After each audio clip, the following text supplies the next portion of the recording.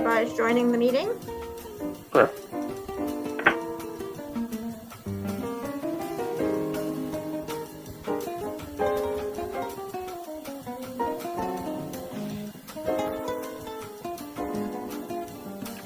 All right, I think we are all here.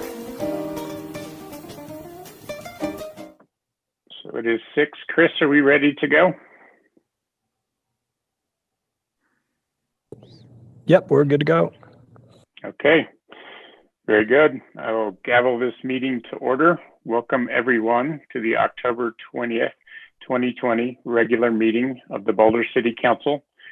We have one announcement tonight, and that announcement is that the City of Boulder has decided to fill 2 open ex officio positions on the Cannabis Licensing Advisory Board. These 2 non-voting positions will advise the advisory board, will be appointed to 5-year terms beginning retroactively to April 1st, 2020, and are intended for non-city residents. We will begin accepting applications for this board beginning Thursday, October 22nd, 2020, and ending November 12th, 2020. If you are interested in applying for the Cannabis Licensing Advisory Board in these roles, please visit the City Boards and Commissions webpage at bouldercolorado.gov/boards-commissions. And I also... Hey, Sam, can I just clarify one thing? Sure. I think the script said that we were looking for non-Boulder residents. Is it not in fact the case that we're open to non-Boulder residents, but they're not necessarily specifically tailored to them? I do not know. I don't know the requirements of that position. We can clarify that as we go forward. What I was going to say is I anticipate that there may be further discussion of this item under matters for mayor and city council. So I think we could bring it up there, clarify that. And I think at least one council member wants to discuss the board appointment itself. So we'll return to this item under matters for mayor and city council. But if you're interested in this board, please just let us know and we'll clear up the requirements for the ex officio members. So I think, Debbie, we're ready for roll call. Councilmember Brockett. Present. Friend. Here. Joseph. Here. Nagel. Here. Sweatlick. Present. Wallach. Present. Weaver. Here. Yates. Here. Young. Present. Mayor, we have a quorum. Thank you very much, Debbie. The first order of business is going to be a motion I'm going to ask for to amend the agenda. The first item would be to add item 1B for a fire update under the call to order section. And then on the consent agenda, remove item 3B, which is consideration of a motion to accept the study session update for election preparation. That's not ready yet, but then to add back in as also as item 3B, consideration of a motion to approve, confirm, and extend the City of Boulder orders related to the declaration of a local disaster emergency and the creation of an operations center issued by the city manager on October 18th, 2020 regarding the Calwood fire and other Boulder County wildfires. So we can discuss this also under item 1B. So could I get a motion to amend the agenda? So moved. Second. Okay, very good. Any opposed to amending the agenda? Seeing none, that motion passes. And the agenda is amended, and we will move on to the next item. Okay, first on the agenda tonight, we have a declaration. Very good. And I think I'm going to read that. And so this declaration tonight is honoring Jane Brodigham's service to the City of Boulder. In 2008, the City of Boulder had the great good fortune of recruiting Jane Brodigham as the new city manager. In the 12 years since then, Jane's leadership and faithful service have been a constant source of strength and inspiration for the city. During her impressive career, Jane built a long list of legacy achievements, including, but not limited to, flood recovery, moving forward the development of Boulder's unique subcommunities, bold climate actions and commitments, completion of the US 36 multimodal corridor, building the regional fire training center, growing reserve funds to protect the city's future, implementing a new oversight model for policing, enhancing data integrity and government transparency, and bringing municipal broadband services to the city. The cornerstone of Jane's management approach is undoubtedly kindness, which is woven through all of her words and actions. Leading with empathy and through work with local and national partners, Jane has prioritized making Boulder an inclusive environment for all, particularly diverse gender and racial groups. Ongoing collaborations with the Government Alliance on Race and Equity, annual Pride events like Rainbows Over Boulder, and other alliances without Boulder County and Civic Pride have offered more protections and created a more welcoming community for everyone to enjoy. Under Jane's leadership, Boulder's open space system was expanded and enhanced. Over 3,000 acres were added to the open space holdings, including acquisition of 3 of the area's most iconic and historic properties: Shanahan Ranch, known as the city's entryway along Highway 93, the 440-acre Lippincott Ranch, and the 600-acre Boulder Valley Farm, protecting a major stretch of Boulder Creek. She oversaw department plan developments such as the West and North Trail Study Area Plans that identify and guide critical trail needs in the first ever open space master plan. Perhaps most visionary, Jane led the establishment of communication between Boulder and the 13 tribal governments representing the indigenous populations who lived in or had connections to the Boulder Valley before being displaced, including the Northern and Southern Arapaho. She worked to develop Boulder as a premier destination, attracting wonderful events and providing diverse recreation opportunities. Following the devastating 2013 flood, the Civic Area Master Plan presented a chance to leverage placemaking in the area's redevelopment. With Jane's guidance, the Civic Area has transformed into a major convening space which now hosts a variety of events and recreation opportunities. Furthermore, this last summer, the city opened the Scott Carpenter Pool, which had been newly enhanced into a unique facility offering a variety of aquatic features for the community. Jane's strategic foresight and direction have shifted the organization into new alignments. She pushed to integrate a new values structure into the city's mission and vision, and brought focus to celebrating the strength of these values in individuals and teams across the organization. Through years of iteration, she has supported key transformations in departments like communications and engagement, innovation and technology, climate initiatives, and community vitality. Changes in these departments have enhanced their operations, made them more resilient, and enabled them to better serve our community. Another one of Jane's skills and passions is helping people grow and cultivate their talent. High achievers are attracted to work for someone like Jane, and under her mentorship, they have the chance to learn and develop into the leaders of tomorrow.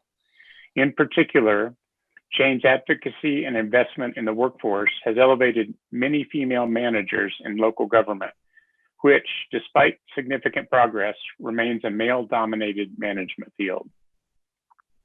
Jane's decorated past in local government, strong connections locally and abroad, and her ability to balance diverse perspectives have afforded Boulder with an exceptional leader to address a variety of challenges.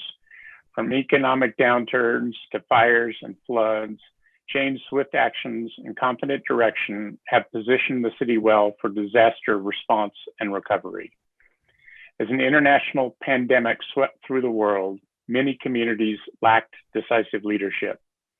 In Boulder, however, Jane's decisive and proactive guidance have positioned the community well to respond and adapt to our changed environment.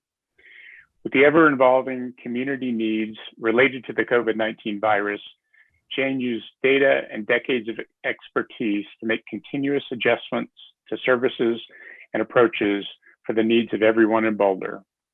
Despite the trauma and chaos, Jane remained vigilant in her service to the public and kept a much-needed open mind to the changing world around her. From local to international levels, her peers have selected and recognized her outstanding performance.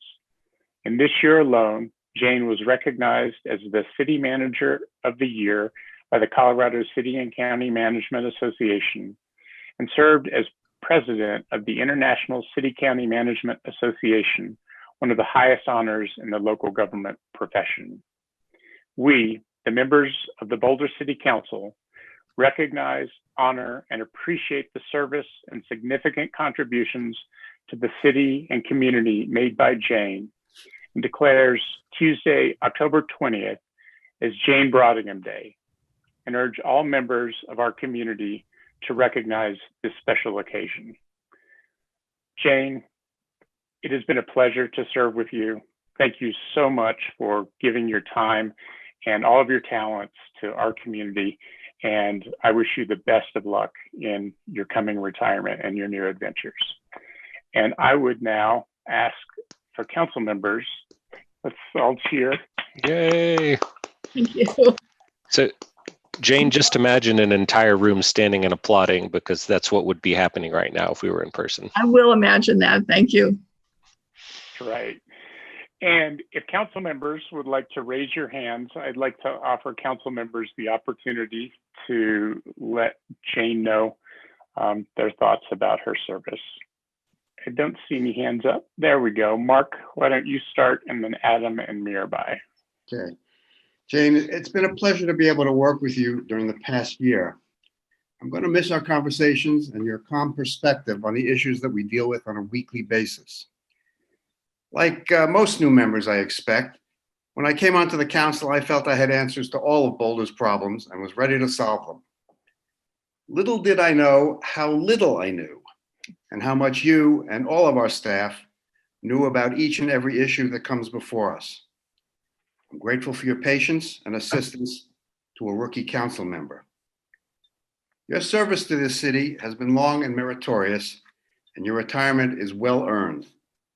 I hope that after the completion of our national exorcism on November 3rd, conditions will eventually return to a place where you can travel and enjoy yourself in any manner that you see fit. Thank you for what you've done for the city of Boulder and for all of the people who live here. Many thanks. Thank you, Mark. Great. Thank you, Mark. Adam? Jane, I'll keep this short, like the amount of time we've been able to serve together. But I can say that I really appreciate so much about you. Even though we may disagree sometimes on policy, you really, really show up at all points, and not everybody does that. And I really, really appreciate that about you.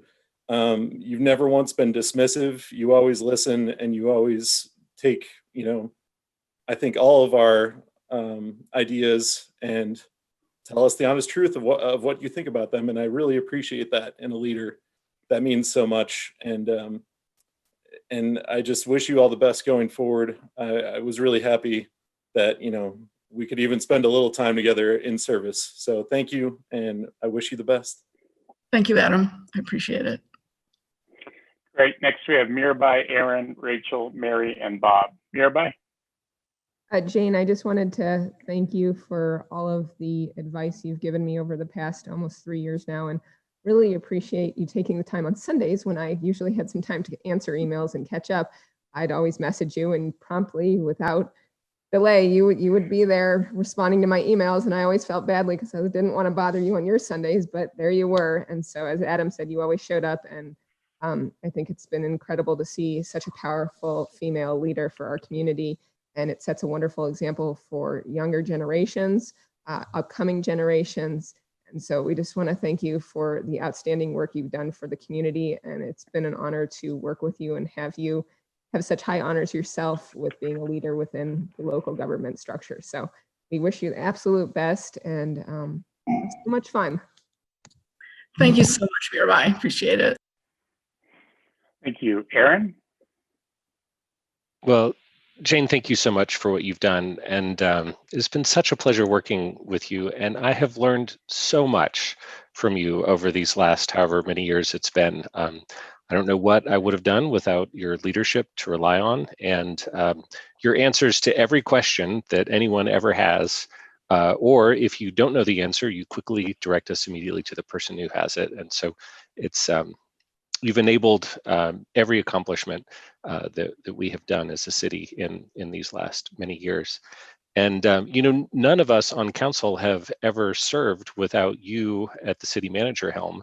And I don't know what we're going to do without you. It's going to be as if you're a bunch of kids and suddenly your parents are like, "Oh, we're leaving. You guys figure this out on your own." I'm not sure quite how we're going to pull that off, but we'll do our best. But it won't be the same without you. So many good wishes for your next stages. Thank you so much, Aaron. I know you'll manage, however. Okay, Rachel. Thanks, Aaron. Jane, the community has been very lucky to have you at the helm this past decade plus. And for me personally, I overlapped with you as a constituent quite a bit, and then as a candidate, and now as a council member. And at every single phase and kind of way that I presented, you were always accessible and communicative and warm. And I've always been just grateful that you are who you are as a person and as a leader. Like Mirabai and Adam said, you were always prompt. Today I texted you and like 30 seconds later, I had some information I needed. I don't know how many people could be as dedicated and present as you are. So I'm grateful for that. Like Adam said, I'm really sorry that our time together has been so short. I told you I've got some abandonment issues. This is really a bummer on a personal level for me. But I'm grateful for your role modeling, for your guidance, for your gracefulness in this position, and weathering all the storms that have been thrown at you. You will be greatly missed by me and the community and everyone on council. I hope that you will stay in touch and that you really enjoy your retirement years. Thanks. Thank you, Rachel. Mary, Bob, and Junie. Mary? Dear Jane. I really couldn't decide, and I'm getting all choked up, but I couldn't decide between comparing you to the calm, humble, and quiet person that Captain Sully, the guy who landed the plane over the Hudson, Mm-hmm. to compare you to him, or to compare you to a rodeo clown. But wait, let me back up. So our own Patty Limerick, who is state historian and runs the Center of the American West, wrote a blog that is titled, "My Heroes Have Always Been Rodeo Clowns." And here's an excerpt and why I landed on the rodeo clown. Once rodeo clowns see that a rider is in big trouble, tangled in his gear, while the animal beneath him is twisting up a storm, the clowns don't hold themselves back. They head straight into the epicenter of trouble, putting themselves at risk to distract the bull and do everything imaginable to rescue the rider. Jane, you've been Boulder's steadfast rodeo clown for 12 years. And thank you. Thank you. And then we've got Bob and Junie. Bob?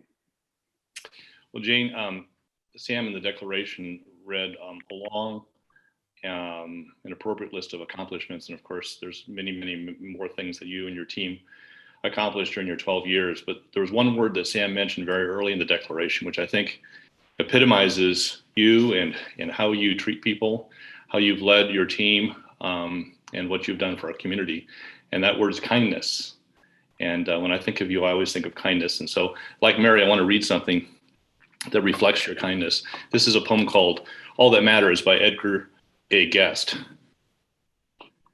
When all that matters shall be written down, and the long record of our years is told, where sham-like flesh must perish and grow cold, when the tomb closes on our fair renown, and the priest and layman, sage and mottled clown, must quit the place which they dearly hold.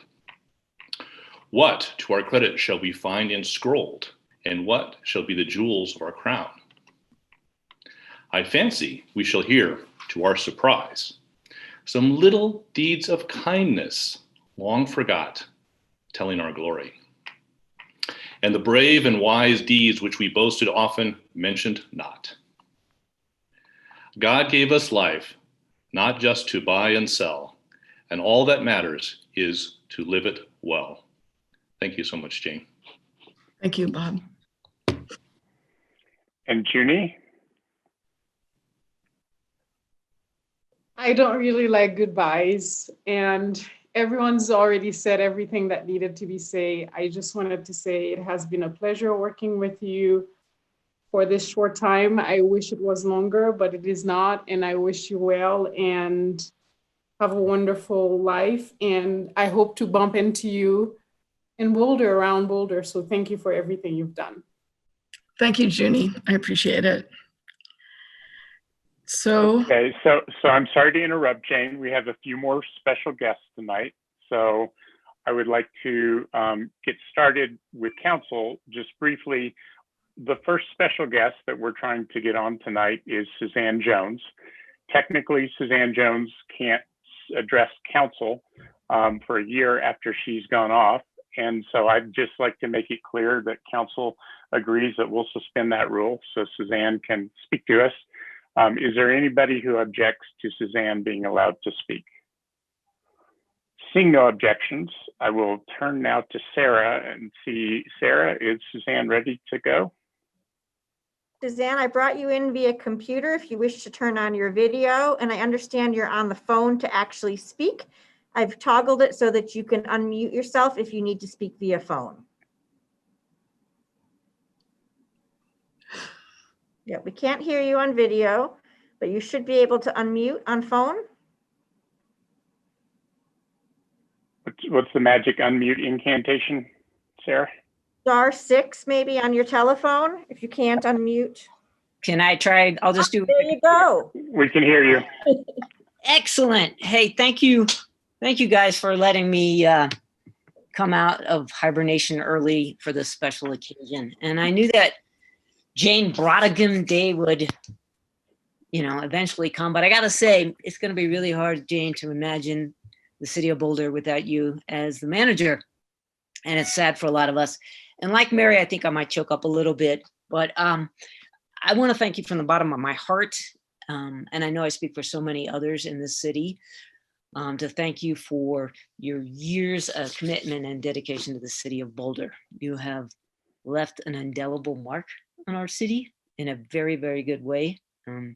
You have played team ball with numerous city councils over the years, working on so many issues, many of them intractable that will be works in progress forever, whether it be homelessness or affordable housing or diversity and inclusion. And yet we're able to make significant, notable progress on so many of them. And Sam read in his resolution so many things that we will think of that were transformative that happened during your tenure. But my list, and it's long, I'll just note whether it's US 36 or climate leadership or open space or parks and rec improvements or universal zero waste ordinance, had to bring that up. There's just so many things that wouldn't have happened without you. And because of you, Boulder continues to be a state, national, and even an international pioneer and leader on so many really relevant issues. And so you've really helped put and keep Boulder on the map. But I think even more important than the issues that you worked on was how you led. And there's so many behind the scenes things that you did that maybe aren't that sexy and didn't get in the news, but things like performance-based budgeting and hiring the best and brightest city staff, working on inclusion, embodying our public process fixation here in Boulder and making sure it worked. You did so many of those things in so many ways you did them so well. And I guess in addition to kindness, which I think is absolutely accurate, I think of you as epitomizing professional leadership and exceptional competence. And as another female leader, I took a lot of cues from you. I learned a lot from you. We have all benefited from your steady hand at the helm. And I guess I'll just note, it hasn't always been easy or fun being in your position, and yet you've always been calm under fire and have led with a real humanity, and I think a belief in goodness in other people that really has shown through. And certainly me as mayor, your office door was always opened. I think your mind was also open to all kinds of ideas and possibilities, and you honored other ideas from other folks. And I'll just say there were a few council meetings where at some point in the middle of some really hot controversy where I wouldn't turn to you and say, Jane, what do you think? And I was always glad I did. And you gave good counsel. You're a very wise person. So thank you again for all that you've given to Boulder. Thank you for all that you've given to cities across the United States and frankly, the world in terms of your model as a city manager. You've done some good stuff. Anyhow, thank you. And I hope that now you get to enjoy some of the fruits of your labor. Thank you, Suzanne. That means so much. Yeah. Well. Thank you, Zan. And now we have another ex-mayor, Matt Applebaum.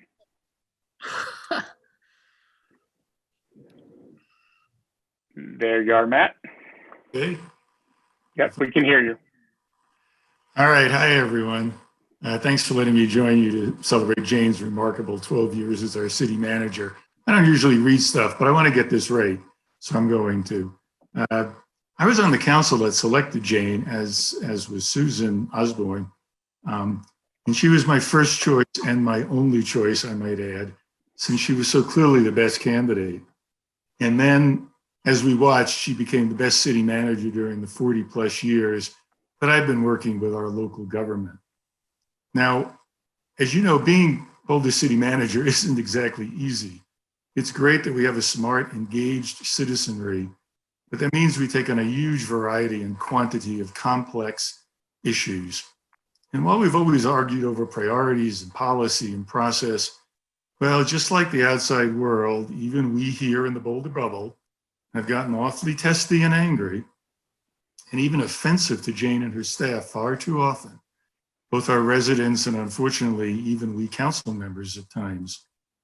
And yet, Jane has always risen to the occasion. While kindness is indeed her hallmark, so is resilience.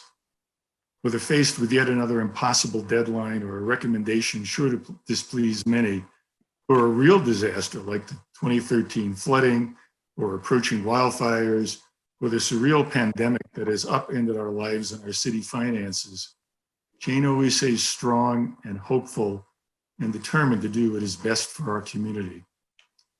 I was lucky enough to serve with Jane for 9 years, including almost 5 as mayor.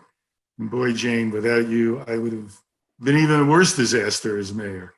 And I cannot overstate how essential she was to our many successes and accomplishments, as well as overcoming our many challenges.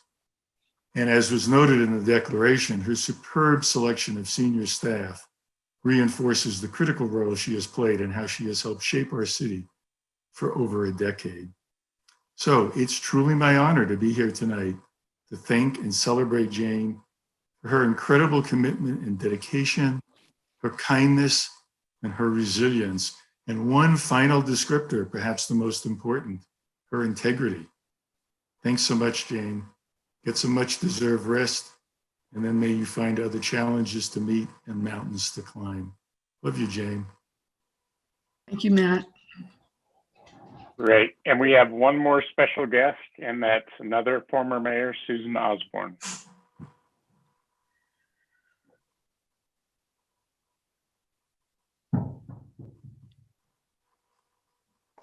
Jane, are you there? We can hear you. Hi. Matt took some of my thunder. I'm so proud to be part of the city council that hired you. And as Matt said, for him, for me, Jane was my first choice and my only choice. After a long and extensive process looking for a city manager. Before I was on city council, I worked as a staff person in the planning department and had known I was thinking today, it's either 5 or 6 city managers besides Jane. And I have to say, Jane, well, first of all, she is the only female city manager the city's ever had. And that was part of what was so wonderful about hiring a person who then became so much a part of all of the work that we do here. I think that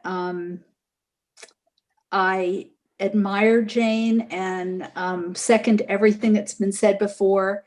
I guess the couple things I'd add to the descriptors. Not only was she competent and honest and so much integrity, but I loved the fact that she had very little ego.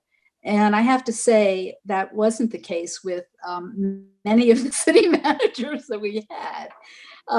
Fair to her staff people, beloved by most of her staff people, and always fair and always kind.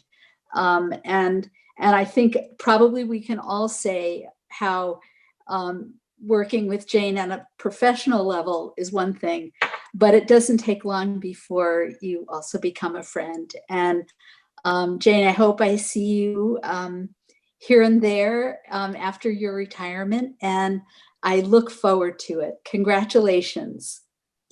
Thank you, Susan. Thank you so much. Great. And I would just like to step in and say one last thing before we turn it over to Jane. These three mayors represent many councils. And so while not every council member could necessarily show up tonight and say how much they appreciated working with you, Jane, I'm sure that all the council members who served with all these mayors really appreciate the time and the effort that you put in to make the councils work. So Jane, what do you have to say to us? So thank you so much. You know, I expected everyone to say nice things about me, but I have to say that this has been really overwhelming and so meaningful to me. I am just incredibly grateful to have had the opportunity to serve the city of Boulder. As we all know, Boulder is certainly a special place, and it's been an honor to be the city manager here. When I took the job 12 years ago, and of course, Matt and Susan remember those days, I hoped that this would be the capstone of my career. And it's been that and so much more. What was really unexpected as coming into the city was how the residents of our city are themselves such leaders in areas of public policy.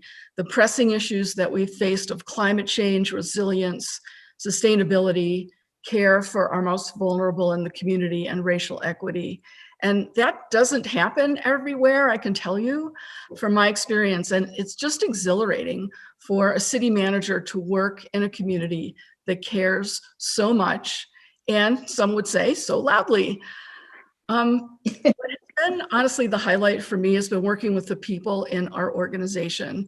While I'm certainly proud of what I've accomplished here, and so many of the things that you mentioned are just sort of not my accomplishments, but the accomplishments of hundreds of other people, the real heroes in our organization and our world are the frontline workers who show up every single day to make our community safe and healthy and fun. We have a team of passionate leaders throughout our organization who are eager to demonstrate their considerable skills, and a team of department directors, many of whom have been nurtured by our organization, who are the best I've ever worked with. And they're ready to take our organization and our community to an inspired future. I've had the privilege of working with such dedicated city council members over the years, people like all of you and our three mayors who care passionately about our community. And all of you have given so unselfishly of your time and your energy to care for the welfare of the people of our city. As elected officials, you're doing so much, and you deserve all the credit for struggling through the knotty policy issues that distinguish Boulder as a leading edge city. I'm going to quote my dear friend, Matt Applebaum, who used to say, "We fight above our weight class on most issues."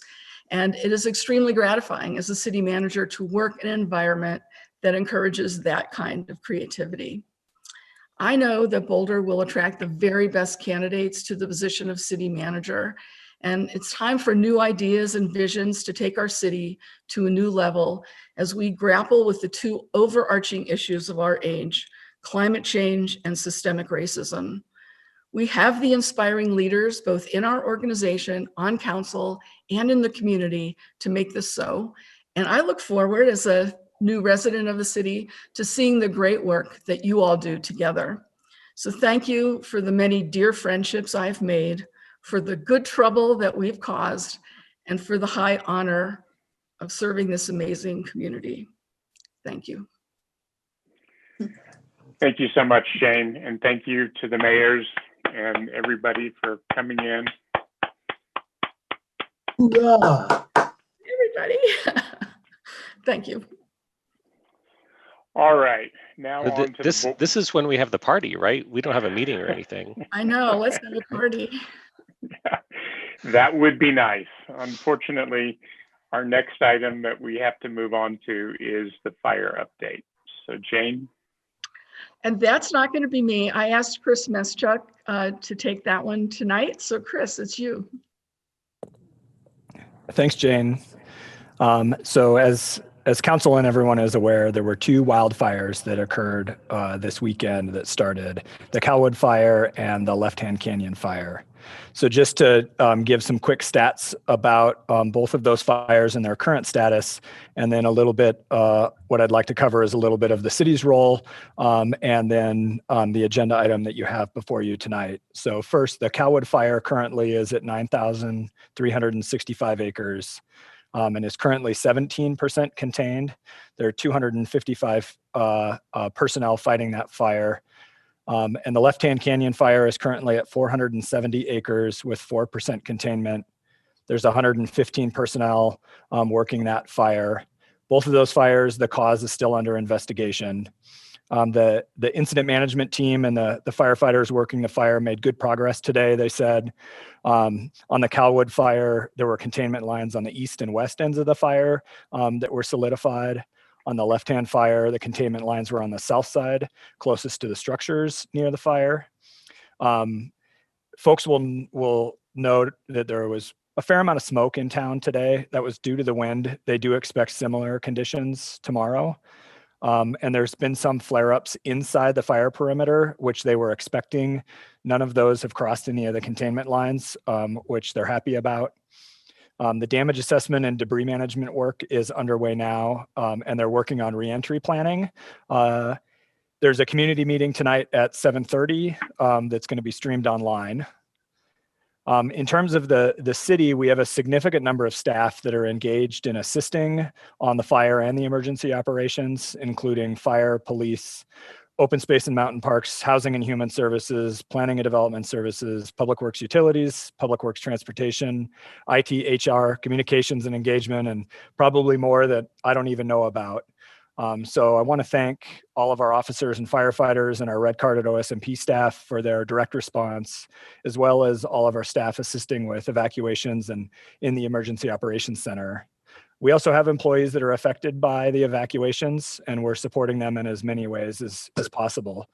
The Community Foundation of Boulder County has also set up a fund to accept donations to assist those impacted by the fire. The United States Forest Service is also using the Boulder Municipal Airport as a temporary aerial firefighting base for helicopters. So there are 3 heavy, 2 medium, and 3 light helicopters, and then support personnel that are now operating out of the airport. As Sam noted in the amendment to the agenda, the city manager has issued a disaster declaration to support this response.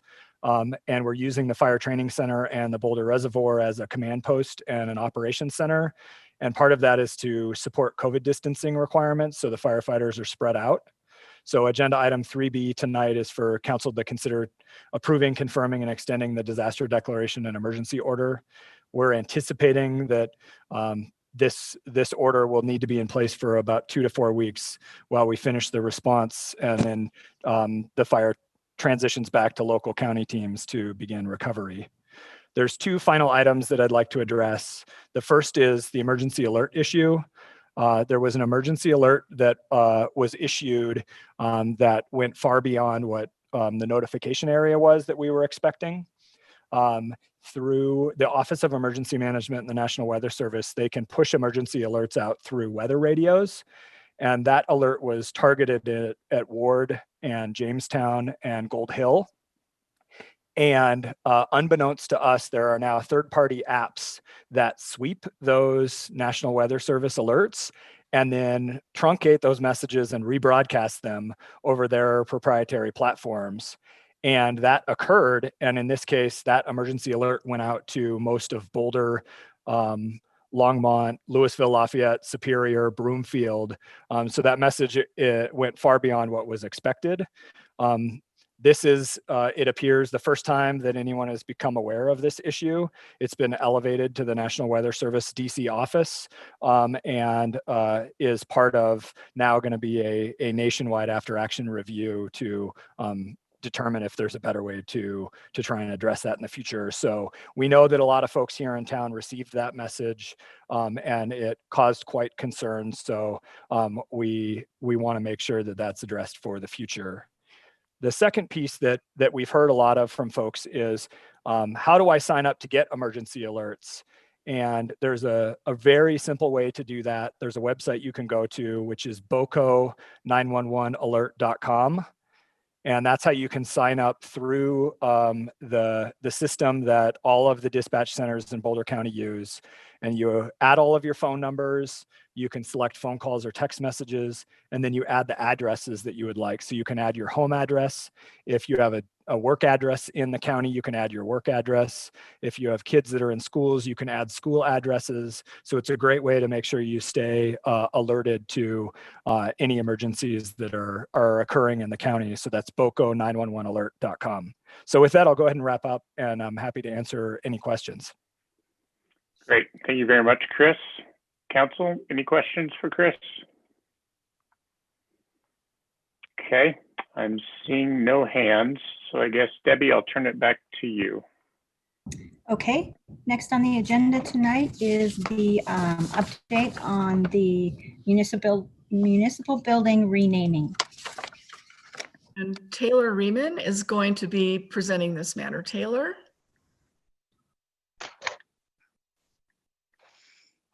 Hi, good evening, Council. My name is Taylor Ryman. My pronouns are she, her, hers, and I am the Assistant to City Council.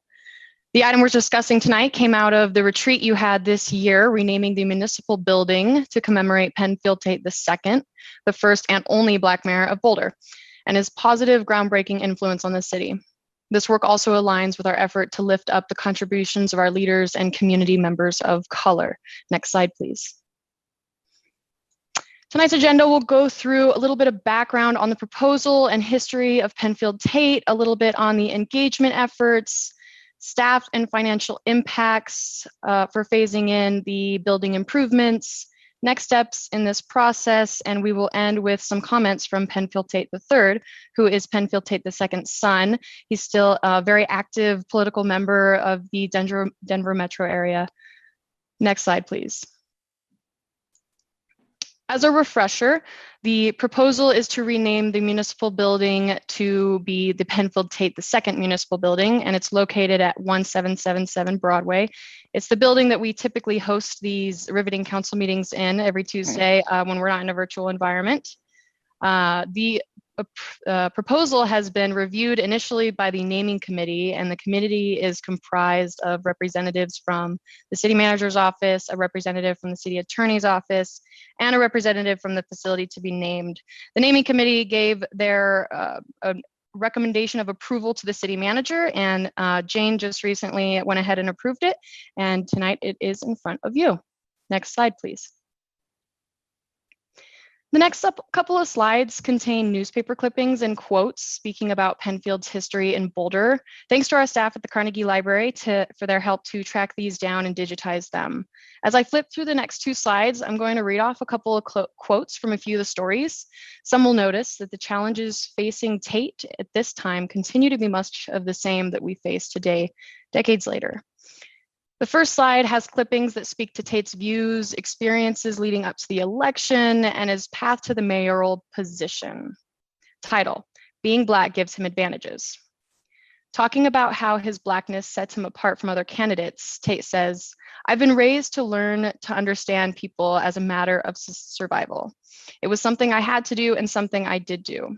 With this kind of background, I think I'll be able to get a real feel for the problems facing the citizens of Boulder. Title: Black lawyer Penn Tate candidate for City Council. Tate, in this piece, cited two major areas of concern relating to the quality of life in Boulder. He's quoted to say, 1, preservation of our environment to the extent that succeeding generations can have a full quality of life. And 2nd, a community which can live together free of episodes such as the violence and tension of recent events. Next slide, please. These clippings highlight some of the controversy that surrounded his time on the Boulder City Council, as well as reflections on his legacy. Title: His stance could lose him a job. When describing and defending his work on the sexual orientation ordinance, Tate says, quote, "The measure of a great city is not in the size of its green belt, but how it treats its people." Title: Penfield Tate, a strong and gentle man. I believe his legacy is in his message to the young who have not yet buried their faith under cynicism, fear, and greed. Tate says, "It's your world. Claim it, seize it, define it. Get into the field and deal with those issues now being decided behind closed doors to you, which concern the future of humanity and this lovely planet we live on." Next slide, please. Community engagement around this proposal was hosted on the Be Heard Boulder online platform. The engagement window was open from September 8th to 24th, and almost all responses reflected overwhelming support for the proposal. Detailed responses can be found in tonight's packet, but I wanted to go ahead and read some responses to the open-ended question here. Next to it is a word cloud of all of the responses from this question. In just a few words, please describe if and how this project resonates with you. Many cited that this was long overdue, and it's about time that we recognize Tate II. Some quotes include, "This proposal acknowledges significant contributions to Tate, who made positive changes and embodied the basic principles of democracy. This project demonstrates awareness and recognition of an African-American unsung hero. If the building is renamed, it would make me feel welcome here in Boulder, and my children will grow up seeing the contribution of Black leaders honored, which will help them internalize the importance of people of color." Next slide, please. Changes that will occur as a result of this application include replacement of 3 municipal building signs around the structure, a commemorative plaque, a display box for donated memorabilia, and an updated landmark plaque. And some of those things are on the external piece of the building, and some of them are on the internal side of the building. The city will pursue fundraising to help cover these costs, and will work with a standing public-private partnership to help develop the process, guide decisions, and ensure that donor recognition standards are consistent with city values. Next slide, please. In terms of next steps, over the winter, the city will solicit donations and gradually implement various name change elements like the plaques and the signs. And we hope, as we're monitoring the COVID situation, to hold an in-person event in the spring or summer of 2021, depending on where COVID's at by then. To end the presentation, I'm excited now to invite Penfield Tate III to speak on the application. Penfield Tate III lived in Boulder from 1967 to 1974 and spent some of his childhood witnessing and experiencing his father's leadership and adversity in the community. He followed much in his father's footsteps, obtained a law degree, joined his father's law firm, and the two eventually created their own law firm called Tate & Tate. Penfield formerly served as a state legislator in both the Colorado State and Colorado Senate and House of Representatives, and continues to be a vocal advocate on issues of affordable housing, civil rights, public safety, and transportation in the Denver metro area. Sarah, do we have Penn ready to come on? He is in the meeting. He'll need to turn on his video and his own audio. I see him now. Can you hear me? We can hear you. Great. Taylor, thank you so much for the introduction. Mayor, City Manager Brautigam, and City Council, thank you so much for this opportunity to appear before you this evening. And more importantly, thank you for this honor in renaming the municipal building for my father. I can tell you, just as all of you have who currently serve and represent the city and have served and represented the city. He spent many hours in that building, not just during official meetings, but probably far more hours studying and preparing for meetings and getting ready than the public ever fully appreciated and realized. I didn't spend as many hours there as he did. I spent some as a disinterested junior high and high schooler because I was the unofficial chauffeur, particularly when he knew it was going to be a late night. But he truly enjoyed his service there on the city council. In reflecting on my dad's time in the city, I'm struck by some of the comments I heard many of you say as you were paying tribute to Jane. One of the things that struck with me was the reference to rainbows over Boulder. And I would offer to you that during my time growing up in Boulder and my dad's service to the city, that would never have occurred and it never would have been considered. But because indeed, despite what was then Boulder's perception as a liberal bastion in the state, liberal is relative. And when my father and a majority of city council members offered and passed the human rights ordinance, which from his perspective was just a no-brainer. Why would you permit discrimination against anybody because of how they identify and whom they love? And it passed city council, but the firestorm that ensued and the recall effort essentially ended his political career. Everybody forgot the work he did helping to start the Pearl Street Mall. Everybody forgot the work he did trying to promote affordable housing. And for many people in Boulder, that was a bridge too far. And even though he survived the recall effort, he was not able to secure re-election. And I think what was probably most painful to him is that even after losing re-election, when he ran for the state legislature, he couldn't secure the nomination of the Democratic Party in Boulder because they thought he was too controversial. And they thought he was too risky to be the standard bearer of the party, even for the state house. But he loved Boulder. He loved his service there for the city. And he really believed that it was important that as mayor and as a city councilman, his job was to advocate for and work for the best interest of all of the people of the city. He took his job very seriously, but as you saw by some of the clippings and photos, whether he was letting himself be dunked in a dunk tank at the county fair, which always made me angry, but he told me to lighten up, or whether it was wearing the bunny ears on some occasions, he never took himself too seriously. And he always had the ability to relate to people and be really down to earth because he understood he served at the will and the pleasure of the people and that he was to be that trustee public servant.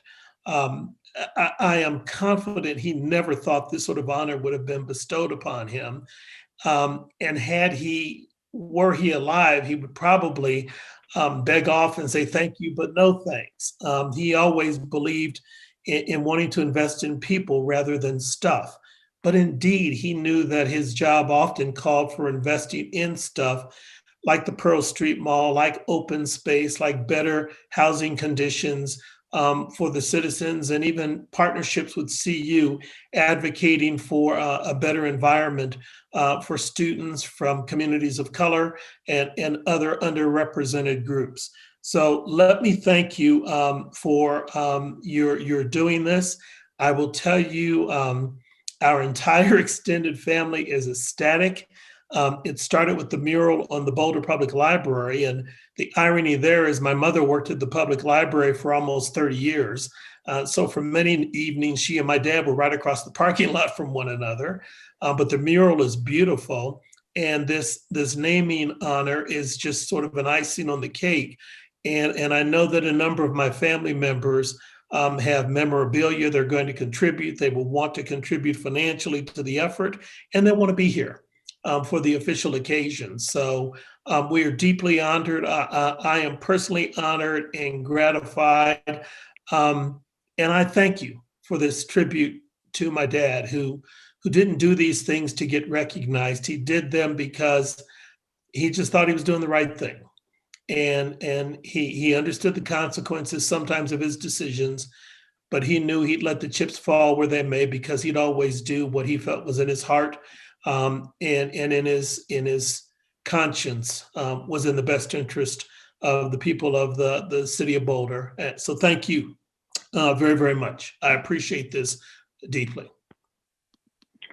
Thank you, Mr. Tate, for being here. That was very moving, and it's great that we could hear from you directly about how your father saw the work that he did with the city. So thank you very much. Taylor, is there more to this you want to tell us? No, at this point, if you have any questions, I'm here to answer them. Council, questions, comments? Okay, I see no hands. So thank you, Taylor, for that. That was super wonderful, and I'm glad to see that we're moving forward with this. I do hope we can have a commemoration in person. And Mr. Tate, thank you so much for being here. My pleasure. Thank you for the chance to be a part of this important work. It's an honor to be serving the city and its leader in this way. Thank you, Taylor. Debbie? Okay, next on the agenda is the quarterly municipal court update.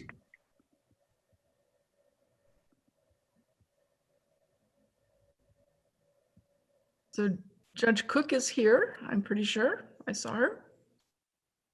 There we go.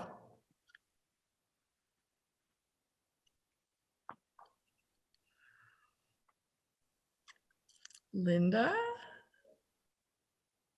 I think you're on mute, if perhaps. And for some reason, my controls are very funky, but so I apologize. They're working. There we go. So first of all, I just want to say how humbled I am to be on this agenda with all these amazing things that have already happened. And Jane, let me just add my, I'm not going to repeat anything that anybody else said, but I'm going to miss you. I've really enjoyed working with you as the city manager and having you as a colleague. But I'm going to start with a quarterly report. You can go to the next slide. The first thing I'm going to talk about is young adult cases from this year. And if you'll go to the next slide, these are the kinds of cases I'll be talking about. I'm doing this partly because of the concerns about the behaviors this year in the context of COVID. Oftentimes I talk about these after we have a whole semester under our belt, but that's not the case today. So that's, I thought it would be good to update council at this point. You can go to the next slide. So the first thing I'm going to be talking about is our MIP cases. This is minors in possession. MIP is short for minors in possession of or consuming alcohol or marijuana. And you can go to the next slide. This first graph shows what I did for most of these graphs was compare the time periods from so that you have a side-by-side comparison of the time periods. So here are the number of cases. The green bar, part of the bars represent alcohol cases. The yellow part represent the marijuana cases, and then the line represents the total number of cases. Most, but not all of these cases do involve CU students. Generally, about half of the MIP tickets that are issued for the entire year are issued during the first month of the academic year. That's intentional.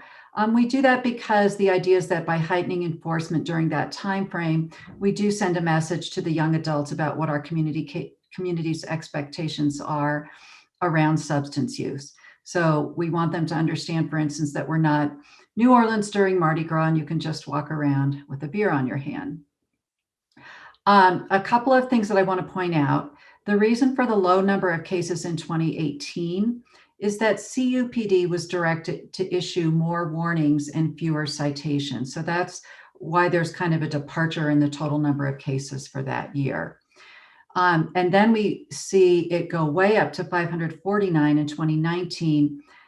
because not only did they go back to writing citations, but they also commissioned their community safety officers in addition to their CUPD officers to write these tickets.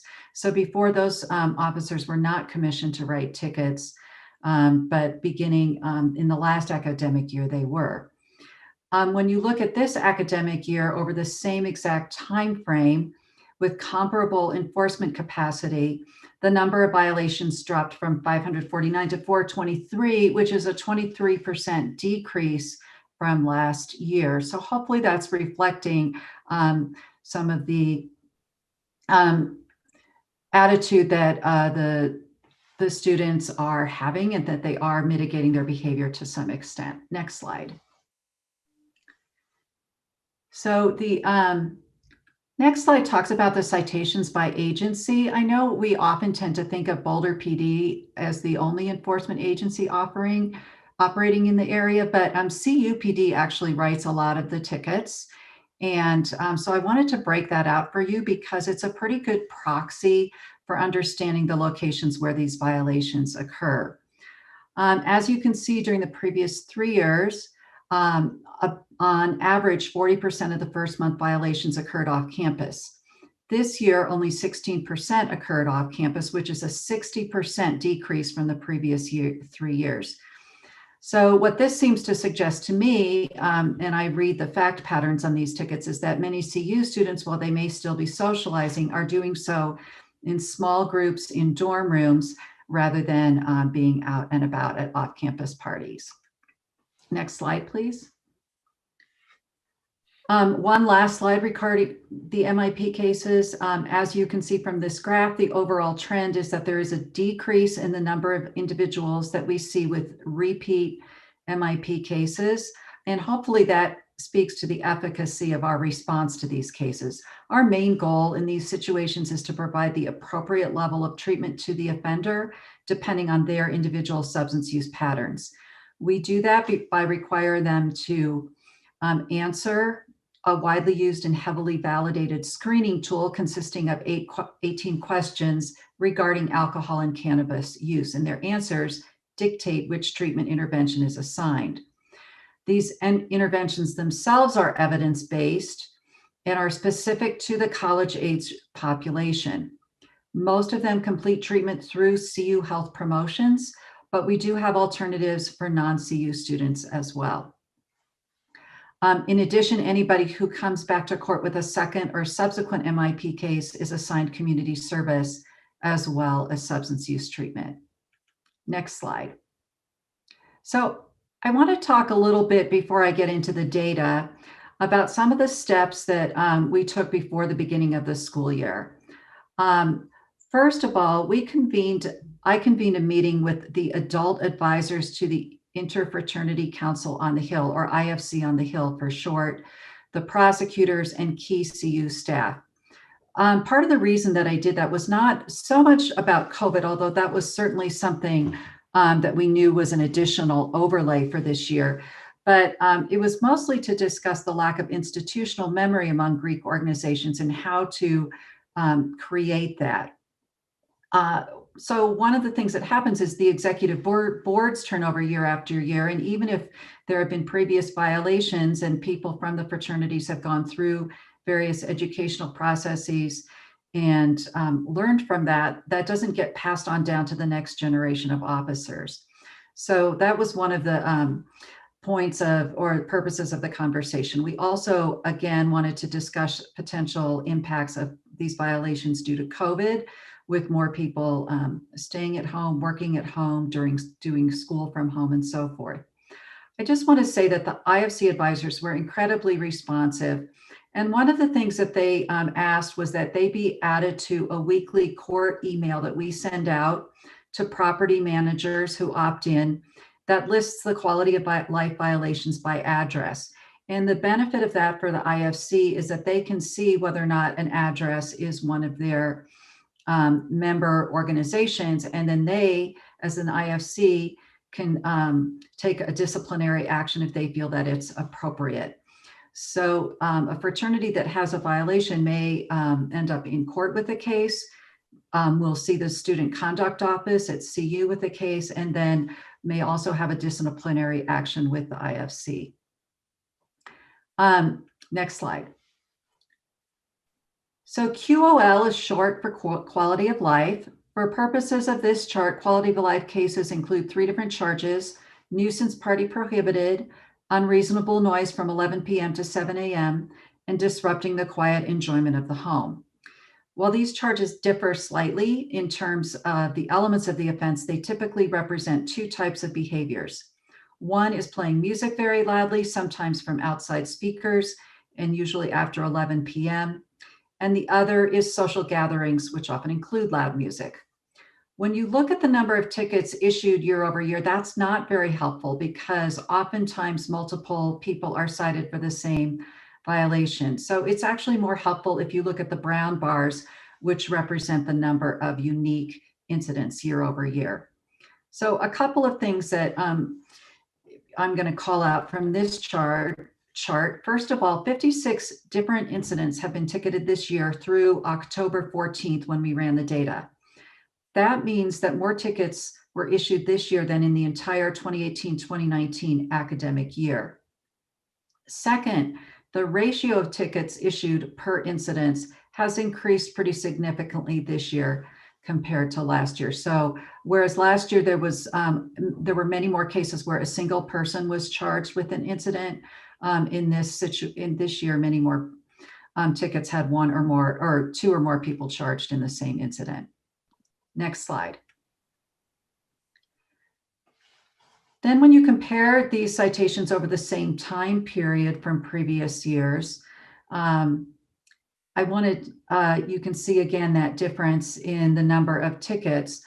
I also want to tell you that anecdotally, many fewer citations were issued this year for cases involving large parties. Quite a few were issued either for loud music only or for small social gatherings of 30 or fewer people. And in some of those instances, that's the legal number of residents in a household plus 1 guest, because many larger homes are subdivided into, for instance, 3 units. If you have an average of 5 person per unit, you can have 15 legal residents in the same structure. The other thing I want to mention about these violations is that oftentimes the citation is issued to the most cooperative person present.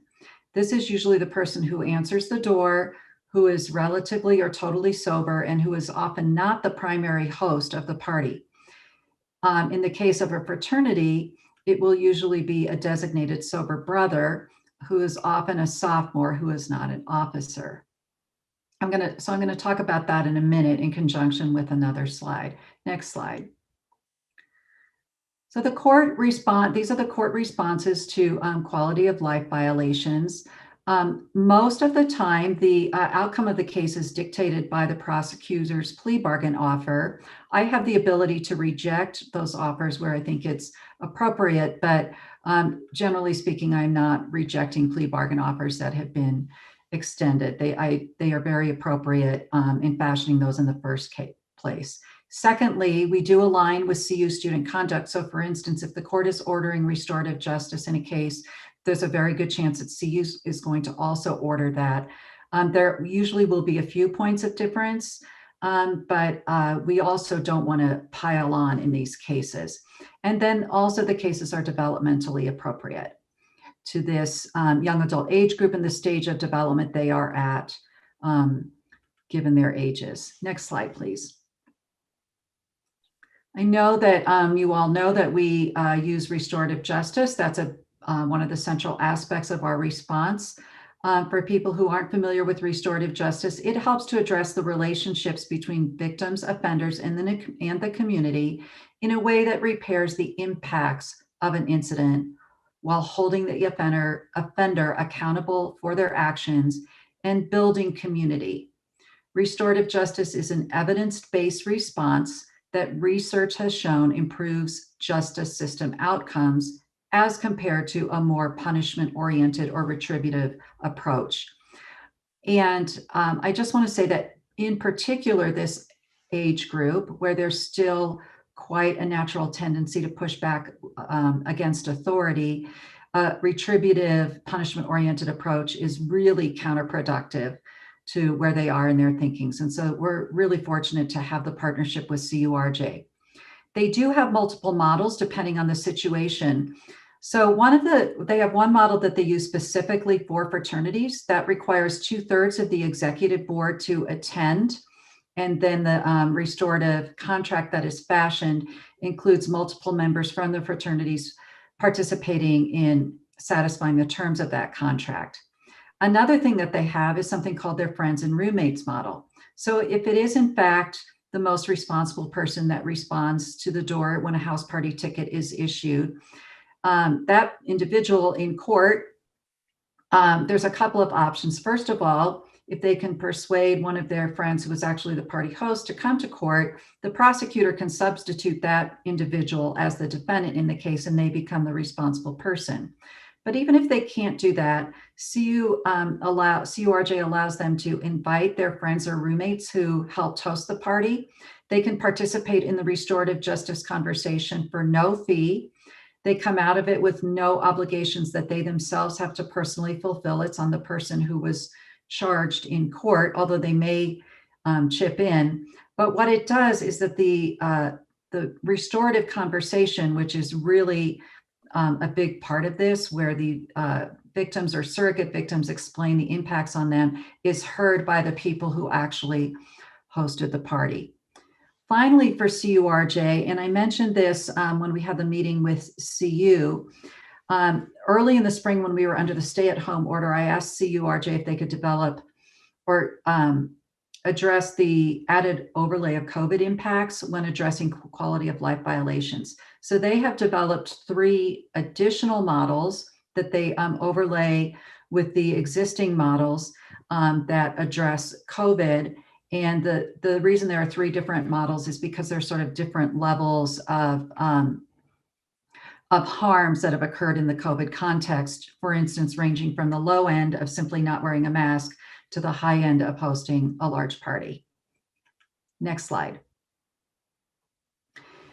All right, in addition to CURJ, other sanctions that are imposed by the court as part of the court cases are the following. The CLC, the community living class, that educates young adults about the laws most commonly violated in our community, so that in addition to not hosting another party or having noise again, they are also aware of the other laws and are not violating those laws. So that's a really helpful way to prevent recidivism for all types of violation.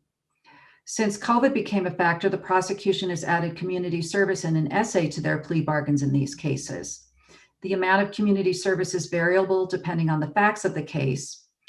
I am going to point out that performing community service has become more challenging because of COVID. But the Volunteer Resource Center on the CU campus, which is where we outsource community service, is helping students to identify options that can be completed in a safe manner. But we've had cumulatively large amounts of community service ordered, and we're having to be flexible with the timeframes and the format of that community service. The prosecution has also added that 500-word essay to their plea bargain offers, and I created several prompts that students can use to write their essays. They are designed as a way for students to reflect on the impact of their violations on others, given that their violations are occurring in the context of COVID. So one of the essays, for instance, refers them to the public health website and the data there for for young adults in their age group. And so they get that sort of reference and get to see the data. Another one asks them, how do they think it's affecting, for instance, families with school-age children, given that the ability of students to return to school in person is driven by the numbers on that public health website. Next slide. So now I'm going to talk about the public health violations. If you'll go to the next slide. This graph represents the number of citations issued for failing to adhere to an emergency order. They can be written for failing to wear a face covering or to remain 6 feet from another individual or both. As you can see, most of the violations that have been issued in the court have been committed by individuals who are less than 26 years old. If you look at the actual context of these cases, all but 9 of the cases did occur at social gathering. The other 9 cases occurred at Eben G. Fine Park. And that essentially ends my portion for young adults. I'm going to go, if you'll go to the next slide, please. I'm going to give you an update on the community court initiative that I talked with you about last fall. Next slide, please. So I'm really happy to announce that we've been awarded a grant. In March of this year, the federal government issued a solicitation seeking applications for funding to establish or enhance community courts. As the previous recipient of a no-dollar community court technical assistance grant, and having done a lot of development for implementing a community court in the future, we were well positioned to apply for the grant. We were notified in late September that we had been awarded the grant, and we are in the process of formally accepting that at this time. The total amount of the grant is $400,000 over 2 years. Our target population is homeless offenders. And you can see there, it doesn't account for all of the $400,000, but the highlights of the award is that we will use some for transitional housing, mental health services, and substance use treatment. Next slide. And that's the end of the presentation. And if anybody has any questions, I'd be happy to answer them. Great. Thank you, Judge Cook. That was a great presentation, and congratulations on getting that community court award. That is wonderful, and it looks like it will help a lot of folks. So thank you for that. I have questions from Mary and Bob. Mary? Thank you so much, Linda. This meeting is amazing. It's kind of like the happiest in probably all year for sure. So since COVID. Yeah, since COVID. So congratulations on the grant. And just a quick question. The contribution towards transitional housing, is that for capital expenses? What kinds of expenses will that be used for? So, so first of all, the population that we hope to use it for is people who have been matched with a housing resource, but we know that it takes some time from the time of the match until move in. And so to try to have people try to bridge that gap between those, the match and the actual ability to move into apartment. We had originally thought that we might use hotel rooms for that purpose and that we would be contracting for that. But in speaking with Kurt and Vicki from Housing and Human Services, as well as Heidi Grove, who is the Homeless Services Coordinator for the county, we're also exploring the possibility of a couple of master leases for either apartments or homes that have multiple bedrooms, so that people could, for instance, live 3 together in that environment. That would give them the ability to work on developing their life skills, for instance, like cooking and cleaning and some of the things that it's going to be important for them once they're in their permanent units. Thank you. Great. And Bob?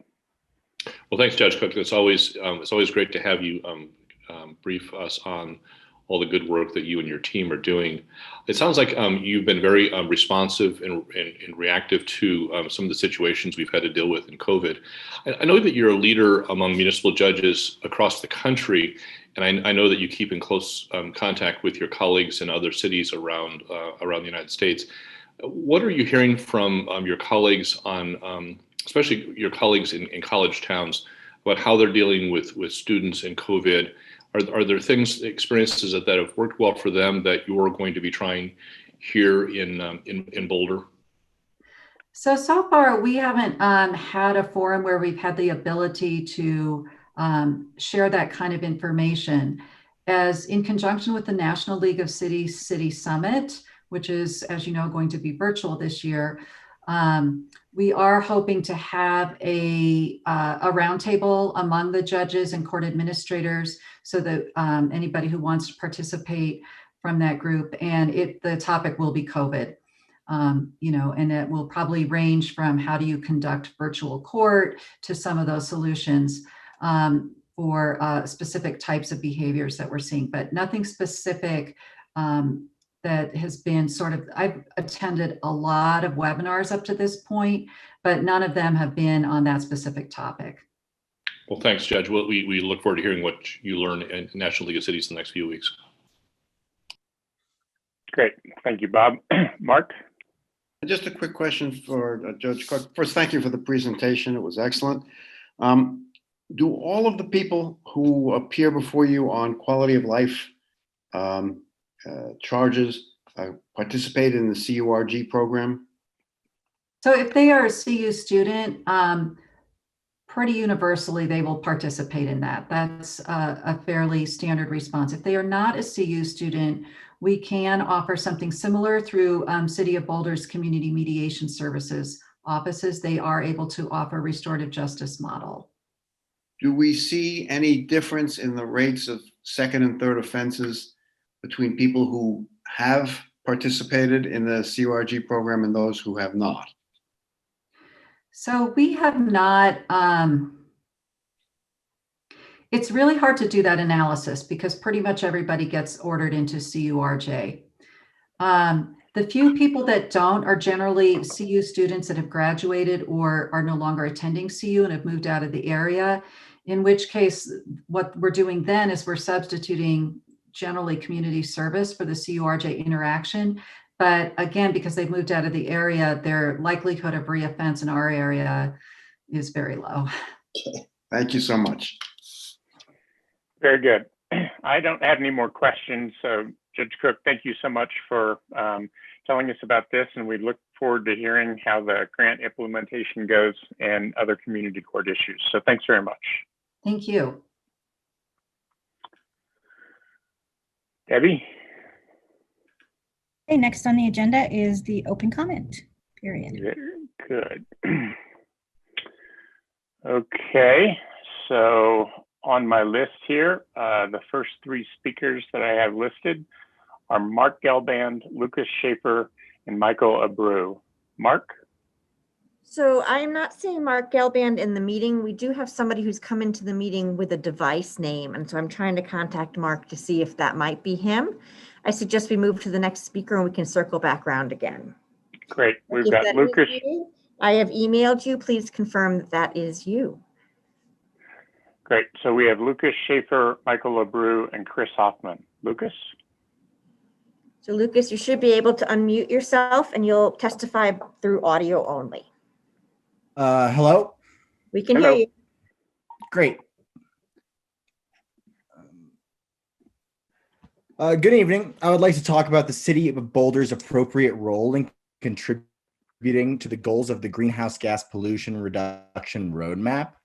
Published in September of this year, the Colorado Roadmap aims to reduce greenhouse gas emissions 90% by 2050 from 2005 levels. I want to specifically focus on the roadmap's agriculture component and argue that the City of Boulder has a particular responsibility to assist and build on the implementation of the roadmap's agriculture-related objectives.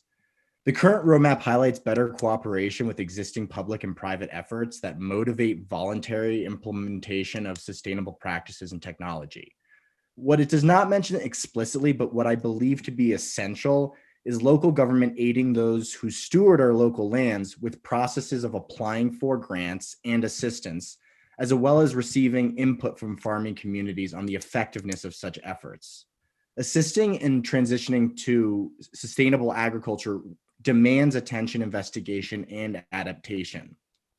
Boulder as a community values supporting local food producers in particular.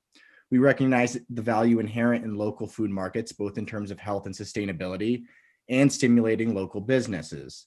There is every reason for local government to diligently inform both current and prospective farmers about every opportunity to exploit both private and public assistance. There is every reason to educate and receive input, particularly from prospective farmers, given the common knowledge that the average age of farmers continues to rise. Achieving the state roadmap's ambitious emission reduction goals means exploiting every opportunity for sustainability. For agriculture, this is a goal that will require decades of continued support, which the city must actively discover and nurture. I understand this is a state-led initiative, but I also feel that it is naive not to accept the city's inherent responsibility when it comes to adapting use of Boulder's land for the sake of environmental stability. Thank you, Lucas. Thank you. Next, we have Michael LaBrue, Chris Hoffman, and Steve Whitaker. Michael? Michael withdrew just before the meeting, so our next person up tonight is Chris Hoffman. Okay, Chris. You'd be able to unmute yourself and speak. Okay, can you hear me? Yep. Great. My name is Chris Hoffman. I'm a longtime Boulder resident. Currently retired, I have 23 years experience as a management consultant in the electric utility industry. I'd like to address my comments to the 6 members of council who voted to put the Excel franchise ballot measure 2C on the ballot. It would have been very helpful to us citizens if you had done your due diligence before putting the measure on the ballot. You should have done a financial analysis. Unfortunately, you didn't, but that is water under the bridge now. As you know, a citizens group using the city's own financial forecasting tool has done the work you should have done. The report is publicly available, and I understand that each of you has received a copy. This local power analysis report vindicates those members of council who oppose 2C. And anyone who votes for 2C without reading the report will likely experience painful buyer's remorse later. There is massive evidence that 2C is a big mistake. This report shows that by not going into franchise with Excel, Boulder could potentially save over $490 million over a 10-year period. Furthermore, it shows that by not going into franchise with Excel, each and every year we could avoid greenhouse gas emissions that would be the equivalent of taking over 46,000 cars off the road for a whole year, and that's 2/3 of the cars registered in Boulder. Excel's response to the climate crisis is too little, too late. We need to move faster. We need to reject 2C. Interested citizens can find the local power analysis report online at www.empowerourfuture.org. Thank you, Chris. Next, we have Steve Whitaker, Eric Kompa, and Paul Coleman. Steve?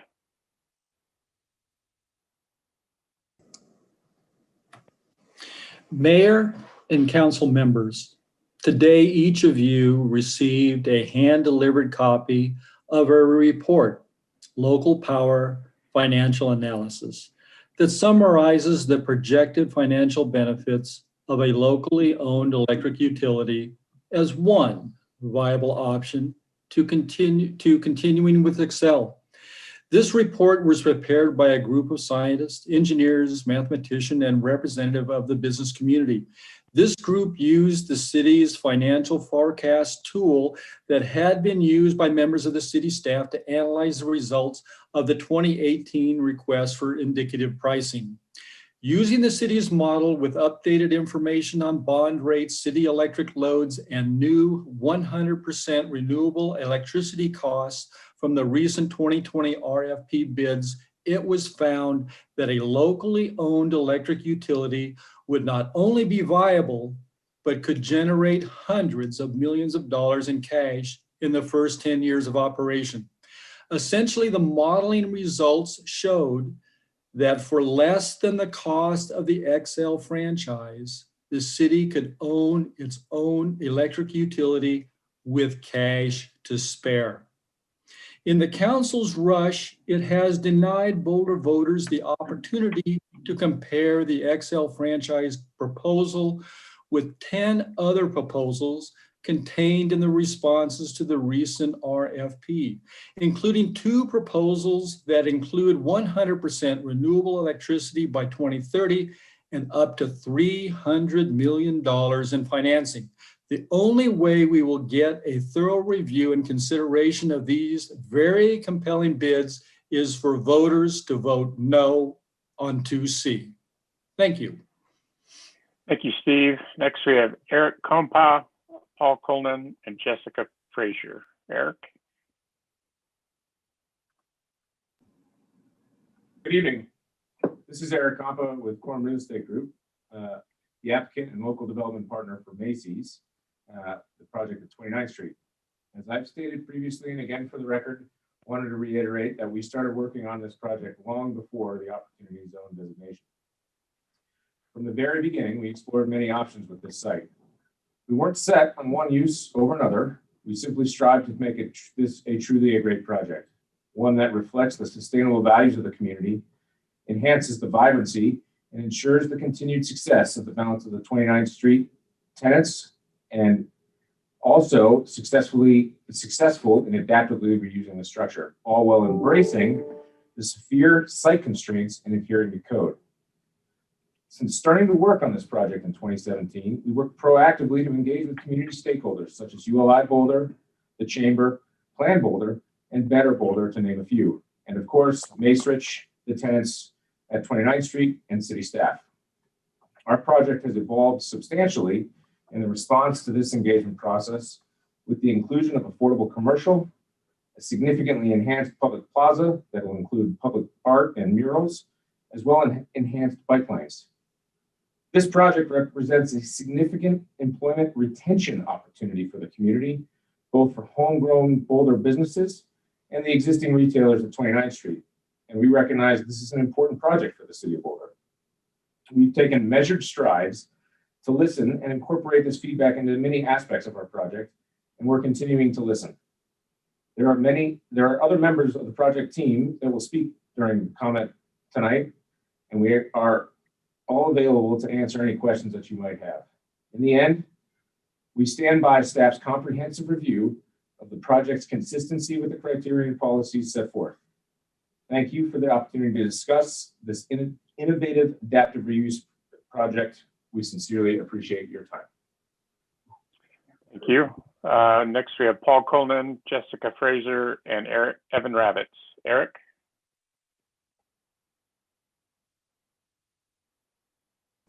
Actually, it's Paul next. Sorry, Paul next. I apologize. My mistake. Paul Coleman, Jessica Fraser, Evan Ravitz. Paul? I'm here. I'm Paul Coleman. I'm a South Boulder resident. Good evening, City Council. We've had plenty of disaster news these days, so here's some other climate-related news. Portland General Electric announced last Thursday the closing of the last coal-fired power plant in Oregon, 20 years ahead of schedule. The closure of the Boardman plant comes as a result of an agreement reached in 2010, 10 years ago, between the utility consumers and regulators to curb air pollution and carbon dioxide emissions in the state. Another story, the Rhodium Group, an economic analysis firm, estimates that U.S. economy-wide emissions dropped by 2% in 2019 to roughly 12% below 2005 levels. That's the good news. The bad news is that the U.S. greenhouse gas emissions are still over 5.7 billion metric tons per year and not on a trajectory to meet the Paris Agreement targets. Boulder's been ahead of its targets over the past few years. Unfortunately, our target trajectory was relatively easy to meet early on. It gets a lot tougher now going forward from 2020 to 2030, primarily because the target assumed a path to 100% renewable electricity by 2030. With the issue 2C franchise agreement with Xcel, that path will be difficult to follow, not because of physics or technology, intent or desire, but because of cost. A franchise agreement with Xcel would leave us with the most expensive and improbable path to 100% renewable electricity you could devise. It is up to you, City Council members, to make this right. If 2C should pass somehow, make it work. I can think of a dozen ways we fail. If 2C should pass, somebody must come up with a plan for success. Thank you. Thank you, Paul. Yep. Next, Jessica Fraser, Evan Ravitz, and Eric Carlson. Jessica. Hi, everyone. Good evening. This is Jessica Fraser with Macy's speaking about our project at 29th Street.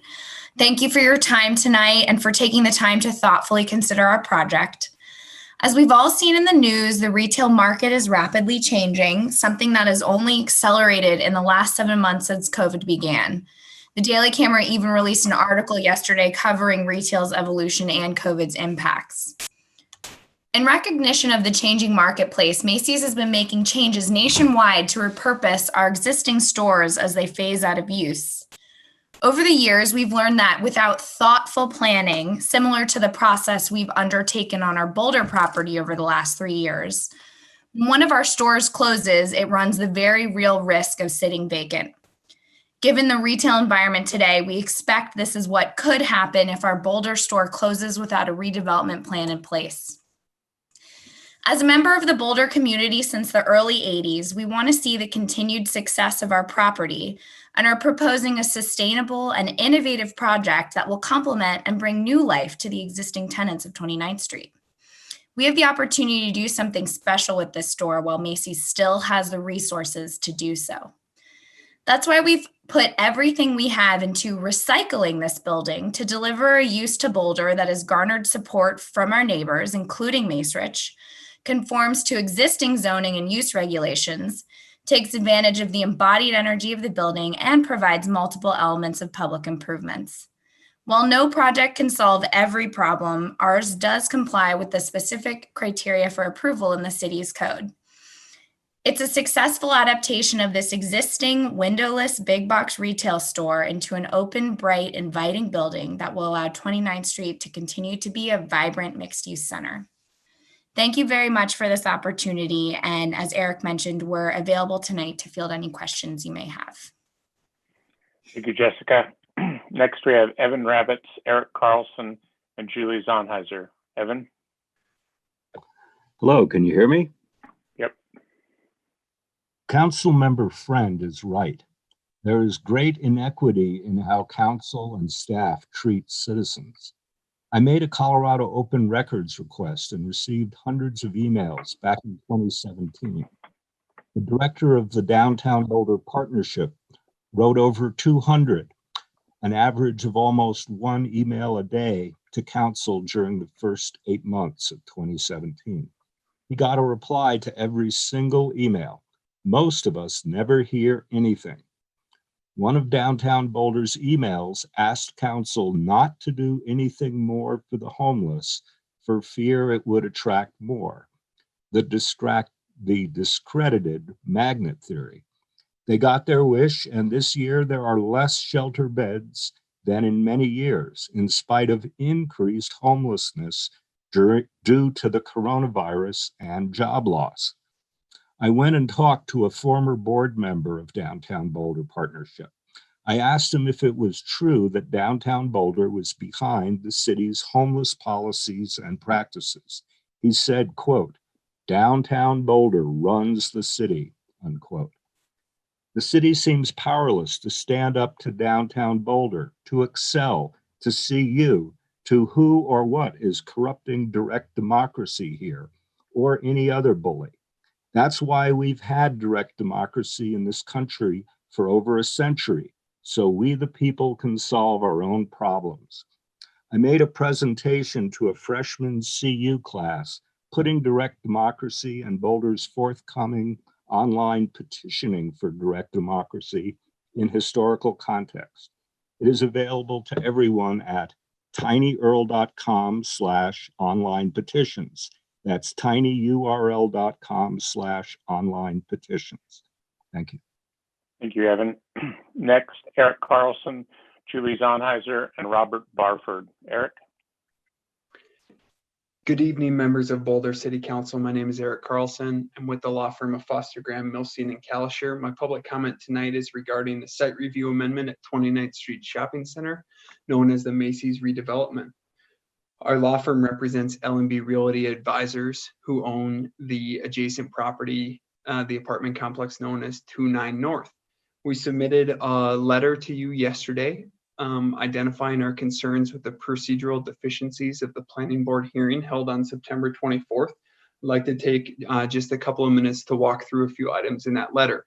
Ultimately, our request tonight is that you call up this item for a public hearing at a future date where adjacent property owners and residents will have an opportunity to present their concerns with this project's compliance with the Boulder Code. Our clients received specific notice of this project 2 years ago at the project's inception. They received specific notice of this project in March of 2020 this year regarding the scheduled planning board hearing on March 19th. They received specific notice that the planning board hearing was canceled in March due to COVID-19. And at that time, were informed that they would receive specific notice when the planning board hearing was rescheduled. Unfortunately, that failed to happen. The planning board hearing went forth on September 24th without notice to the adjacent property owners, which consequently meant they did not attend the planning board hearing and did not have an opportunity to express their concerns with the project's compliance with the code. We respectfully request that you call up this item for a public comment or a public hearing at a future date in order for adjacent property owners such as L&B Realty Advisors the opportunity to present their public comment regarding this project's compliance or lack thereof with the applicable code. Thank you for your time tonight. Thank you, Eric. Next, Julie Zonheiser, Robert Barford, and Danica Powell. Julie? Can you hear me? Mm-hmm. Hi, my name's Julie Zonheiser. I live in South Boulder, and thank you for the opportunity to speak. In 2019, Boulder declared a climate emergency and established a 100% renewable energy by 2030 goal because electricity is our largest source of greenhouse gas emissions at 44%. I'm speaking especially to council members who relinquished that climate commitment and supported a watered down version in ballot measure 2C with likely 20 years tied to Xcel Energy. Xcel's plans to achieve 80% carbon reduction by 2030 Xcel plans to achieve 80% carbon reduction by 2030 using 65 to 70% renewable energy. If we go with Xcel's plan, there will be a gap between Xcel's 70% and Boulder's 100% renewables goal. That gap isn't theoretical. It will be filled by burning fossil fuels, gas, and coal until 2070. Some ask, isn't Xcel's plan good enough? No, it is not good enough. We are experiencing an increasingly alarming climate emergency.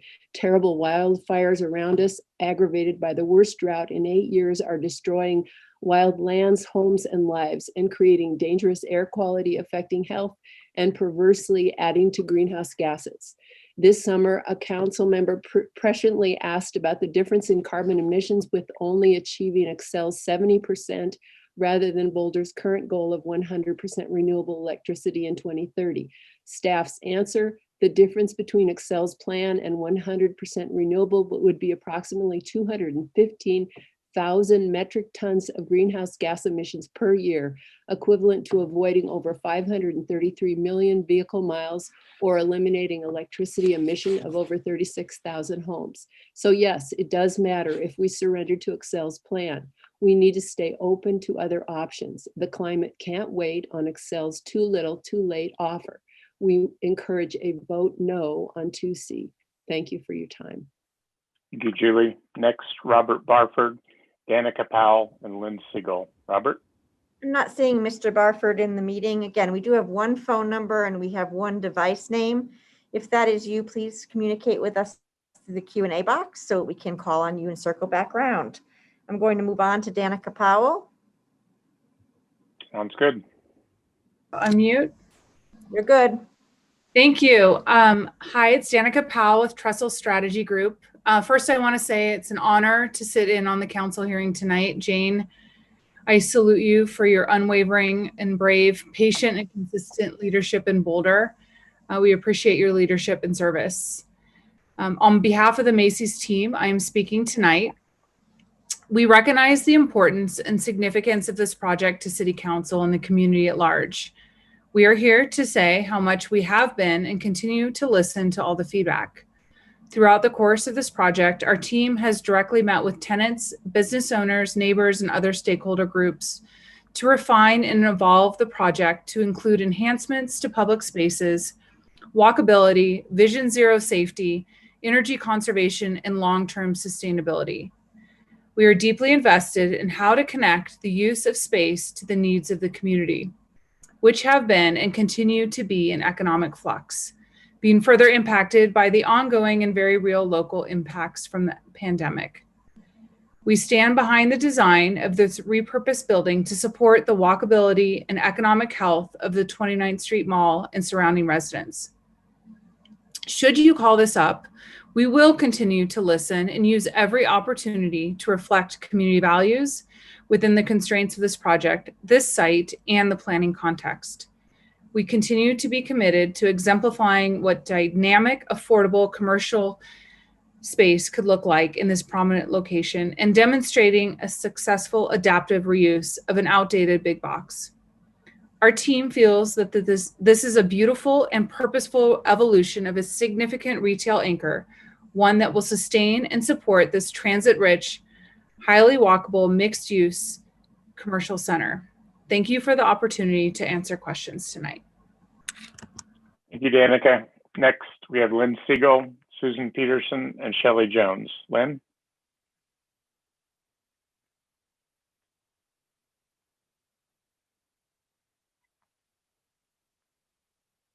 Well, I'm not gonna swear. Okay, you're on, Lynn. I'm not gonna swear.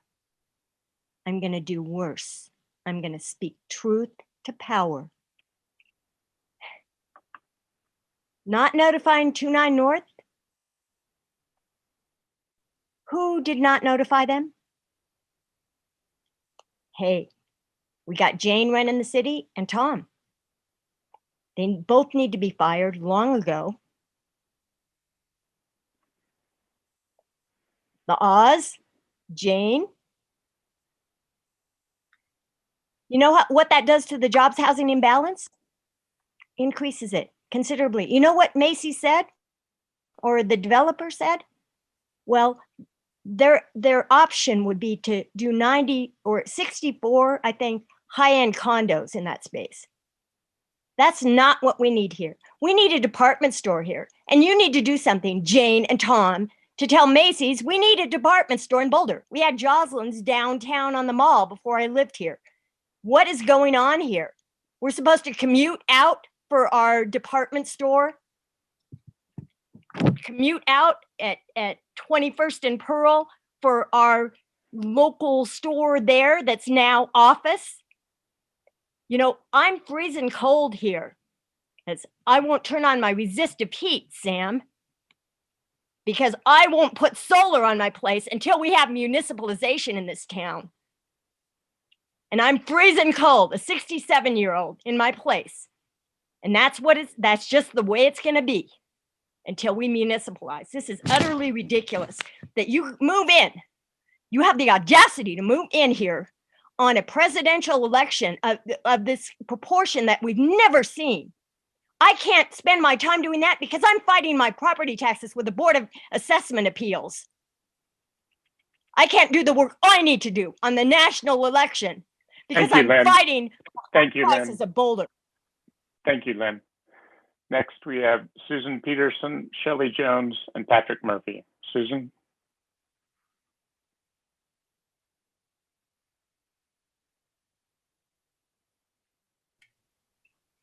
Hi, this is Susan Peterson. I'm speaking to you on my own behalf. Can you hear me now? Yep. Tonight, after the smokiest day in 2 months of smoky days, I feel compelled to introduce you to a new trend in public propaganda called astroturfing. Astroturfing is the practice of masking the sponsors of a message or organization to make it appear as though it originates from and is supported by grassroots participants. Supporters of Ballot Initiative 2C, our community decision on whether or not to tie ourselves to Excel for another generation, have presented our community with a classic case of astroturfing. There is no doubt that Excel is the primary contributor to our climate emergency by virtue of the way they produce and source electricity. At the same time, they're the primary benefactor of what 2C supporters' PR agency has cleverly deemed the Great Green Deal. Their supporters ridiculously assert that they, Excel, will get us to our climate goals faster, when in fact, whether we're in or out of franchise, Excel will continue to embrace advances in renewable energy at the same plodding pace. In fact, their commitment in this franchise agreement to provide 80% greenhouse gas emission reductions is no better than is already required by Colorado state law. As you've heard tonight, in astroturfing, as with other propaganda campaigns, one need only follow the money. In this case, it's easy to understand that Excel would not want to lose the $25 million in profits it derives from Boulder annually. As you've heard tonight, the climate imperative for continuing to pursue a 100% renewable electricity future is huge and very real. And you now know that the current financial case for local power is compelling. So tonight, I ask you to roll back the AstroTurf, get back to our real grassroots, and follow the lead of Council members Joseph, Nagel, and Swetlick in their endorsement of a no vote on 2C.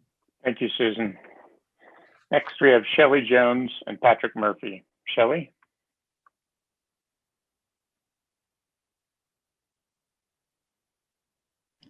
Shelley, you'll need to unmute.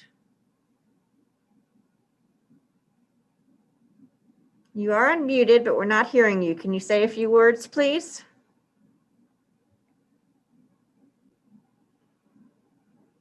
It appears that Shelley may be having difficulty with her audio. She is unmuted, but I can't hear her. Let's move on to Patrick Murphy and then come back one more time to Shelley. I am not actually showing Patrick Murphy in tonight's meeting. So Okay. I think we're circling back now. We have a couple of people who we skipped over. Let me just give a quick look to see if I can see them in the meeting now, starting with Mark Gelband. I do not see Mark in the meeting.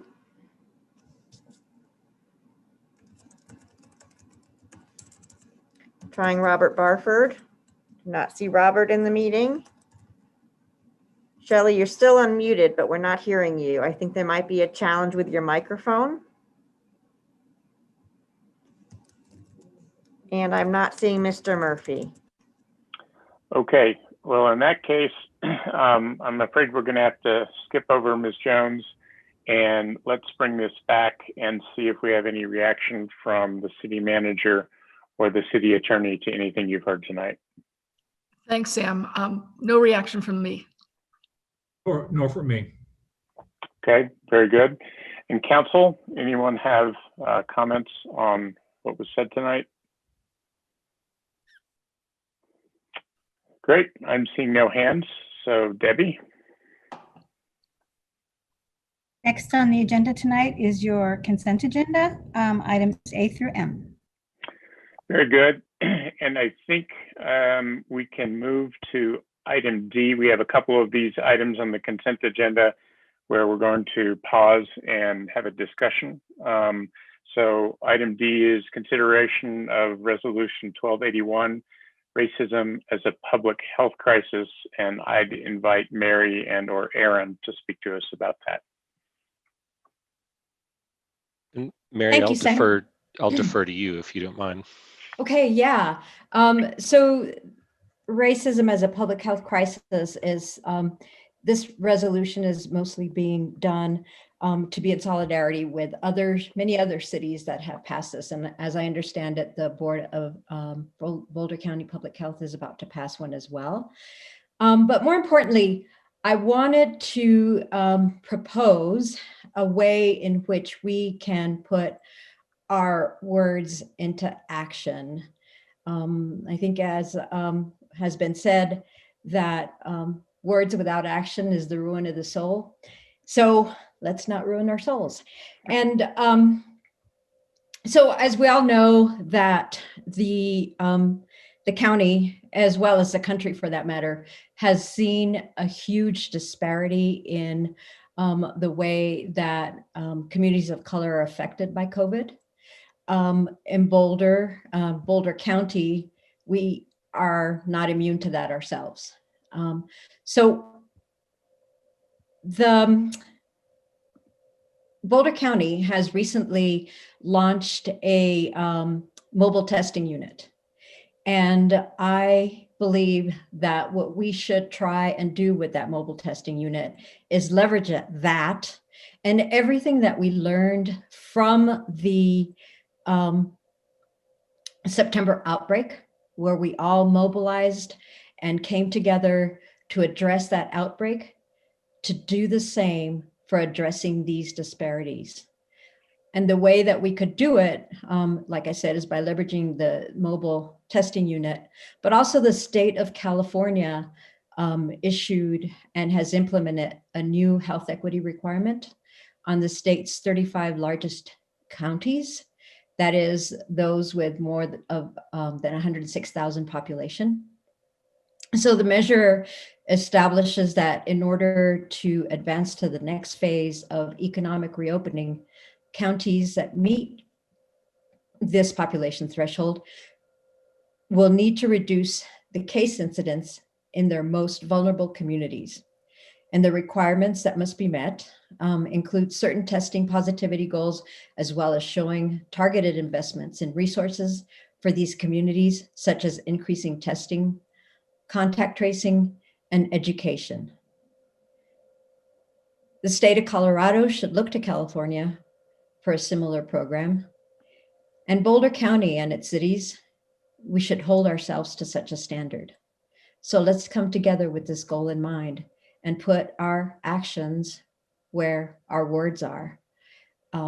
So that's my proposal. And I hope that you, my colleagues, will support that. I hope that other municipalities in the county will rise up to this challenge and that we all make this happen. Thank you. Great. Thank you, Mary. Aaron? Yeah, thanks very much for that, Mary. I really appreciate you moving us past words and into actions. I think the declaration, I think, has a lot of good things in it. I'm glad that we're passing it. It does, excuse me, have its item number 7 says that the city will find ways to collaborate with Boulder County Public Health to address these issues, as well as support policies and initiatives that improve health outcomes and reduce health disparities in communities of color. So Mary, definitely support your effort. We can't make that decision on our own, but support your effort to advocate to the county for instituting metrics like that, and as we move towards the next phases of our public health response. Thank you, Aaron. And next I have Adam. Thank you for this, Mary. And just since I sit on the consortium of cities, I'd love to present this in some way to them to try to get a little bit more, people behind this, and hopefully make it a more countywide and beyond effort if possible. Happy to provide more information, Adam. Okay, great. So thank you, Mary, for bringing this forward. And the next item on consent that we're going to take a pause on is item E, which is consideration of resolution 1285, appointing the external audit. And so I would turn to Bob and the audit committee to speak to us about this. Thanks. And I think if staff could put up, we have a very short 2 or 3 page slide presentation, that would be great. So I'll just pause right here. The City of Boulder, of course, is audited by an independent auditor. And that audit was for 2019 was just presented a few weeks ago. For the last 5 years, the city has used a firm by the name of Clifton Larson Allen, and we've been very happy with them. However, the Government Finance Officers Association considers it best practice to go through a full-scale competitive process for the selection of independent auditors at the end of each 5-year cycle. And so we've reached the end of a 5-year cycle with Clifton Allen. That doesn't mean that we couldn't select them. It's just that we are strongly urged to go through a competitive process. And so that's what we're going to talk about tonight. Next slide, please. So the city staff issued an RFP at the end of the summer to a number of audit firms. I think 21 firms received or opened the request for proposal. 5 proposals were received in early fall. The staff narrowed that down based upon qualifications to do government audits, and 3 firms were selected for interviews. The 3 firms listed there in the middle of the slide, including Clifton Larson Allen, which is the incumbent. The audit committee, which consists of Adam, Mark, me, and our independent member, Professor David Gross from the Lead School, interviewed all three firms on October 6th, and then we had a discussion privately about what to recommend. And our recommendation is that we stay with Clifton Larson Allen for several reasons, and I'll enumerate those, and Mark and Adam can perhaps weigh in as well. First, Clifton Larson happened to be the least expensive of the firms that we interviewed. Now, that's not the sole criteria upon which we're recommending them, but it was interesting that they were the least expensive. They provided a solid work plan with reasonable hours to be involved in the audit. It probably helps that they have worked with our staff for the last 5 years, and so have gotten to know the city of Boulder. They've got extensive governmental accounting knowledge and experience. They audit for a large number of cities in the area and across the country. They've got really, really good communication skills. Our staff has found it very easy to work with them. We were obviously cautious about selecting this firm for another 5 years. And what the Government Finance Officers Association recommends is if, as a result of a 5-year competitive process, the government entity decides to select or stay with the same firm for another 5 years, that the senior engagement staff and the engagement partners and the senior managers that have worked on the case or on the file for the first 5 years be rotated off. And that's exactly what Clifton Larson Allen proposes to do. So we will have a new team effectively that will be working. The reason for that is you don't want your independent auditors to get too cozy or comfortable with your staff, because obviously they're looking over our shoulders and they want to call to our attention anything that is concerning. So while we are recommending staying with the same firm for the reasons I mentioned, there will be different people involved in the audit in the next 5 years if council accepts our recommendation. And finally, I do want to point out that while we're recommending that we engage Clifton Larson Allen for another 5 years, this council cannot bind future councils. And each year, council authorizes the hiring of a firm. And so while we're recommending a 5-year engagement, that engagement is subject to annual review and reaffirmation, and any future councils that decide not to use Clifton Larson can certainly move to a different firm at their discretion. That's all I have to say. Mark or Adam, anything to add to that? Yeah, I'll just jump in for a second. I think one of the things that weighed heavily on us was that at this moment in time, a bit of continuity is a good thing. Even though we're rotating personnel, it was important, I think, for us to work with a firm that knew the ins and outs of the city and could properly perform the function with new people. But continuity, I think, was something that was in our minds. And I'll weigh in just briefly. I would say it was pretty important to me, but we all reached the exact same decision completely independently. So that's a pretty big rarity, especially among the three of us. So I feel pretty strong in this recommendation. And I should note, although Dr. Gross couldn't be with us tonight, he also concurred with the recommendation that you heard from Adam and Mark and me. Great. Well, thank you, Audit Committee, for sharing that and for doing the work. I was on the Audit Committee for a long time, so I know how important this is. I guess any other council member questions or comments before we move on? Great. Seeing none.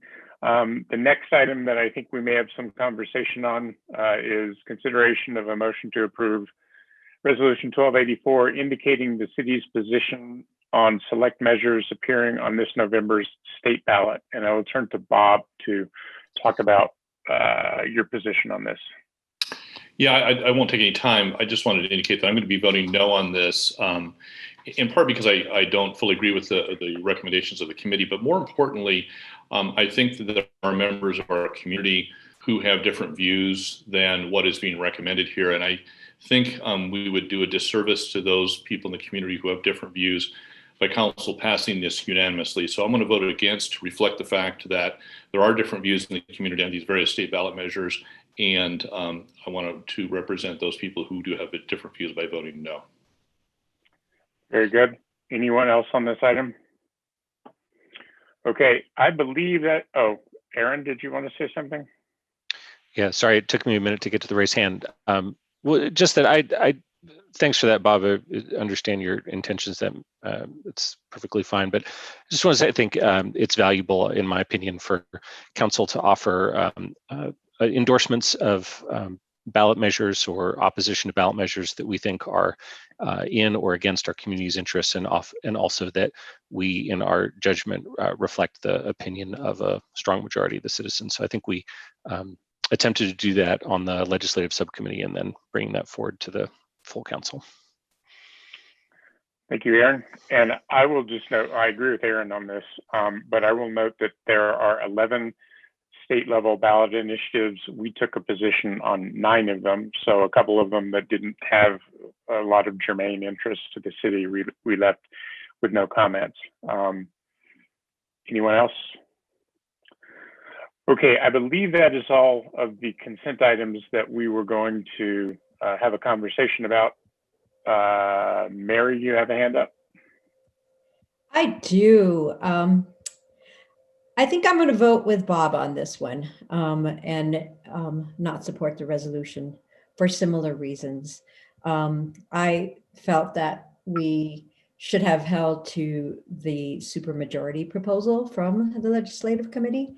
And so there were a couple of them in which I did not agree with the majority, and so I will be with Bob on this one. Okay, thank you. Okay, so I believe it is time to vote on the consent agenda.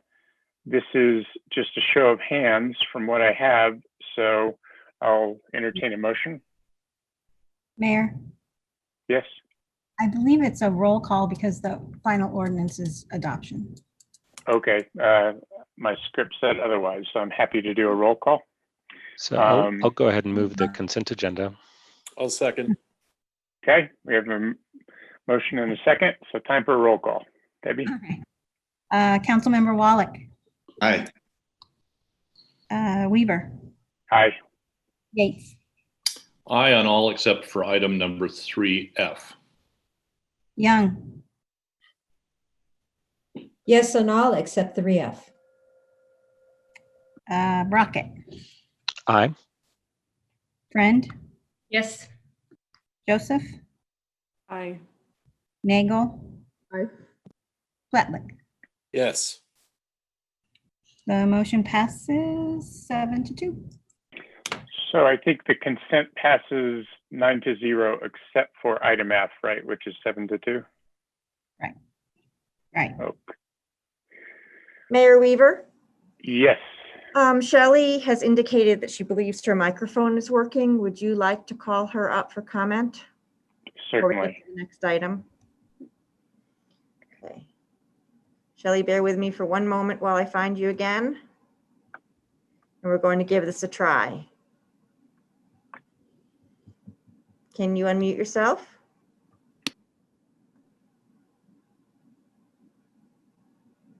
Can you try speaking, please? I'm sorry, Shelley, we're still having difficulty hearing you. Another option would be to call in. So she's actually asking me to unmute her phone. So I'm wondering if she's the one call-in phone number. Let me just give that a quick try, please.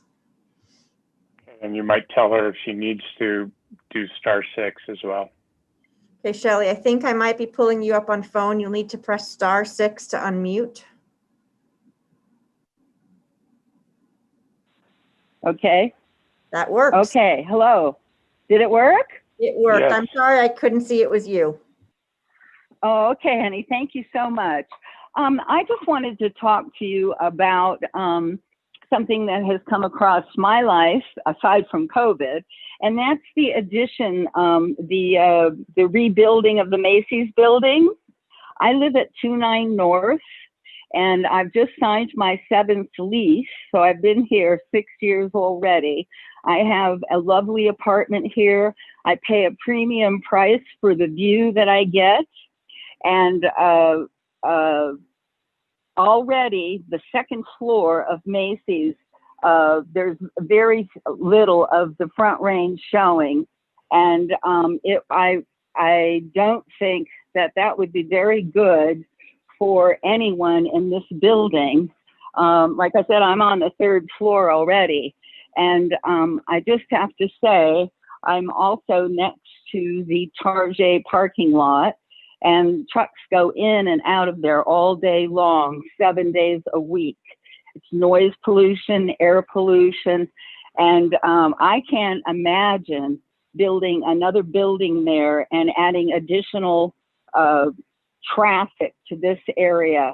And I also feel that it would be an eyesore looking down our lovely 29th Street Pearl Mall and seeing this large structure at the end of it. And as far as commerce goes, Target provides everything, and it seems like department stores are, they're a thing of the past. And from what I understand, they're going to put more stores in the bottom, and then a restaurant, and then office space on top. And it's going to completely cut the view of our beautiful Front Range. And as it is, the only place you can get a full view of the Front Range is when you're coming out of King Soopers. Thank you, Shelley. And thank you, Shelley. Oh, I'm sorry. That. It's okay. Your time is okay. up. No problem. Okay. Debbie? So next on the agenda is your first call up, and that is the Macy's site at 29th Street. And is there a staff presentation on this, Elaine? Yes, we have a presentation, and I'm just gonna get this booted up and request to take control. So bear with me. So while this is booting up, staff just prepared a few brief slides to walk you through the process. This is consideration of a call-up of Planning Board's decision on a site review amendment for the address 1900 28th or Macy's. It's planned to be a redesign and reuse the Macy's department store building as an office, retail, and restaurant with an addition on the west, along with facade and fenestration changes, daylighting in the basement with a lower plaza, along with reduced street curb cuts and expanded bike lane, some parking lot improvements with landscaping and plaza improvements.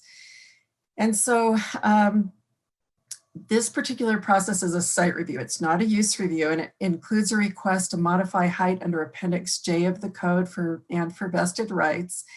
And note that there were code changes that were related to uses and community benefit that were adopted after the application was made that can't be applied to the application.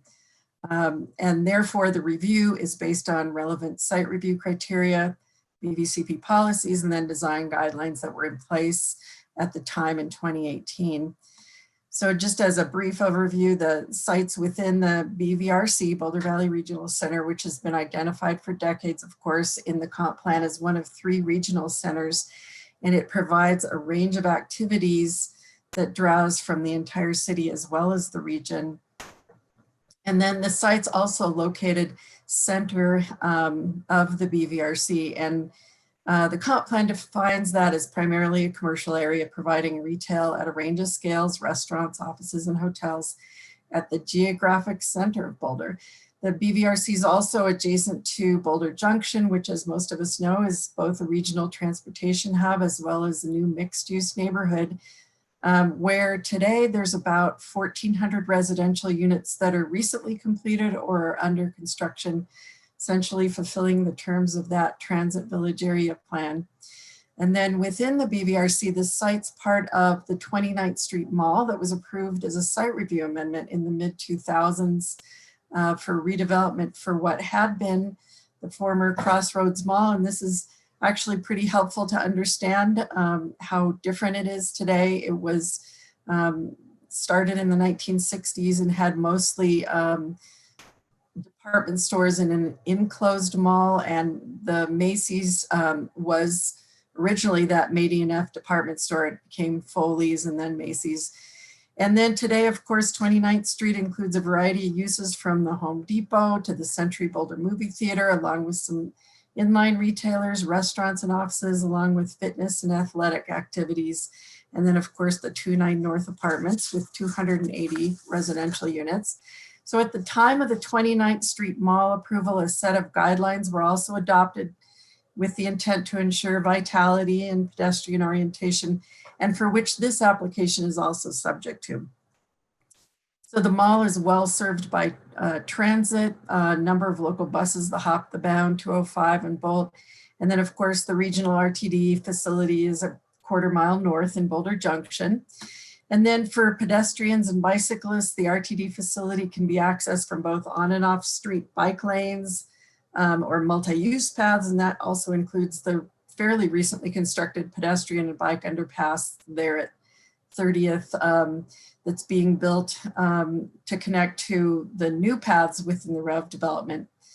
Property itself is just the department store building, and it's owned separately from the rest of 29th Street. It's about 151,000 square feet. It's on 2 levels, an above grade level, single story, and then a basement level, and that includes a large loading dock on the northeast corner. The comp plan designates this as mixed use business. MUB and office and retail fall under that anticipated business use. The property is zoned BR1, Business Regional 1, which at the time of the application submittal allowed office and retail uses by right. Of course, today under the code, office uses over 20,000 square feet are subject to use review in the BR1. And then for the proposed project, the applicant plans to reuse the department store's office and retail. You can see with new window openings and fenestrations, it's technically a 3-story addition on the west half to the right side of the screen there. But it essentially reads as 2 stories when there's this new lower level that daylights at the basement. The buildings also plan to add light wells at the center to access light into the basement, and a 3rd-story deck. As you can see, it would open up the entire west side to windows. And then on the south side facing the mall, the applicant's proposing to remove an existing exterior escalator and create a roughly 7,700 square foot marketplace that's adjacent to the plaza. They've talked about doing affordable retail in that location. And then there's plans in that plaza to upgrade with benches, planters, soft seating, community tables, and wood trellises. Planning board discussed several key issues, including if it's consistent on balance with the BVCP policies. Findings were made that the adaptive reuse of the building responds to the compact development pattern, and revitalizing the building responds to 2.17, which is variety of centers. And as noted in the policy, a variety of activities are expected where people congregate for working, shopping, etc. And regional centers are intended to be located near transit. And then regarding policy 2.18, which is specific to the BVRC, the reuse of the department store building and adding to the mix of uses in the 29th Street's consistent with the city's goals to maintain the BVRC as a high intensity regional commercial center. The proposal maintains that retail draw with that marketplace space next to the plaza, and the use as office provides a customer base for the small retail shops at the mall. Then regarding the guiding principles that are referenced in 2.18 that encourage residential infill for new construction and redevelopment, it's important to note that that policy specifically references regional business or general business land uses rather than the mixed use business land use of the site in the 29th Street Mall. And at the time the application was submitted in December 2018, again, those code changes that were intended to reduce non-residential capacity in the BVRC hadn't yet been adopted. So then for policies related to infill, environmentally sensitive urban design and energy efficiency, minimizing construction waste, the applicant plans to adaptively reuse and repurpose the building, and that is essentially retaining embodied energy of the building rather than demolishing and constructing a new building. And that supports these policies. And then of course the plan for light wells and natural daylighting into the basement and the rooftop solar is in support of energy efficiency policies. So the board agreed that the project meets the site review criteria, including the proposed height of the building that's in general proportion to the height of the existing buildings in the area that are also subject to grades that drop off or step in the topography. And in this case, again, the 3 stories would only be perceived near the stairs to that planned lower level basement area rather than from 29th Street.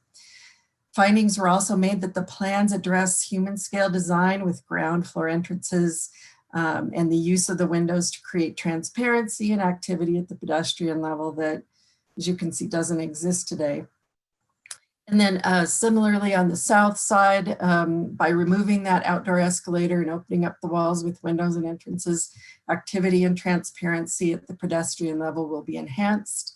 Site review findings were also made that the plans create a sense of permanence and durability through the use of authentic finished materials with glass curtain walls, protecting sunscreens and metal panel. And then finally, let's see, I got way ahead here. And then finally, the plans were found to be consistent with both the BVRC and 29th Street guidelines in that the plans support pedestrian circulation, usable open space, the building's designed to intermingle the inside and the outside, and the plan avoids blank walls on all sides. So to conclude, the planning board approved the application 4-3 on the findings in the memo and as discussed at the hearing. And I'm happy to take any questions.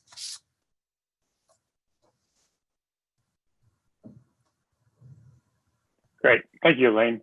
I have a hand up. I don't know if it's a leftover. Mary, I've got your hand. It was a leftover. Okay. Aaron? I just wanted to ask about the letter about the failure of the notice.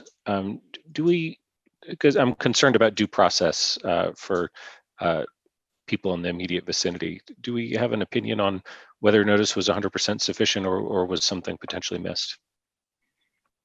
So the 943 notice requirements were fulfilled and public notification was sent to within 600 feet of the project site.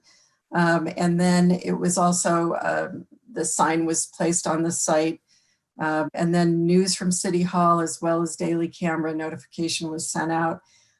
In this particular case, it may have been that there was a previous case manager who doesn't work at the city today that may have taken an email. Unfortunately, that wasn't transmitted, but wanting to be notified specifically of the planning board hearing. But as I say, news from City Hall, daily camera does provide that information.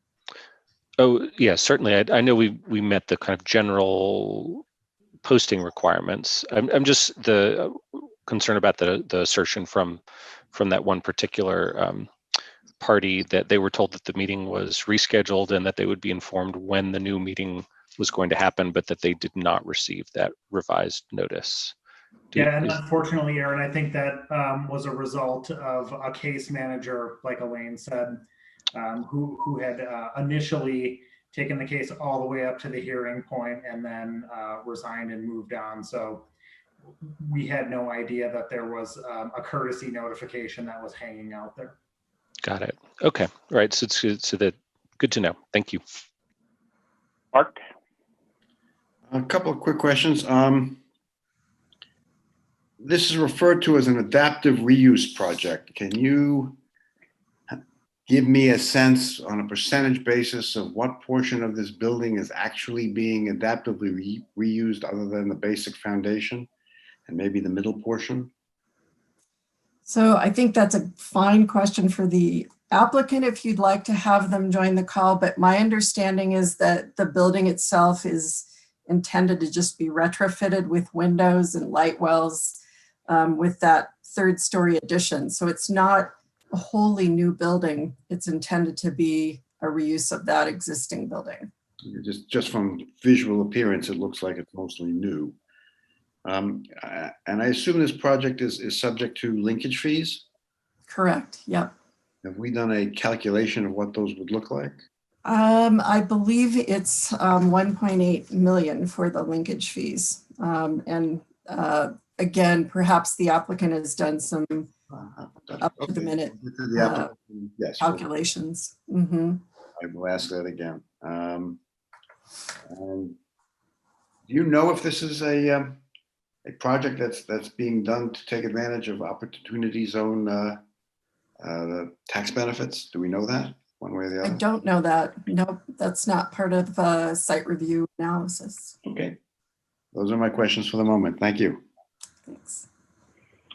Seeing no other questions, I'll ask a couple. How many jobs do we expect to be created net here? Net new job spaces? So we don't have that information specifically because, of course, the way office buildings are being configured is sort of being reconsidered during COVID. But I know that from the TDM analysis that the applicant did, the Institute for Transportation Engineers, the ITE, estimated department stores having potentially up to 3,458 daily trips, and that the office would have 1,600 daily trips. So I don't know how that translates necessarily to bodies, but I think as a general rule of thumb, we're looking at a decrease in the number of bodies coming to the site as office workers versus retail folks who are coming to shop. That's an interesting assertion because I thought it was just the other way. I thought at any given time there might be 100 or 200 people in the Macy's retail store and that this could be 450 to 750 people in an office setting. So you just said something that I didn't quite understand. You said that you thought it would be a net decrease in the number of people at the site. Is that based on customers or employees, or how did you come up with that? That's the daily vehicle trips per the ITE, and that's in your packet as part of the applicant's submittal and in the TDM. Okay, so it's a vehicle trip measure, not exactly a jobs to housing or who might be working there measure. Correct. Okay, great. And then the other question was, in that addition that's going to be put on the third floor or whatever floor it's called, the upper addition, how many square feet is that? And is that expected to be office? Is it expected to be conference room? What's the function of the addition that's going to be put on? So my understanding is it is office space, and I don't have that number off the top of my head. I could probably grab it for you, or if the applicant has it handy, they could probably jump in. No, I don't need to hear from the applicant. I don't think. I was just curious if you answered the question. It's more office space. So the addition of height is going to be to create more office space. Thank you. Mary, do you have any questions? Yes, I do. I just wanted to better understand in response to Mark's question regarding linkage fees.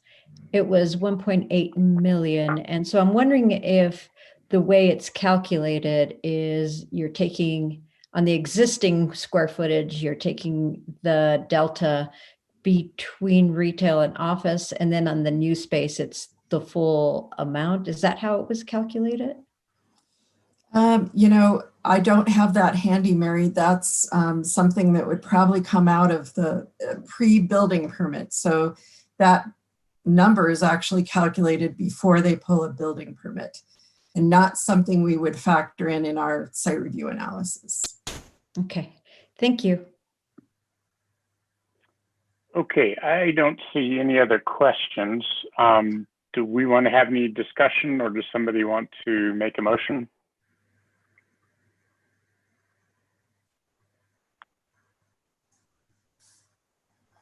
I'll make a motion. I move that we call up the site review for the Macy's redevelopment. Is there a second to that? Yes, I'll second it. Okay, we have a motion and a second. Any discussion? Mary, do you want to speak to this? Yeah, I do. I just wanted to stress that the need in the city is currently housing. And I think that this particular project illustrates how quickly and severely the imbalance can happen, further happen. And I also think that this is an opportunity to address this project with policy, which is the case in which you call up is when there is a kind of a misalignment between what is going on and our policies, which our policies have actually changed. However, I do understand that you can apply the new policies to something that came in right under the wire. But I do distinctly recall that the evening that we were going to put in place, I believe it was the moratorium, this was submitted that same day. And I believe at that point, the BVCP, the 2015 update had already passed. So there was an awareness of the policies that are in that comp plan, 2015 comp plan document. So that's my rationale. Yeah, that's all I have.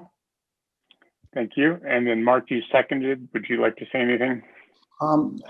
No, I support everything that Mary said on this. I will have other questions, but for the most part, I'm going to want to direct them to the sponsors of the project, and I'll wait until the call up to do that. Thank you, Mark. Rachel, and then Bob, and then Aaron. Rachel.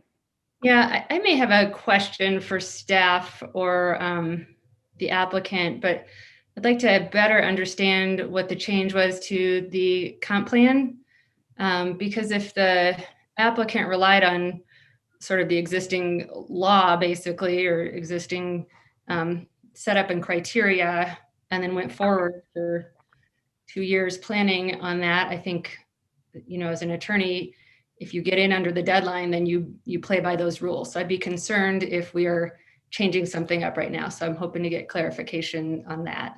So that would be either maybe to Elaine or the applicant.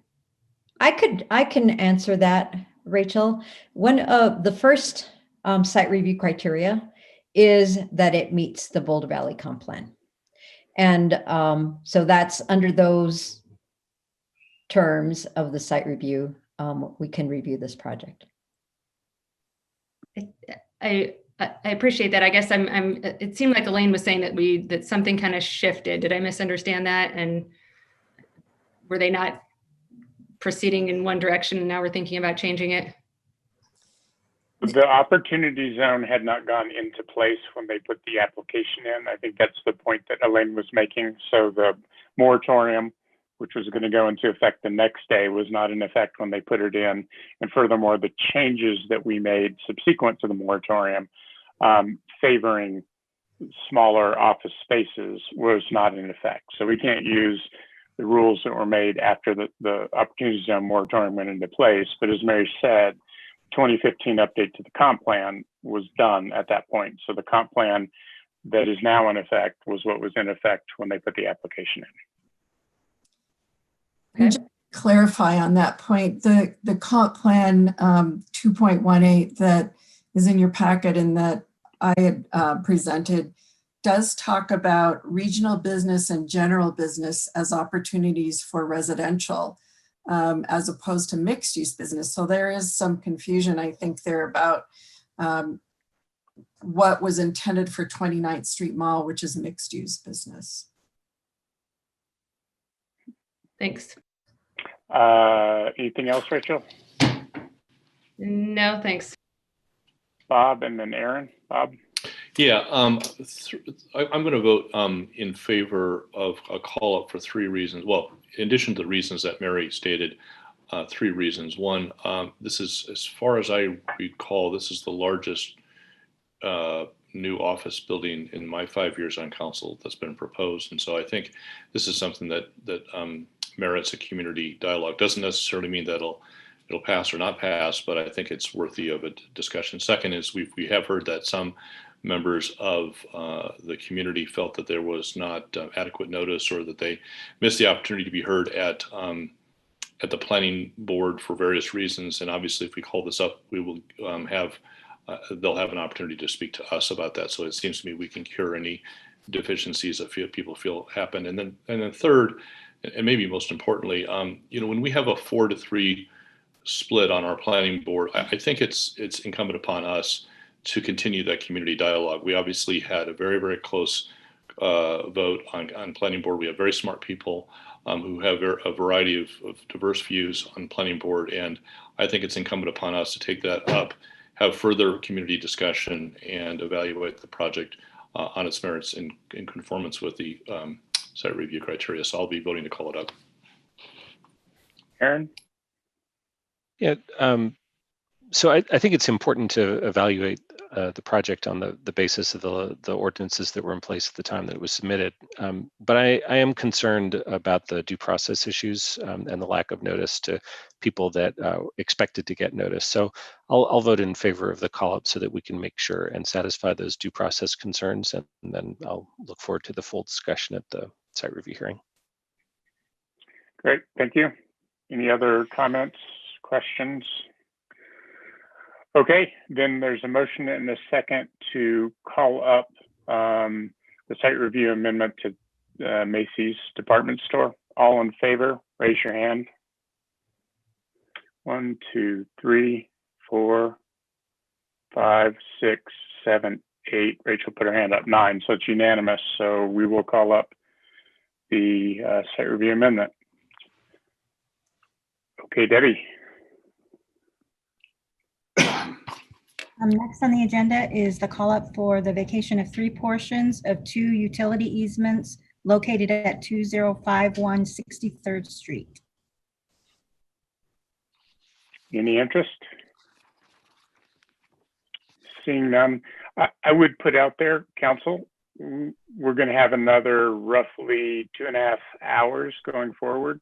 So we could take a break now, or we could take a break after we do the hearing on the budget, the second reading of the budget. Shall we wait and do it right after the budget? And then it'll be 2 more hours? Okay, so let's go ahead and go through the public hearing. The first public hearing is the second reading of items related to the 2021 budget. And this will be presented by Cheryl Patelli this evening. Thanks, Jane. Next slide, please.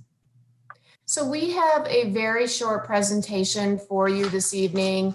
I have a slide with the numbers on the 2021 recommended budget. Then we'll talk about the amendments approved at the first reading on October 6th and followed by school resource officer funding. Next slide.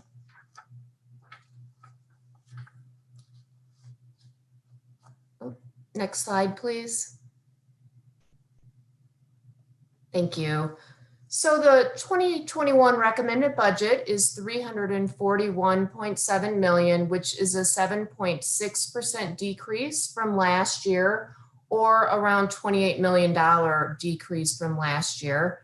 The city's operating budget represents 80% of the total budget. And as you can see, dedicated funds for both the operating and the capital budget make up the majority of those budgets at the city. Next slide. So at the first reading, if you recall, we had about $950,000 of revenue in excess of budgeted expense in the city manager recommended budget. And council had voted on allocating approximately $560,000 of that to the following uses. First, $200,000 for housing and human services.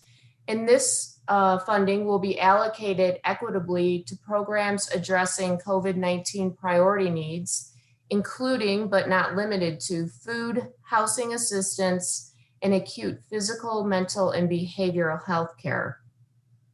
The $100,000 for arts grants, city staff will work with the Arts Commission to fully fund the general operating grant category, and will also discuss options to divide the remaining funds to other grant categories. $100,000 for library, will be used to partially restore service levels for children and families at the main library as health and safety restrictions permit. And finally, the $160,000 for fire rescue will be used to maintain service levels for the first half of the year while building out the light response pilot. So after these $560,000 in amendments, we will estimate that the 2021 reserves will be approximately 17%. And as you recall, our goal is 20%. We had to dip this year due to the pandemic. We expect to end this year at around 15%, but hope to in the next year or two of budgeting get back to our goal of 20%. Certainly, I think this week improved with the fires, and also obviously the pandemic, the importance of our reserves. Next slide, please. We wanted to clarify the school resource officer funding from last meeting. So in 2020, our budget has 5 officer positions dedicated as SROs. These are all city funded. In 2021, we are budgeted to repurpose 4 of the 5 positions to training positions to support accreditation and also police reform. And the remaining 1 position, council did approve to be utilized for funding the SRO position. But if Boulder Valley School District decides they do not need any SROs, the police department would move that 1 city-funded SRO position back to patrol. And if you could go ahead 2 slides. Thank you. So tonight we have 4 ordinances before you. One, ordinance 8426 is to adopt the 2021 budget. 8427 is to establish the property tax mill levy, which is set at 11.981 mils. Ordinance 8428 is appropriating the budget, which basically is just setting aside the money for your budget. And then ordinance 8429 is changing certain fees, many of which we've talked about at the last few budget meetings. So with that, I will open it up for any questions that council may have.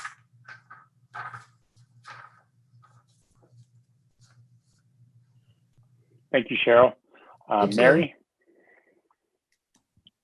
Yeah, thank you, Cheryl. I just have one quick question, and that is with respect to the $200,000 that went to Housing and Human Services and the proposal to use that for human services grants. And I'm wondering if those grants include money that is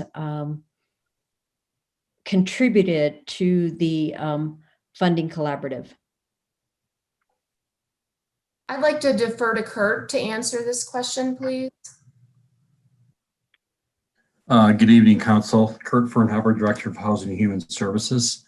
So the funding collaborative doesn't dedicate, there aren't funds dedicated to the funding collaborative. The funding collaborative is the various funders coming together to coordinate their funding responses within the community and to understand that they're coordinating and leveraging their funding in the best, to have the best impact.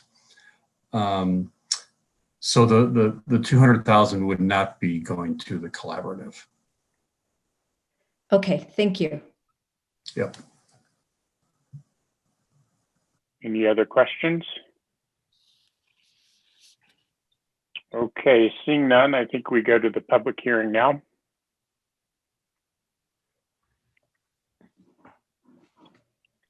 And I have 5 people for the public hearing, Sarah, is that right? Yes, that's correct. Great. So one of them is Mr. Gelban, and I'm not sure he's in the meeting. Got it. So let's start with the first 3, Paul Cullinan, Lynn Siegel, and Mark Gelban. Paul? Hi, I want to start off with Sarah. I love the new format for public comment and open comment. It's great to see everybody's faces. I have short comment for the short presentation.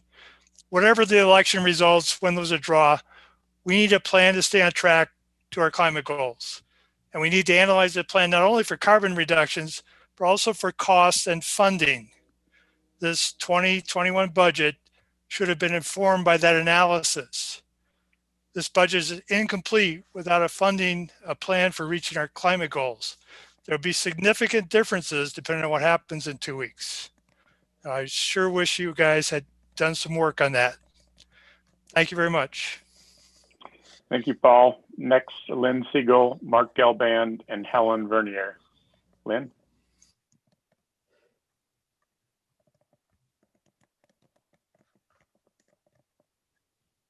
Can't unmute ahead, sorry. As soon as it comes up, I jump on it. These fires, this virus, these are the reasons we need economic stability in the city. These are the reasons we need a firm no on 2C and 2D. These should never have been put up. 10 years we've been working on this. I'm not voting for council members at all in the future. I can't trust anybody anymore. And I hold the people that approve of municipalization accountable also, because it's your responsibility to convince your fellow council members not to do something this utterly irresponsible and destructive to the taxpayers' funding of this city for decades to come. This is a stunning indictment of all of you to have allowed this to come about. I'm ashamed of Boulder after this. My mom and dad were in the hiking club. You know, I thought something of this place. Shame on you. Shame on you. How could you deceive our causes so flagrantly?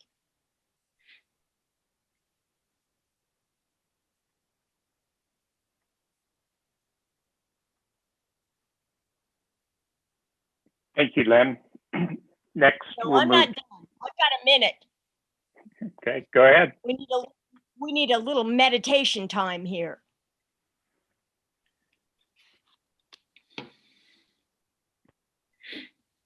Whatever the outcome of this thing, I'm not going to go shouting in the street when municipalization wins. That was something that should have happened the right way. You know, 2C, I voted for those funds. And now you ask me to redirect the use of those funds? How dare you? Stunning.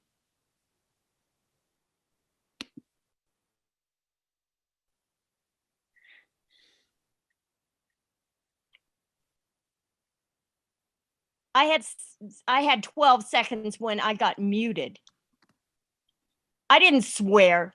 I spoke truth to power. It was a technical error. We'll give you the rest of your 10 seconds, please.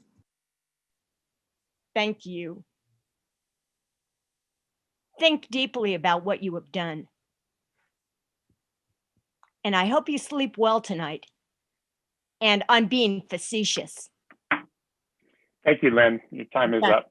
Next, we have Mark Gelband, Helen Vernier, and David Glover. Is Mark in the meeting yet? We do not see Mark in the meeting, but we do have Helen Vernier, so I'm going to unmute her. Right.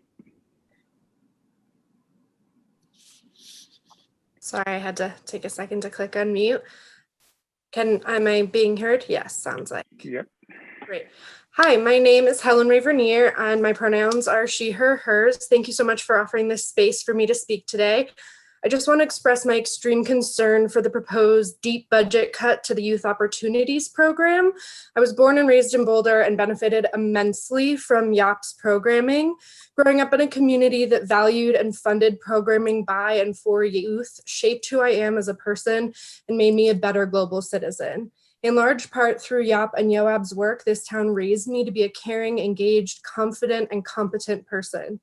As Boulder's demographics continue to shift, I think now more than ever, it is important to continue funding programming like this to help make a more just and equitable society for the generations to come. Additionally, it is important to note that these grants and programs have a huge impact on the community and the community's youth at large. The former budget of $150,000 a year created huge opportunities for thousands of Boulder's youth. Finally, I know that tonight the council is considering a resolution or has already considered a resolution recognizing racist policies which create a public health crisis facing communities of color in Boulder. I would urge you to also consider the practice of cutting funding to youth by 71% as a related and intertwined public health crisis. I work in community health professionally, and I can assure you that not investing in young people will only perpetuate the systems of inequity we see and have seen for a long time playing out in this and other communities. Thus, I implore you to reconsider this budget cut and find a different solution. And that is all I have to say, unless anyone has a question for me. No, I don't think we'll have questions. Thank Great. you for your testimony. Thank you. And then finally, we have David Glover. Hello, everyone. Can you hear me? We Yes. can. Hi, my name is David Glover. I would also like to speak about the budget cuts for the Youth Opportunities Program. I served on the board from 2006 to 2008, and I would like to echo Helen's comments, and I would like to advocate to keep as much of the budget as possible. YOAB is a learning lab for young adults. In YOAB, we learned civic engagement, how community boards work. We were exposed to diversity training at a very young age. And I would like to read for you comments from a recent YOAB alumni meeting that we had during COVID about the way that YOAB impacted different members of the board. Many people said that they learned how to run a meeting. They learned leadership skills. They learned cross-cultural awareness. They learned intercultural competency skills, critical thinking, grant writing, community awareness, community building, team building, and how to work with people different than themselves. The fact that me and Helen are here is a testament to how YOAB prepared us for civic engagement and participating in the community process. And I would just like to say that during this crisis, young people are impacted drastically because of social distancing. And I think that keeping as much of the budget as possible will allow the board to create opportunities for young people to bounce back from this COVID crisis. And as Helen said, to address racial inequality and other issues that we want to remove from Boulder. I thank you all for your time and your consideration. And again, I just want to say that the program had a huge impact on all of us, and whatever we can do to maintain the budget for the future of the program will have a major impact on future youth. Thank you. Thank you, David. Okay, at this point, we will bring this back to council, and I would ask if there are questions or comments or a motion. So, Adam, sorry, Aaron just beat you. So Aaron, then Adam. Aaron? Yeah, I'm fast on that buzzer there. So, well, I just wanted to address the comments from the former YOAB members. We've gotten a few emails with some similar comments, and I wholeheartedly agree with you all about the need for youth programs and engagement. I mean, my understanding, and city staff, correct me if I'm wrong, the YOAB program is continuing. The fundamental activities of the program are continuing. There will be somewhat less staff support, and the big budget cut, as I understand it, is that they will not have grants to give next year. which is unfortunate. But I just wanted to reassure folks that YOAB as a program and its primary activities are continuing, and I look forward to a budget sometime soon, hopefully next year, where we could restore at least some of YOAB's grant giving budget.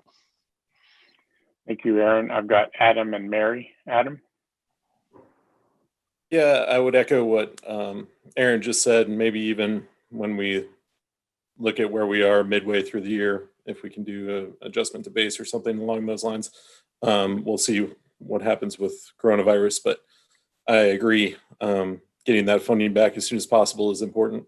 The two things I want to bring up, and I think I will further bring up in the future, are I think it is a little interesting that we put the budget before our retreat, simply because the budget very much locks in maybe not the full range of what we're able to do, but it doesn't allow us to shift a lot as may be necessary in times of great change. So that may be a conversation for the retreat itself. I just kind of think it's important that, you know, we not lock ourselves in monetarily before we have our actual legislative priorities laid out on the table. So if we could look at some potential ideas about how to, you know, reverse that order, I think that would be helpful not only to us, but to the community in general. Second, I'm very pleased to have brought out the additional fire and rescue service, especially given our current circumstance.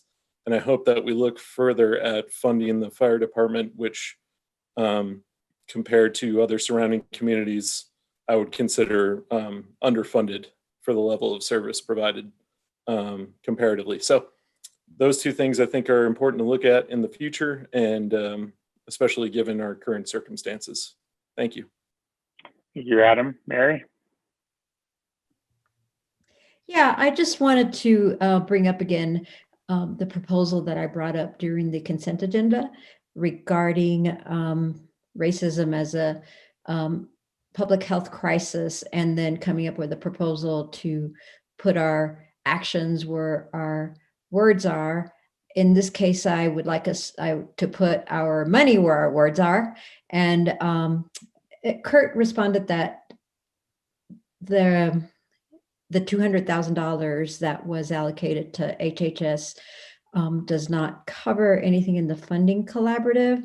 And if the opportunity arises, I would like us to be able to contribute to any measures that would go towards an effort of bringing parity to those racial inequities that we're seeing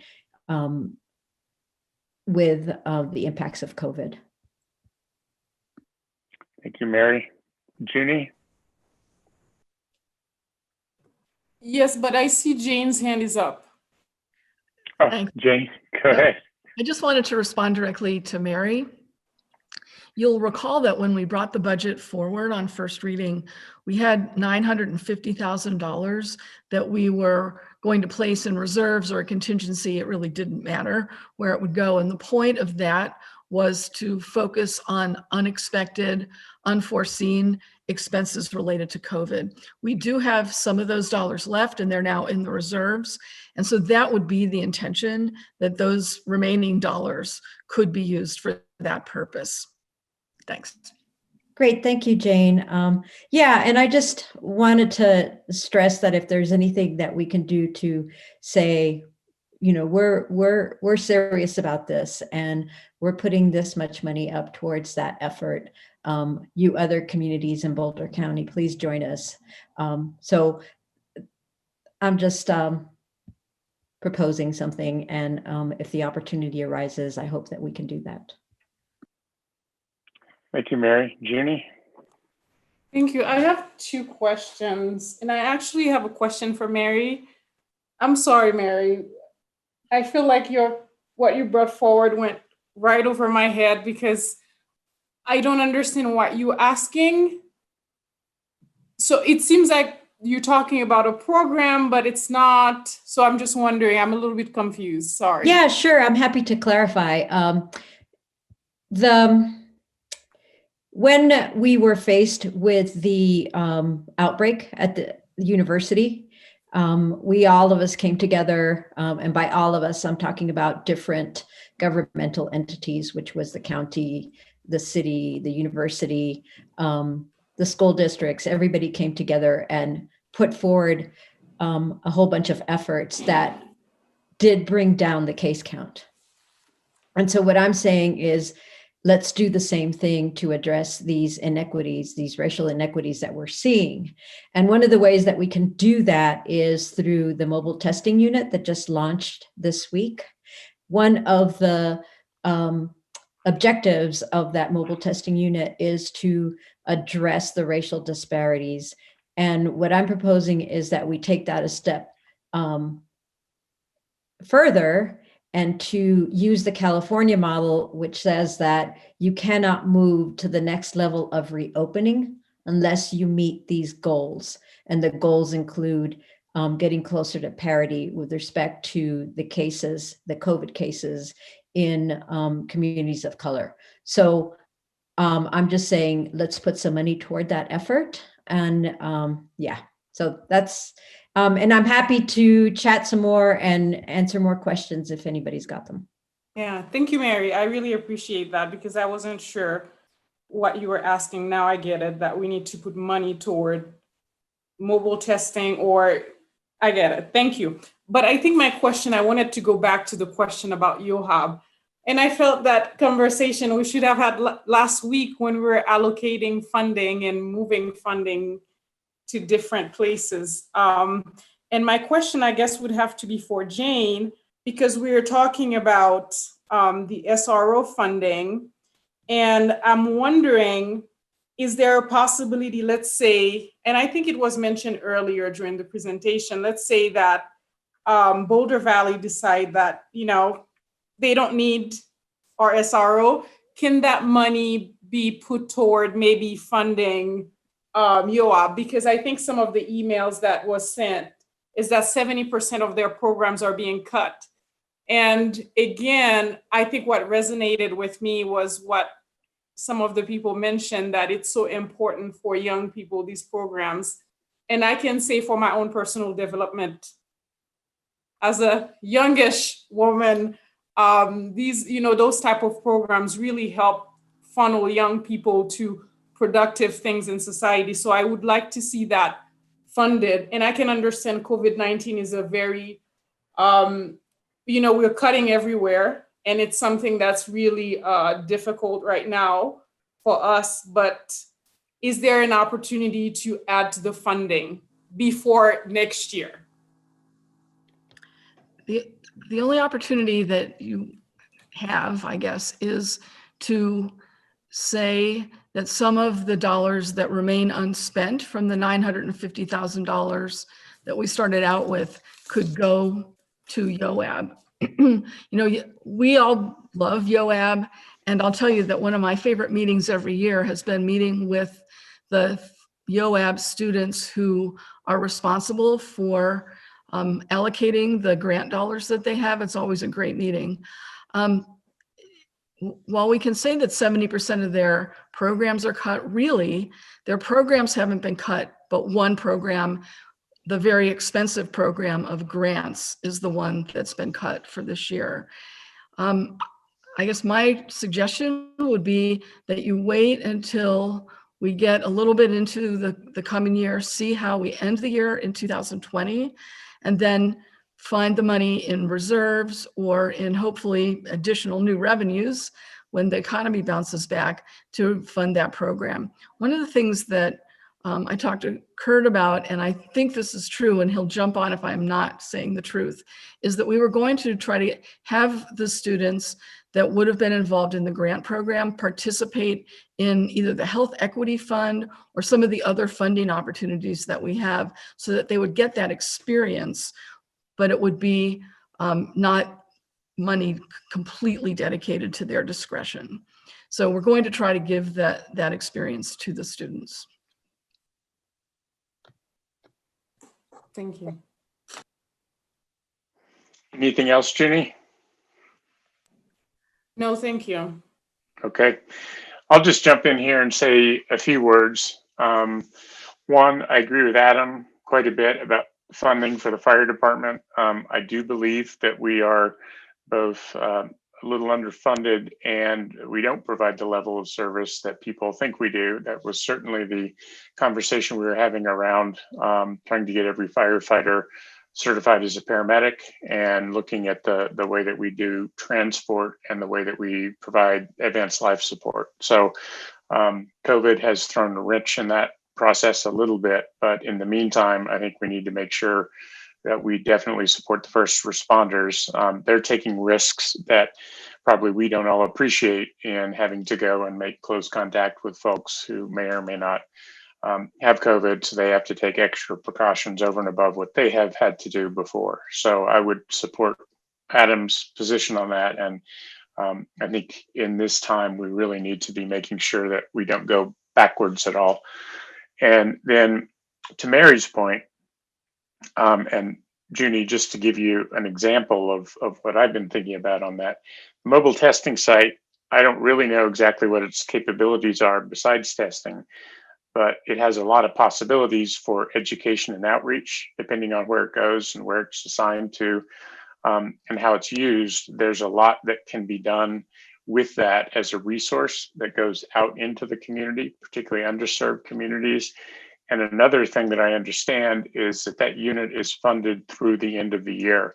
Now, it would be really nice if COVID was gone by the end of the year. We had a vaccine. I think that's coming next month, if some people are to be believed. But if that doesn't happen, I think we need to be able to fund that mobile testing unit into the next year. So that would be another reason to keep our eyes on what we can use to promote health equity. And I think that mobile testing unit has both possibilities for enhancement potentially, and certainly we want to continue it until it's no longer a risk to our community. The pandemic is no longer a risk. So I want to also support what Mary said about making sure that there are funds available for that and for other purposes. I believe the program that Mary mentioned in California probably is not something that Boulder, the city, can do on our own because we're not the health authority. But at the very least, we can talk to the county about that, and we can make it something that we lobby our state legislators about. I don't believe it's in the legislative agenda at the moment, but it's certainly something that we could think about going forward. So that's all my comments. Anybody else have comments, or would someone like to make the motion that has 4 parts to it?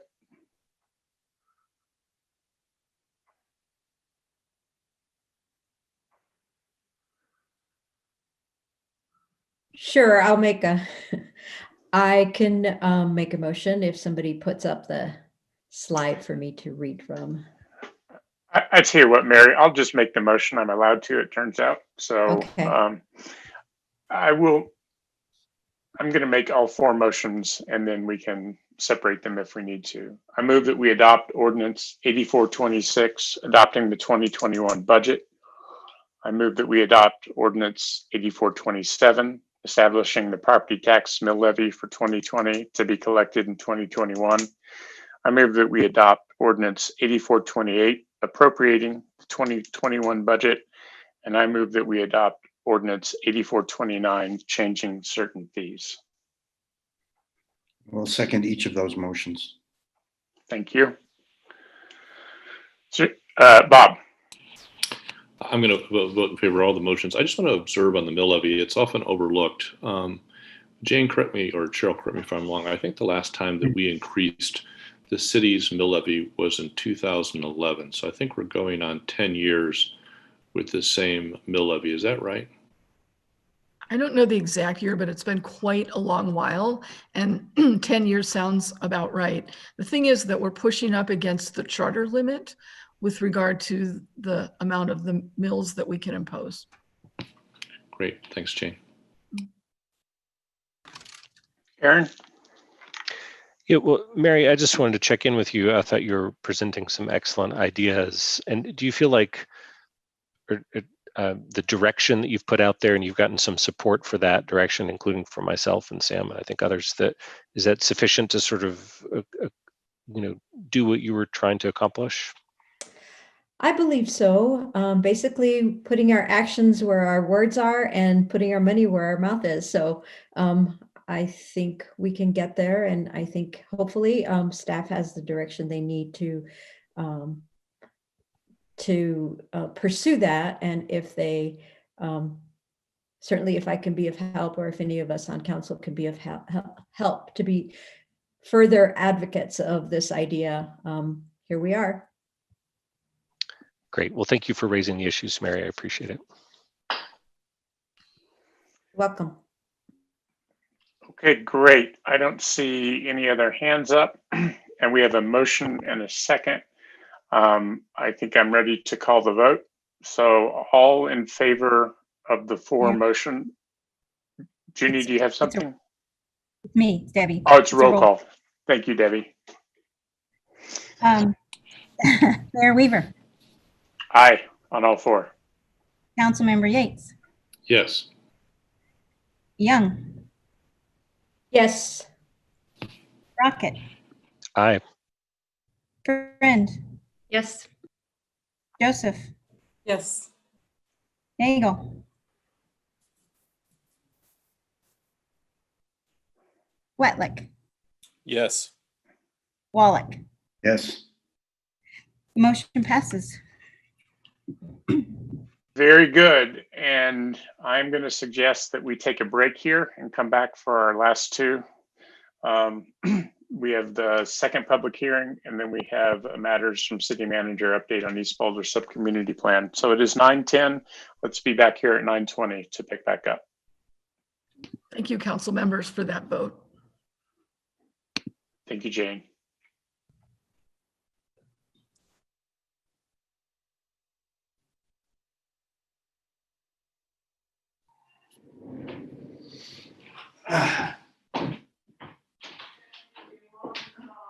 Nice, sweet.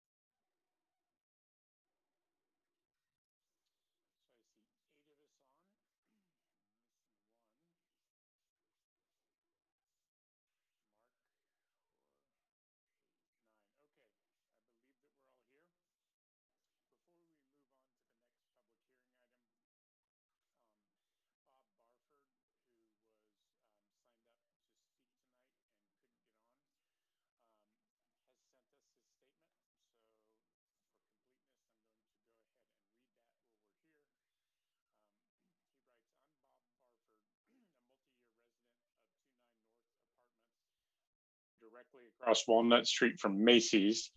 In 2019, I wrote to the planning department to express my objection to the proposed reuse of Macy's.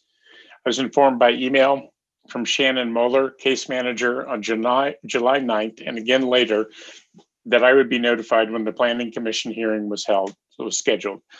I was not informed, nor were others, including the attorney for 29 North, who contacted the planning department. We could not be present, therefore, to express our concerns.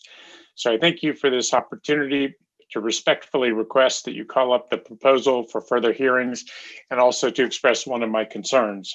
Last September 2nd, Macy's CEO, Jeff Jeanette, told CNBC that he, quote, sees a huge opportunity for Macy's in luxury retail as other chains go bankrupt, end quote. It would seem Boulder's demographics would support such a store. Conversely, there seems to be no lack of office space. Walk down Walnut past 33rd, and there are many signs offering space. In addition, more office space is nearing completion just across 30th Street from Macy's at Rev, and there's more office construction at 30th and Pearl. Some companies are estimating that up to 30% of their employees can continue to work from home after COVID. The remainder can be consolidated and office space sold. 29th Street Mall needs an anchor, so to me, the highest and best use for all Boulder citizens is its present use, retail. As you know, moratorium halting exemptions to height restrictions was in effect until council finalized rules. Council did, and I believe they should apply here. In earlier reports to Macy's on their proposal, staff referred to conditions for height exemption, and Macy's made some adjustment. Both parties must have considered the conditions relevant until the final report. I still believe the condition that substantial benefit to the community should result from the height exemption is applicable. I do not believe that this project has demonstrated benefit for Boulder's citizens. Thank you for considering my request for call-ups so that full discussion can be had. And with that, I believe that we're ready to move on to the second public hearing. Your second public hearing this evening is second reading and consideration of a motion to adopt ordinance 8431 designating the building and a portion of the property at 1770 13th Street as an individual landmark per section 9-11-5 of the Boulder Revised Code. And one of our young leaders, Marcy Cameron, will take this matter. Marcy? Thank you, and good evening, Council. If I may, I would just like to start by saying thank you and goodbye to Jane. I so appreciate your leadership and have learned so much from your courage, your kindness, and your resilience. I wish you all the best in your retirement and will miss you tremendously. Thank you, Marcy. Okay, and I think Chris is running this, so I'm just going to say next when I'm ready. So next. So starting out with the procedure for a quasi-judicial public hearing, I'll give a staff presentation and then the applicant will have 10 minutes to present. The public hearing is then open for public comment. And after that, the applicant will have a chance to respond to anything that was said. The public hearing is then closed and City Council discusses, and a motion requires an affirmative vote of at least 5 council members to pass a motion. Next slide. The criteria for your review is found in 911-6 of the Boulder Revised Code, which is to determine whether the designation meets the purposes and standards of the ordinance in balance with the goals and policies of the Boulder Valley Comp Plan. That is whether the designation would protect and enhance a building, site, or area important to our history or provide significant examples of architectural styles of the past. Next. The options in front of you tonight are to approve the designation by ordinance, modify and approve the ordinance, or deny the designation. Next slide. The Friends of the Boulder Dushanbe Tea House submitted the application in February of this year.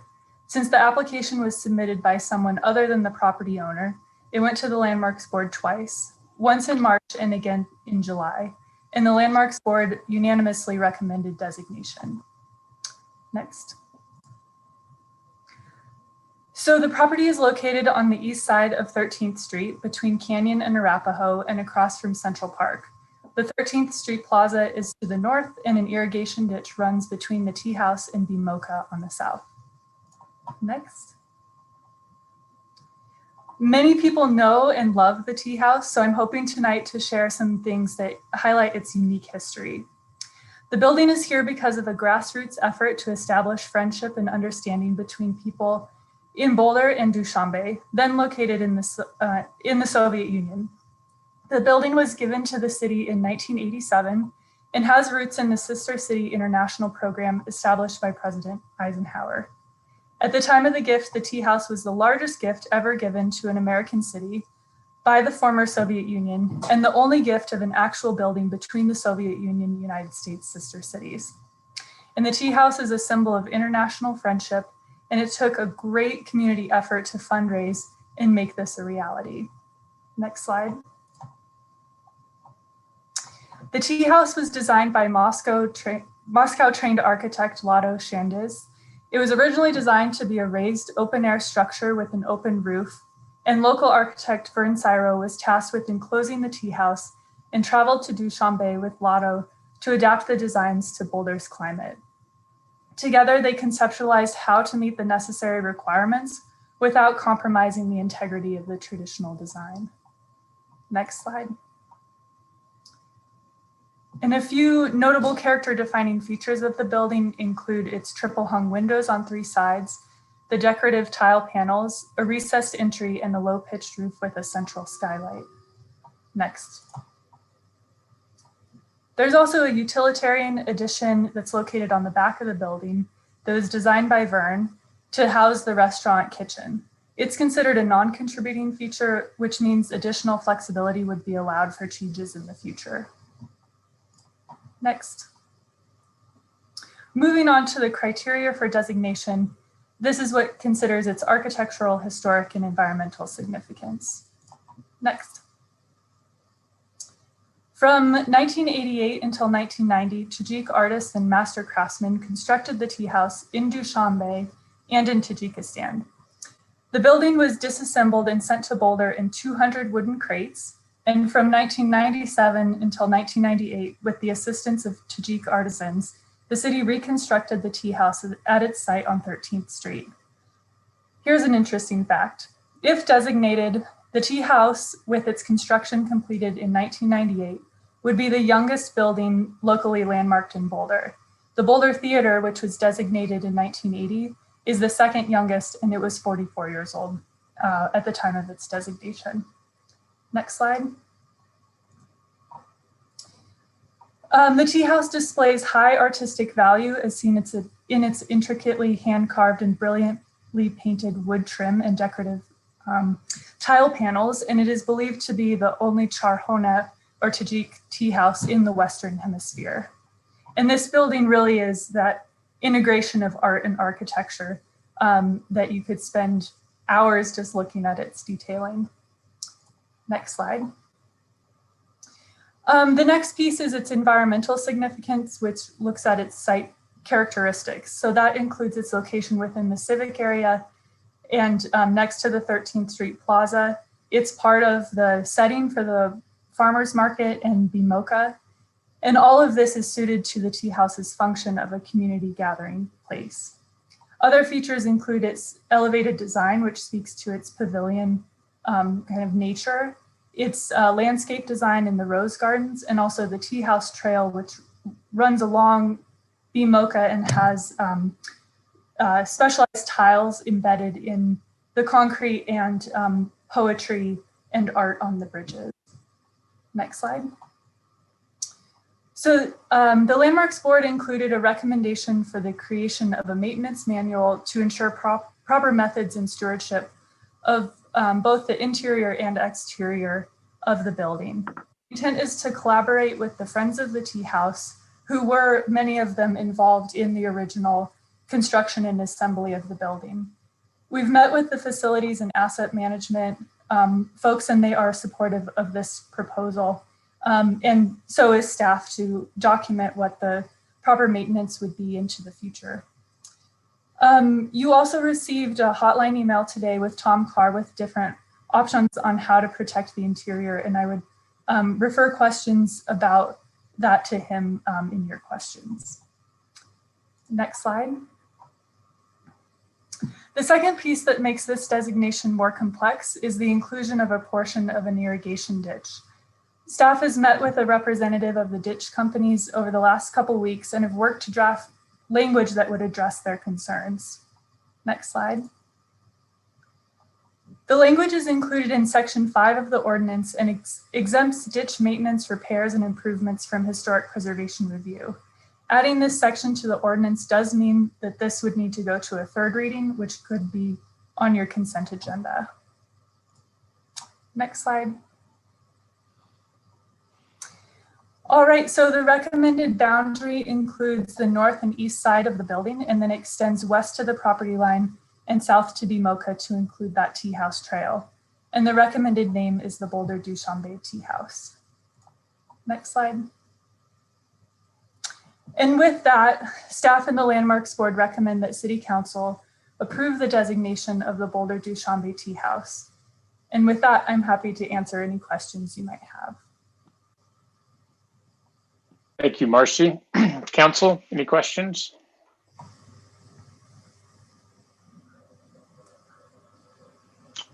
Okay, I don't see any, Marcy. I think we can move. Oh, hold it, Mary. Thank you, Marcy. Appreciate the presentation. I have just a couple questions. One is on the maintenance manual, the proposal to do that. So as I understand it, a maintenance manual would be developed. And then what would happen as the interior needed some sort of maintenance? Would staff consult the maintenance manual and develop a specific plan and then go forward with it? Or would a maintenance manual include some sort of a Landmarks Board approval, or how would that happen? Or is there any proposal for that yet? I think the details are being worked out, but the idea right now is the maintenance manual would be the documentation, taking that institutional knowledge and putting it down on paper and having it as a resource that staff and the restaurant would refer to in the future, but there wouldn't be any formal required review by the Landmarks program. I think what there could be is an agreement between facilities, asset management, and the historic preservation program. But there's not the formal mechanism of requiring like a landmark alteration certificate for interior work. Or even something lesser, just to say, yeah, we put our stamp of approval on this, not to the degree of a landmark alteration certificate, but just to make sure that there wouldn't be anything that would be detrimental. Yeah, I think we would be looking for your direction on this. The Landmarks Board recommendation was for council to direct staff to create the maintenance manual. Okay. If you have ideas, I think we're just in the very beginning stages of figuring out what that might look like. Okay, great. Thank you, Marcy. And then my next question has to do with the change to Section 5 of the ordinance for the exemption of the ditch company maintenance. That doesn't have any effect on the landmarking boundary, because as I understand it, the boundary includes that. Correct. Yep. Okay. So the ditch still runs through the landmark boundary, but Section 5 establishes that an LAC or historic preservation review isn't required for ditch maintenance improvement work.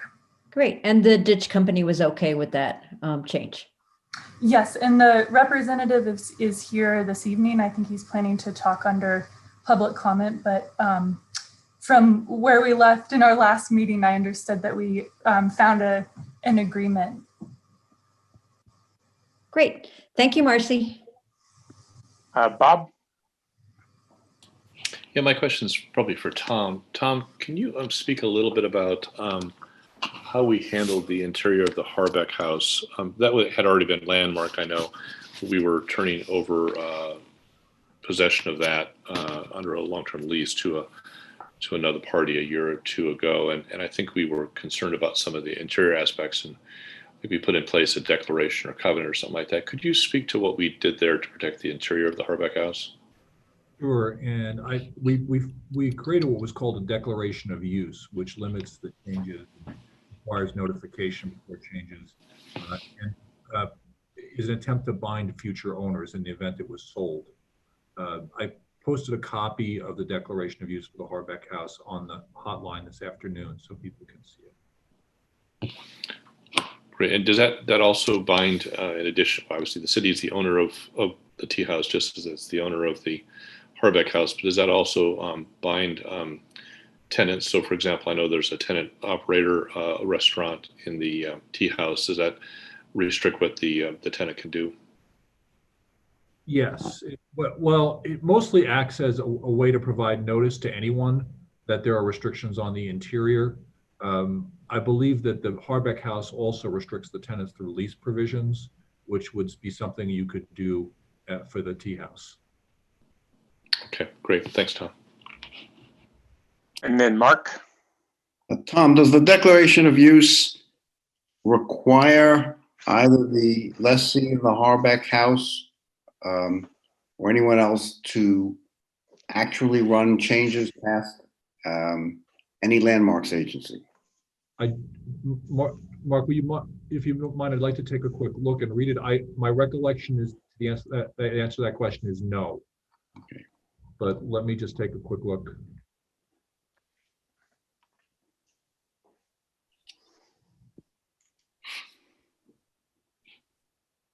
So what it says is it intended that any work or maintenance associated with the interior features will be done in a manner that is consistent with the Secretary of Interior standards for the treatment of historic properties and guidelines for preserving, rehabilitating, for restoring and reconstructing historic buildings, interior spaces, features, and finishes. And do we have to run, does that lessee have to run that past anybody before doing the work, or is it simply an obligation they're expected to comply with? So I believe I would read it as an obligation that they're expected to comply with. Okay, thank you. So, and of course, Mark, we could construct a declaration of use that had any kind of provision that council sought. This was what we did for Harbeck House.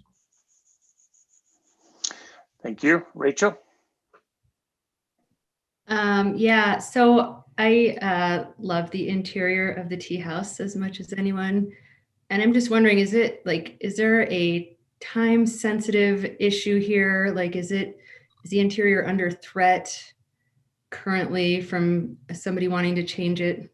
I think we're the owner and it would only really be coming from us. So I'm just wondering, like, is this something that we have to figure out this evening? Is there a current threat?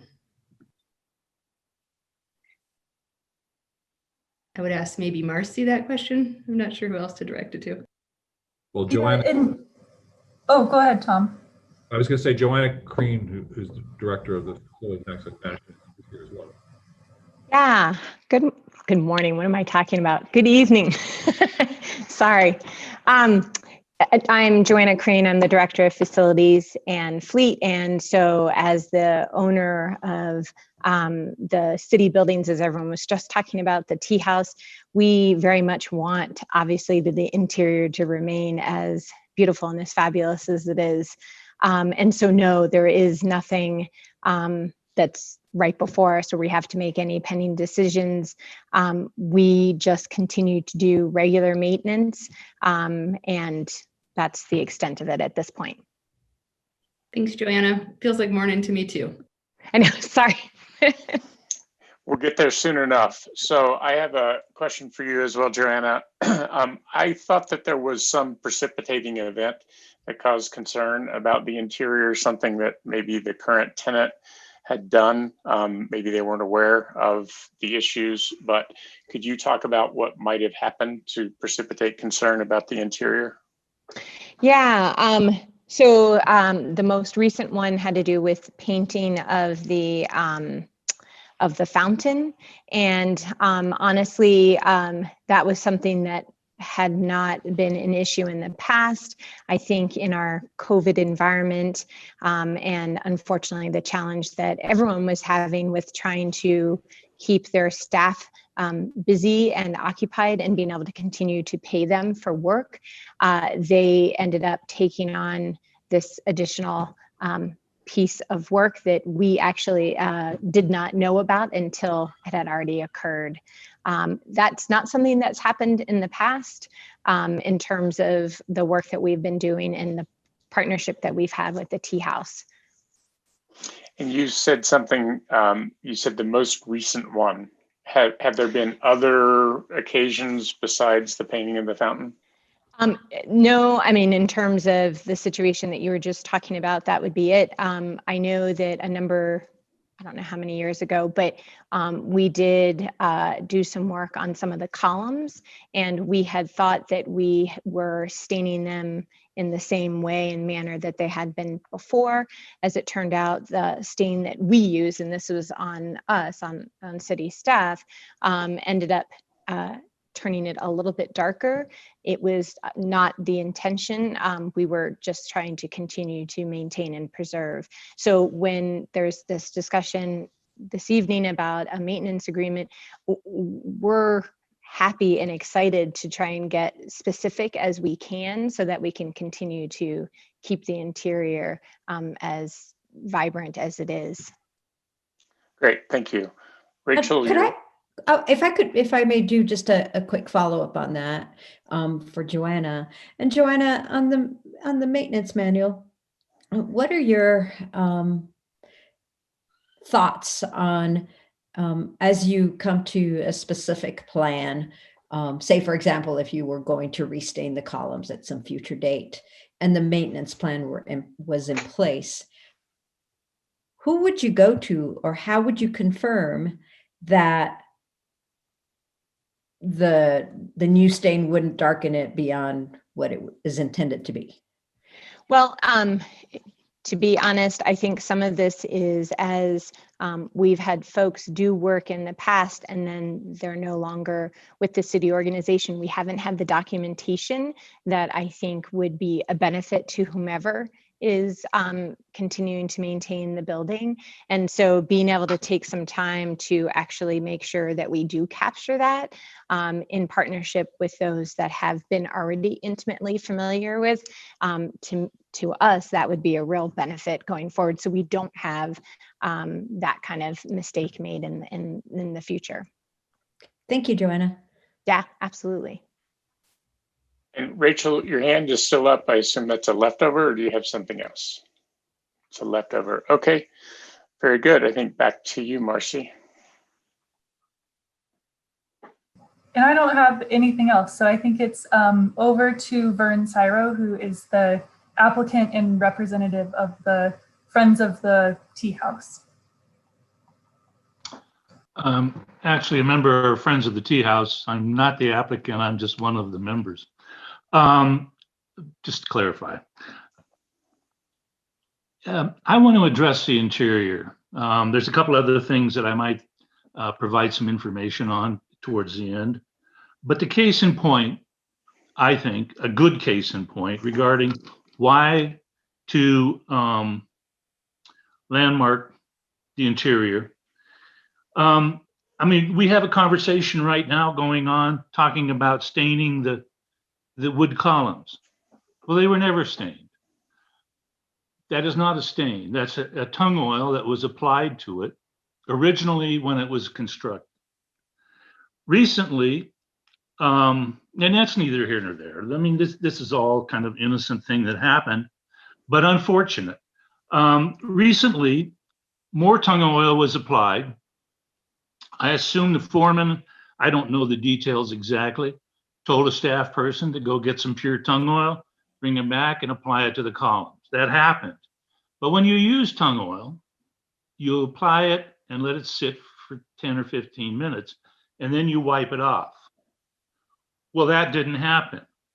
And what did happen was that the tung oil catalyzed and became a hard, glossy surface that you'll see now. Before, when it was just tung oil, the surface was a satin surface. You could see the grain much better. The grain, the tung oil is just an oil. It's not this hard surface that reaches out at you in a glossy form. As I say, I think that was a totally innocent thing that happened, but it happened. How do you prevent that?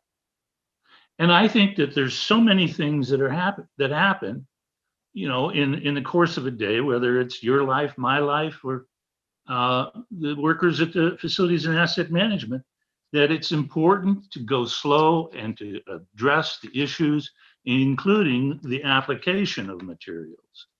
And I believe that if these things are reviewed by the Design Review Committee of the Landmarks Preservation Division or Board, that many things will get caught.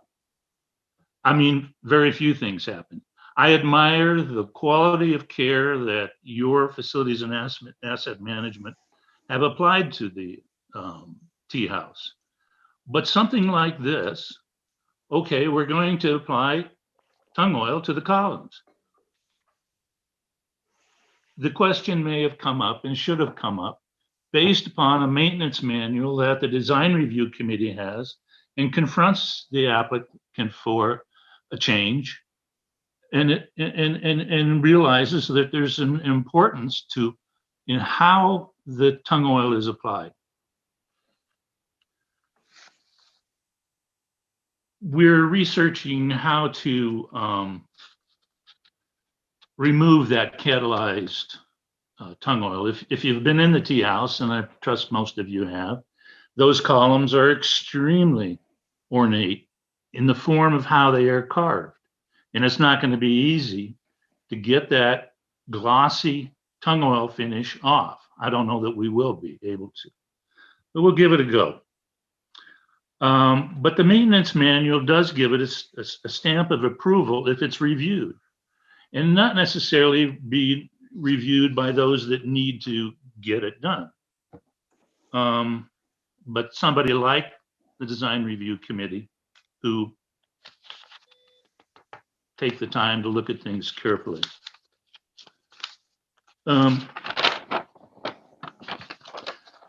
Just to remind everybody, the tea house was a gift. And the gift that was given to us, it was a pavilion, an open pavilion, no doors, no walls. That is to say, there was, in my opinion, no interior, like any of your other park pavilions. I sort of look at this as, you know, we have a technocrat, legal technocrat, highly skilled. We have the law and we have the lawmakers. And please consider what is best for the preservation of the tea house. And I believe you're the masters in this to do the right thing, and that it's quite feasible with what you have available at your. A couple of asides, 20 odd years ago, when we were doing designs for placing the tea house, we worked with a ditch company and we set up one 15-foot restricted easement from the inside wall on the north side of the ditch to just up to or 18 inches short of the tea house. And then lastly, the ditch is important, very important, and in no way allow that to be compromised. The beauty of the ditch is its aesthetic and its spiritual value to this tea house and the sound that it brings to the tea house. You take in the Islamic world, you have some places like Alhambra, where there's water flowing throughout that old Islamic building. You have in Iran another building, Shahil Sitan, which means 20 columns. There's 10 columns in the building and another 10 reflecting. The water that's at the tea house provides what you find often in the Islamic world, water that is contemplative and relaxing in quality. Thank you very much. Thank you, Mr. Sero. Marcy? Are we to the public hearing at this point? Yes. And I believe each member gets 3 minutes to speak, and then Vern would have a chance at the end to respond to anything that was said. Perfect. So our hearing list starts with Scott Holwick, Catherine Barth, and Lynn Siegel. Scott, when you're ready.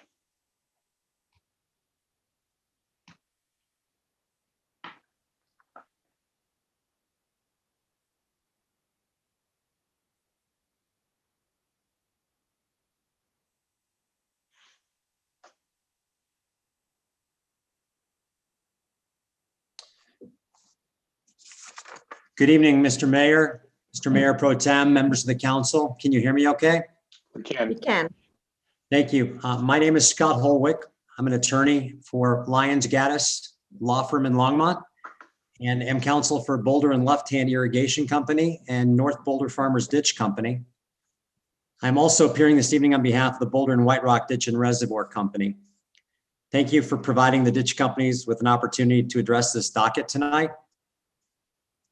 The ditch at issue diverts water from the east side of Boulder Creek at the 12th Street Bridge, and as it's been represented, carries it east through Civic Park. The ditch then runs from west to east and along the south side of the proposed landmark parcel. For context, despite each of the 3 companies owning real property interests in the irrigation ditch, the ditch companies never received any formal notice of the landmark process and didn't learn about it at all until September 30th. The ditch companies learned of the landmark process only because one of the city's staff members gave them a heads up. This was less than a week before the council's first reading of the proposed ordinance. Fortunately, the 3 ditch companies and the city have a very intertwined and collaborative relationship. Recently, we've worked on the city's fiber optic project, completing over 24 crossings of the fiber optic conduit under each of the 3 ditch companies' respective ditch portions. We've also worked together to complete a replacement of the 15th Street culvert. And we also worked in collaboration and partnership to defeat a condemnation effort, which a Metro district sought to condemn an easement through the ditch and all the way out to Panama Reservoir, which the city has an interest in. The city is also a shareholder in each of these 3 companies. That gave us an opportunity to work collaboratively, and I've met now 3 times in the last 3 weeks with city staff on behalf of the ditch companies, working to provide you with revised language that protects the ditch companies' real property interests and also preserve the landmark status that you guys are seeking. The ditch companies absolutely support the landmark designation and have no opposition to it, other than ensuring that we're able to continue to do those things that we're afforded under Colorado law by owning real property interest in the easement, mostly maintaining it, operating it, repairing it as necessary, and improving it as possible. Those are things that we need to be able to do without asking for permission, and that's what Colorado law affords us the opportunity to do. So I wanted to thank you for providing me with the opportunity to work with your city staff, who were wonderful. We had a great discussion. I think we have a great resolution, and the ditch companies support the ordinance 8431 as it's been revised, adding section 5. Happy to answer questions as necessary, but thank you for your time and your support. Great, thank you, Scott. I want to take a short break here, see if there's any questions for Mr. Holwick. And then I also want to point out, we had a offer by Melanie Mokel to donate her time to Natalie Feinberg Lopez in order to increase the speaking time of Natalie Feinberg Lopez from 3 minutes to 5 minutes, there would need to be 2 people who would be willing to donate their time. So I'll let you think about that as we move to the next speakers. We've got Catherine Barth, Lynn Siegel, and Carl Anuda. Catherine?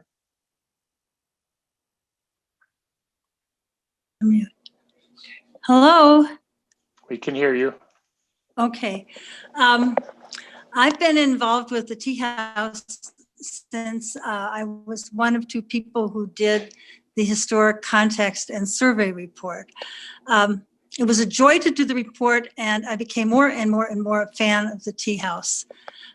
This process has been very successful so far, and I really want to commend and thank Marcy and James for the work they've done and the care they've done in documenting the Tea House. I also, there would be no question that the Tea House should be landmarked. And the question we have is, should we protect the interior by landmarking it? I support Vern's position very much that the Tea House interior needs to be part of the landmarking so that whenever anything is happening, it goes through the process. And people like Marcy and James will be reviewing it. And the way that work will be done is with underneath the Secretary of Interior standards and a maintenance plan. I totally agree that a maintenance plan is a very useful thing, but it cannot stand by itself. It needs to stand with the design guidelines, the Secretary of Interior standards, and all of the work that all of the information that the Park Service can give to staff and to the facilities people. I think the facilities people will be much better served taking the step and understanding, oh, this is the material that will be the best thing to use, and this is the technique on how to do it. And I think it'll help everybody in the process. So I strongly support landmarking the interior. As far as the ditch company, Friends of the Tea House reviewed that, and we are totally in agreement with the way the city and the ditch company have negotiated the work that will be done there. And we are also very happy that the Tea House Trail will be included, because that is such a cultural, wonderful path of starting from the east and moving to the west, and starting from the west and moving to the east. And you meet in the middle with mutual consideration and respect for the societies and the communities of Tajikistan and Boulder. So I'm hoping that we will have a plan here that 25 years from now, when everybody is retired, there'll really be a way that we know that this building will continue to be protected. And thank you so much for everything you're doing. Thank you, Catherine. Next, we have Lynn Siegel, Carl Anuda, and Natalie Feinberg Lopez. Lynn?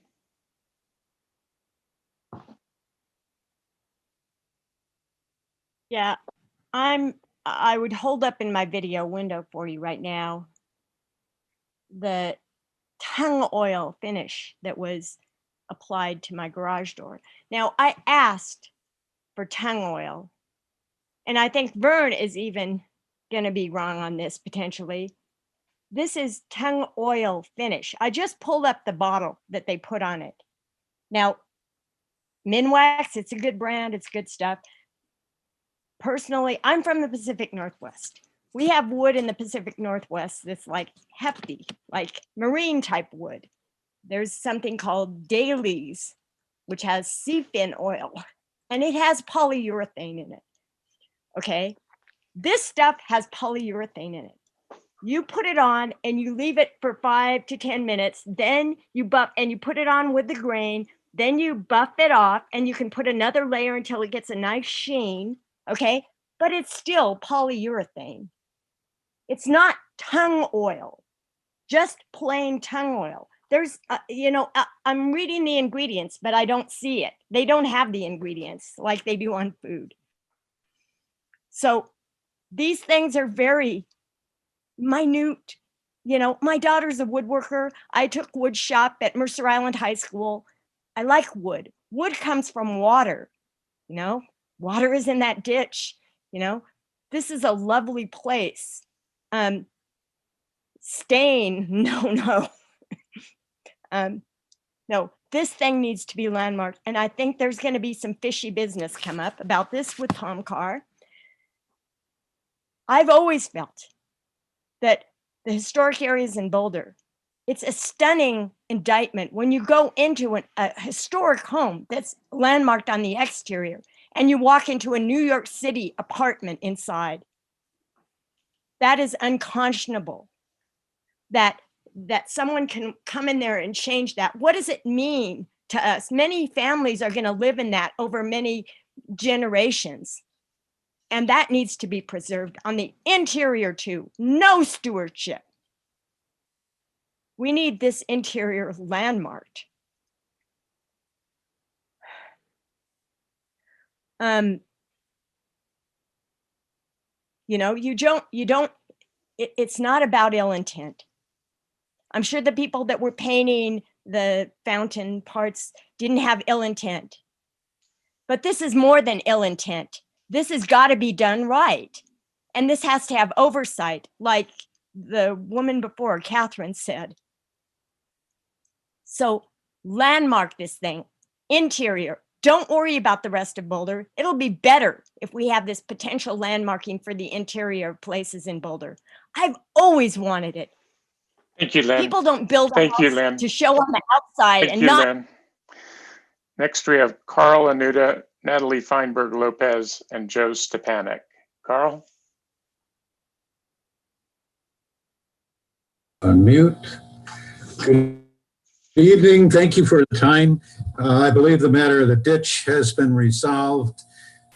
As Vern stated, the ditch and the water are very, very important. As to the legality or the authority to designate and protect the interior, the ordinance with which I am thoroughly familiar, I served in the landmarks board for 9 years, does not prohibit designation of the interior. In any case, even if it did, who's going to challenge the designation of the interior? Not the tenant, not the public, not the city of Boulder, who owns the building, and certainly not Historic Boulder.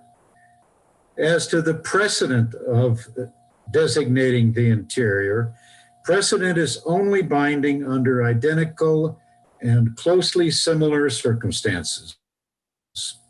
If in the future we have a building with an interior of such significance and importance under similar ownership, then the precedent will be a good thing to have on the books. Let me throw one more thing in, however, and thank you for renaming the municipal building for Penn Tate. I knew Penn and I supported him when he ran. I supported him when the recall was proposed. It was a pleasure and an honor to know that man, and I don't think we will forget his work. Thank you very much. Thank you, Carl.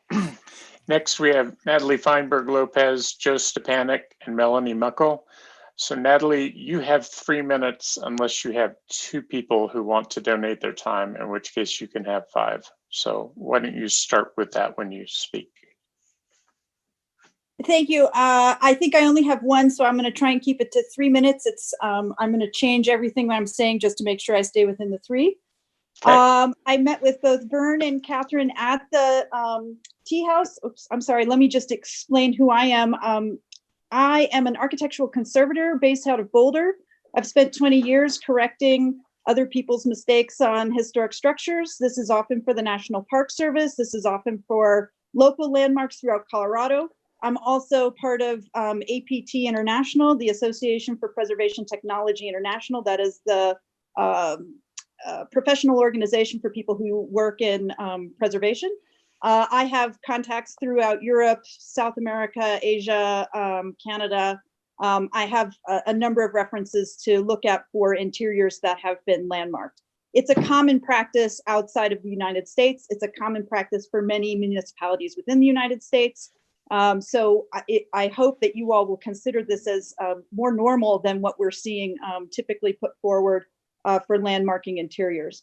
My biggest concern is what's happened to the columns. Vern described some of the issues that happened by, my understanding is Boulder city maintenance staff coming in and applying the tung oil in a fashion that actually is, Vern pointed out, is inconsistent with the traditional methods that are used in Dushanbe and how the original intention for the columns. For me, I'm called in to repair those sort of things. This type of repair for these columns would be require significant solvents. It would require a lift or some sort of scaffolding structure. It would be, in my world, me personally, about $30,000 worth of work. If you called other people from outside of the state, that's more like $100,000 worth of work to repair what was a genuine mistake. So a maintenance plan, while I appreciate and think that that's an excellent idea, there's a very big difference between a maintenance plan and understanding what are traditional materials, traditional methods, and how important that is to a structure such as the Dushanbe Tea House. I will put out there that throughout the world, we are losing all of our traditional methods and our traditional craftspeople. The Islamic world is suffering worse than almost anywhere else due to the war-torn areas and actually such as ISIS targeting historic structures for notoriety for their what they're doing.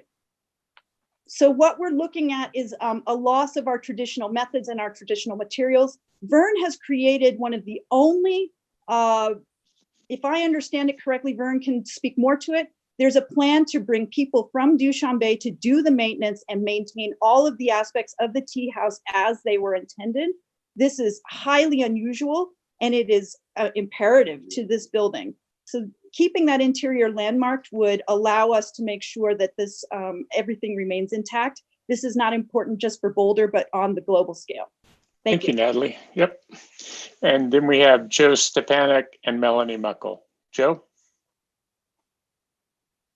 Joe, you may need to press *6 on your telephone to unmute yourself. Hello? Hello? We can hear you. Yep. Hi, I'm Joe Stepanek. We can hear you. Please give your testimony. Okay. Thank you very much. My name is Joe Stepanek. I'm very pleased to speak on behalf of Landmarking the Tea House. I'm a new member of a new organization, Boulder Friends of the Tea House, as well as on the board of the Boulder Dushanbe Sister Cities organization. I think I wanted to spend my time saying thank you in several forms, having spent half my life in Asia and Africa, in the developing world, 12 countries, admiring the arts and architecture of the Islamic world. Imagine my surprise when I came home to Boulder to retire and finding the tea house right in the heart of town. So first, large thanks to City Council for accepting this gift, for finding funding for the gift, to construct it with Vern's remarkable help, and for placing it in the center of Boulder.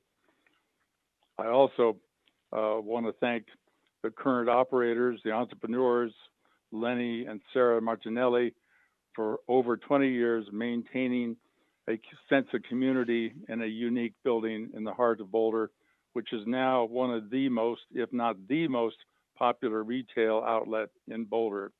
A most impressive record all around, was large thanks to everybody.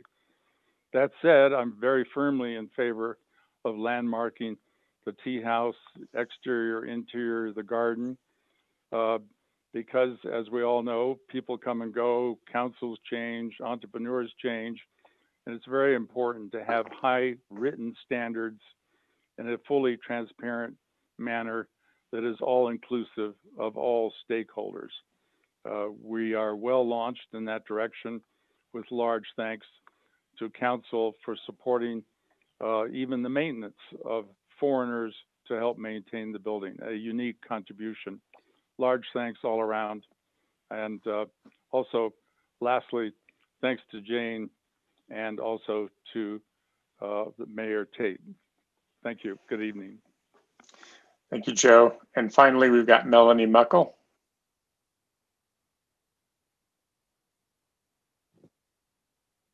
Hi, I'm Melanie Muckle. I live at 1101 Lincoln Avenue in Louisville. I signed up today to give my time to Natalie, but I would just like to echo the comments of Carl, of Joe, and Catherine, and Natalie. The interior was designed to be the exterior. As I read the statutory language, I respectfully disagree with Tom Carr's opinion that the existing ordinance does not allow landmarking of the interior. I certainly think the interior is a feature within the language, both the language and the spirit of the historic preservation ordinance.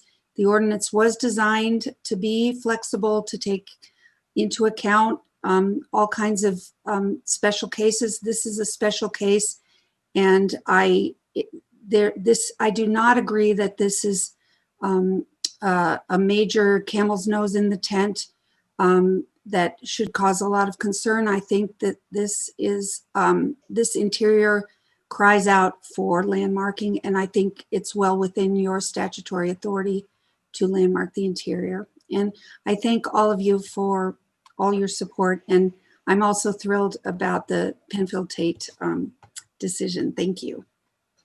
Thank you, Melanie. So I guess, Marcy, back to you and to the applicant to speak. Yeah, Vern, you have a chance here if you'd like to respond to anything that was said. Seems like it was all positive. I don't know how I would want to add to it, except if you want to make it more complicated, I've always wanted to have landmarked in a way that is feasible, that the repair of all things that are of the tea house that were created by Tajiks to only be repaired and refurbished by Tajiks, so as to maintain an authenticity for the tea house. I'm not proposing that. That's no doubt going too far. But anyway, no, I think it's been said. What's been said. I don't really want to add anymore. I would enjoy questions. Very good, thank you. So Marcy, are we to the point where we can ask questions now, or discussion? Where are we? You can ask questions of Vern, or you can close the public portion of the hearing and then go into your discussion, deliberation, and motion. Thank you. I should have done that before. We'll close the public hearing. And then I guess I would invite council for either questions to the applicant or comments and discussion. Mark, you're on mute. My apologies. I have a few comments and I beg your indulgence on this. I do disagree with the notion that the statute as written prohibits landmarking of an interior. That is simply not to me a common sense reading of what the language of the statute says. But I would also like to point out that as there's no specific prohibition on interior landmarking, the law evolves and definitions expand to meet the moment in time.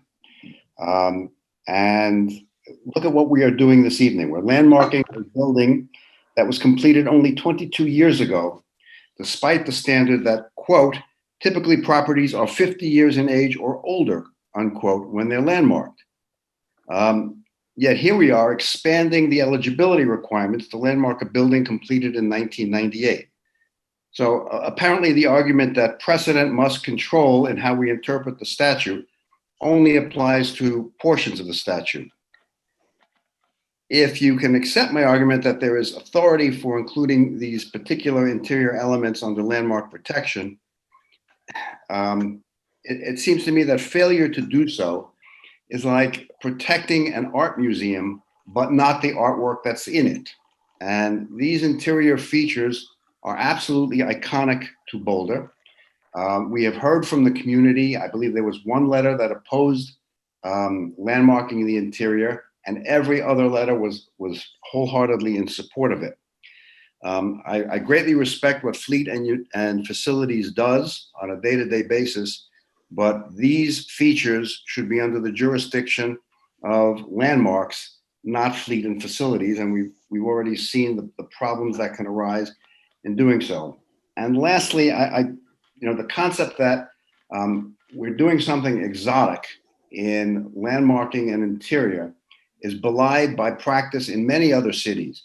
If you go to Grand Central Station, you will see a landmarked interior, and a great deal of work is done within that interior in order to accommodate various businesses there. Yet it is still a landmark. If you go to the lobby of the Chrysler Building, it is landmarked. If you go to the Four Seasons restaurant in Manhattan, it is landmarked. This is not something that is so dramatic and exotic.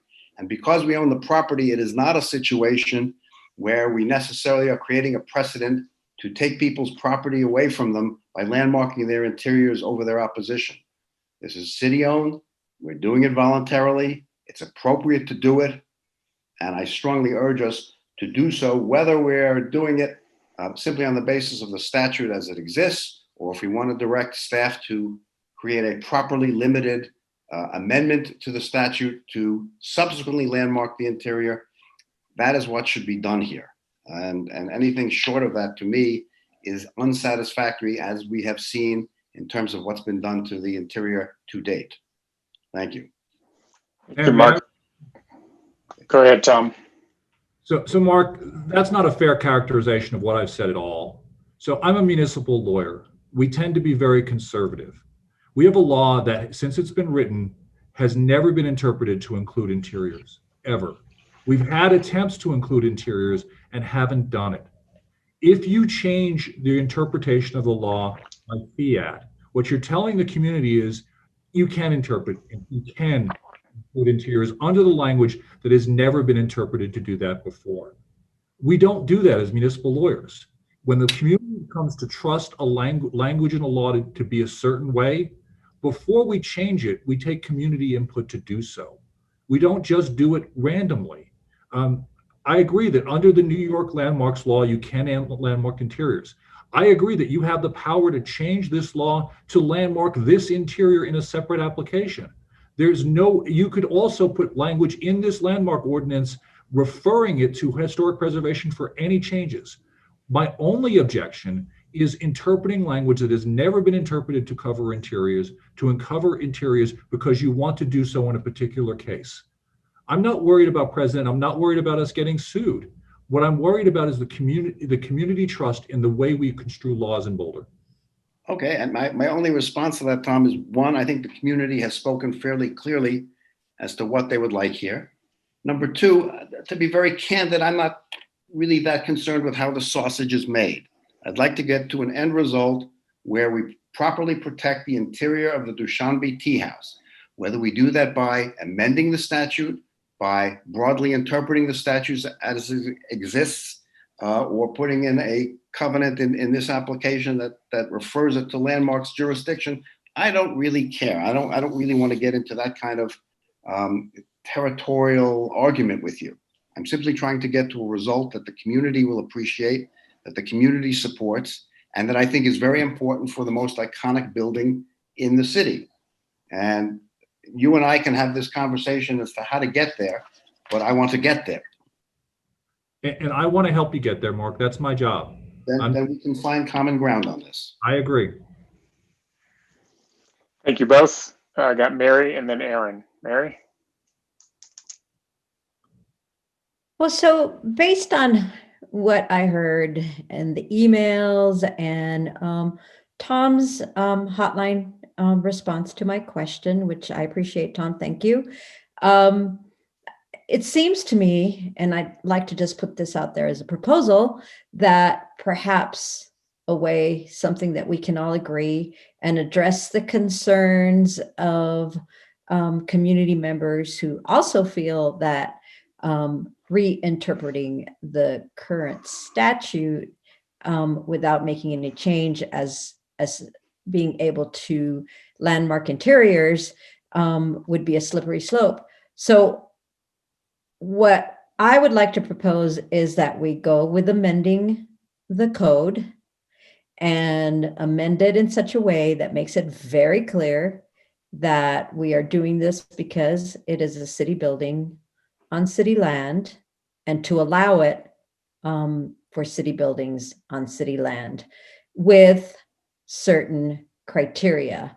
I think the addition of a maintenance manual, that should be part of what we look for, in combination with, as Catherine Barr said, the design guidelines and the Secretary of State documents. I think all make sense, and doing it in such a way that as maintenance comes about, that there is a way to get the buy-in from, I'll throw out the design review committee of the Landmarks Board, but not as a full review, just look at it, review it, say, yep, we're okay with this. Just something that assures that there has been some community review, and the Landmarks Board certainly would represent the community. So that's my proposal, is to change the statute so that we allow for landmarking of interiors for city buildings on city land, and with certain criteria. I'll give an example of a city building that we would not want to landmark the interior of, and that would be the municipal building. Just in my time on council alone, the interior of that building has been remodeled twice, and both times it's been a great improvement. So that's why I think it should be under certain criteria. And that would be my proposal.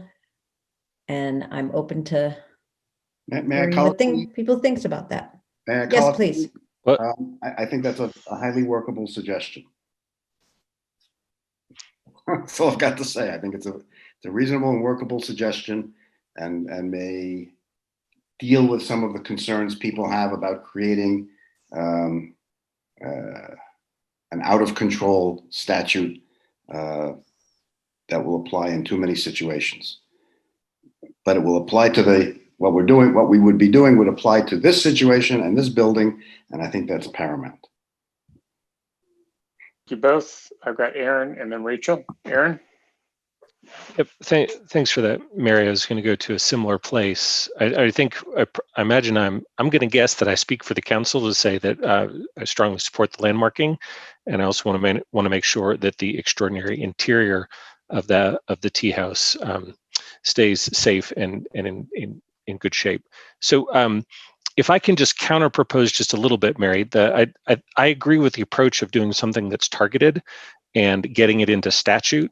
I a little, well, not worried, but it maybe is not my preferred approach to amend the landmark statute to do that, because I think then we end up with a work plan item that will take kind of multiple additional meetings, and we've got a lot on our plate with the COVID crisis and various other things. What if instead we go with Tom's suggestion? I think it was number 3 in his email, and Tom, that list of 5 options was very, very helpful. Item number 3 was to include in this particular landmarking ordinance a specific requirement that interior modifications be approved by historic preservation. So I think, Mary, we could take that exact same approach that you were saying about a referral to the design review committee of the Landmarks Board subcommittee. I just think that the easier thing and the more targeted thing that we could just get done tonight would be to include that for just the tea house in this ordinance that we're passing tonight. So, and then also make sure we do the maintenance manual as well. That just seems like a great idea. I don't know if it needs to go in the ordinance or not, but so anyway, so that's my slight alteration. Thank you, Aaron. Rachel? Yeah, I agree with much of what Aaron just said. I also support landmarking the tea house and protecting the interior. And I don't, it may just be like part of my background as a judge, but usually you try and do the narrowest thing you can to accomplish what you're after, because if you go broader, you can't predict like what sort of bad things can come of it. So in this situation, you know, the community feedback we've gotten largely has been protect the interior of this tea house. We have not had community discussion, as Tom said, about landmarking in general interior. So I'd be really uncomfortable going down that road at all tonight. And I guess I'm a little worried, like with Aaron's proposal, could that be some kind of precedent setting as well? If we, as part of a landmarking exterior, say, but you then have to also get landmark approval for anything on the interior, because could that then be applied to anything we landmark in the future? Because I am worried about precedent setting here, and we already sometimes landmark over owners' objections. And so if you've got a home that is, you know, a private home, and now we're landmarking and we're saying you can't like update your plumbing or fixtures and things, like that's not something that I'm comfortable doing, especially over people's objections. So I think as narrowly as we can tailor this is what I would be comfortable with. And that's part of why I was asking, is this an emergency? Because I don't know that we have heard, you know, thoroughly from Joanna and Tom, like what are the options? How could we accomplish best making sure that the right oils are used? Is that even going to, you know, be something that the landmark board knows about? Like who is best positioned to make sure that we protect this interior as it needs to be, and what step do we need to take to do that? So those are my thoughts. Great. And Mark's hand's up, but I'm going to jump in here because Mark's spoken a little bit, and we'll come back to you in a second, Mark. Is it a colloquy, Mark? It's a question for Tom, really. Okay, go ahead. In order to accommodate both Aaron's comments and Rachel's comments about narrowness, if we adopted number 3 in some fashion, could we put in limiting language to make it clear that it A, has no precedential value, and B, is applying to city-owned buildings only? Well, it would, if we do what Aaron suggested, it would apply only to the tea house. And the tea house has a lot of unique characteristics that I would suggest reciting in the ordinance to make it clear why you're doing this. But could we accommodate Rachel's desire for narrowness by putting in some language it's a belt and suspenders provision, but it's, you know, basically to say, and by the way, we mean this to apply to the tea house and to a city-owned building and no further. You certainly could, yes. Okay, thank you. Sam, sorry to take up so much time. No, that's fine. I was just going to say I'm in favor of protecting the interior with as limited a language as possible. However, I would love this general question to go to the Landmarks Board. It's not something we need to take up right away, but I think it's worth a discussion, particularly if in some cases interiors are landmarked. We could start with city buildings first and make it a general provision that if it's a city-owned building, that we can landmark the interior. It would have been nice to do that with the Harbeck House. We had a workaround, just like we're going to have a workaround here. But I think just as a general work plan item for the Landmarks Board, it might be interesting if they thought about what this might look like, but has nothing to do with tonight. So tonight, I'm going to support wherever we end up. I like Aaron's proposal if we need to limit it. I'm not really worried about the nose of the camel under the tent. If we limit it to city buildings, then it really is only things we own. And so I don't think it can be precedential as long as we say that. So anyway, those are my thoughts. I'm going to support trying to protect the interior here. I don't think a maintenance manual is necessarily enough to do that. Anyone else? So somebody, Aaron, Mary, Mark, somebody needs to make a motion that we can then make progress with. I mean, I'm okay. Yeah, sorry to raise my hand. There you go. I can put something forward, but Tom, I would ask for assistance in putting together an amendment, because I can't say that I prepared specific language to that effect. And I'm not sure this is something you should do on the fly. My recommendation would be that you continue this to the next meeting, that you assign it to the consent agenda, that you ask staff to draft some language that then you could either pass or modify on third reading and then pass it on fourth on consent. Again, there's no rush for this particular landmarking. And I'd rather have the chance to work with the Friends of the Tea House and with our staff to draft something that council might find acceptable and not try to do it here at 10:30 at night. Sounds like a good approach to me if council finds that acceptable. I do. I think it's great. You want to make a motion to continue, Aaron? Sure, I'll move that we continue the hearing. And to make sure Marcy's okay with that. Oh yeah, Marcy. I think it's better to do it right than to do it fast. So I'm totally support that. Thank you. Okay. So I'll go ahead and move that we continue the meeting and ask staff to work with the Friends of the Tea House to put together specific language in accordance with council's direction. Okay, we have a motion and a second. Does anyone object to continuing? Seeing none, that's unanimous that we'll continue the hearing until staff has the opportunity to come up with some language to protect the interior without setting too much of a precedent for non-city owned buildings. Very good. So I think we are on to the last major item. Debbie? Okay, we have item or matters from the city manager. We have the update on the East Boulder subcommunity plan process. Thank you. And I believe that Charles and Kathleen King are presenting this matter. And actually, I'm happy to turn it over to Kathleen. Thank you. Great, thanks everybody. Good evening, I'm Kathleen King from Comprehensive Planning, and I'm excited to be with you tonight to talk about the East Boulder Subcommunity Plan. This project is moving into an important and exciting phase of work, so I really appreciate this time with council. And I think I'll just say next to move slides forward, so next if you please. So tonight we're going to be talking about some big issues. I'll describe the great challenge of this project. We'll look at some land use concepts developed with the working group, and then we'll talk about scenario testing and the next phase of work and engagement. Next. We have some questions for council, and the feedback that we're really hoping for tonight is directed towards our next phase of work. We want to make sure council is supportive of the process moving forward and make sure that we're collecting the right data and community input that will help council members make decisions about land use changes in the future. Next. So first, the big challenge. As you know, the purpose of subcommunity planning is to implement the citywide goals of the Boulder Valley Comprehensive Plan at a local level. And our citywide goals are not small. The city wants to increase the amount of affordable housing options in Boulder. We're hoping to reduce single occupant vehicle trips and create 15-minute neighborhoods.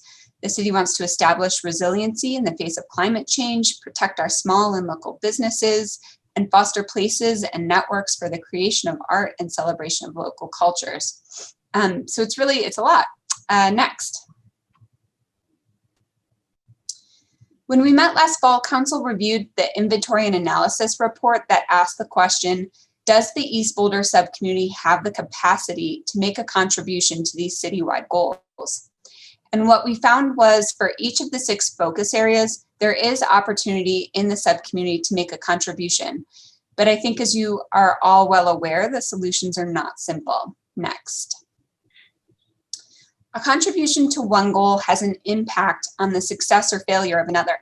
So we're now at a point in this process where we need to start to examine the range of choices for the future of East Boulder and determine which of these goals should be prioritized for this part of town and how much potential change we can accommodate without negatively impacting other goals. Next. So one of the most impactful tools to implement some of those citywide goals is land use planning. So just to reorient everyone to the subcommunity, the study area is outlined in the dashed red line.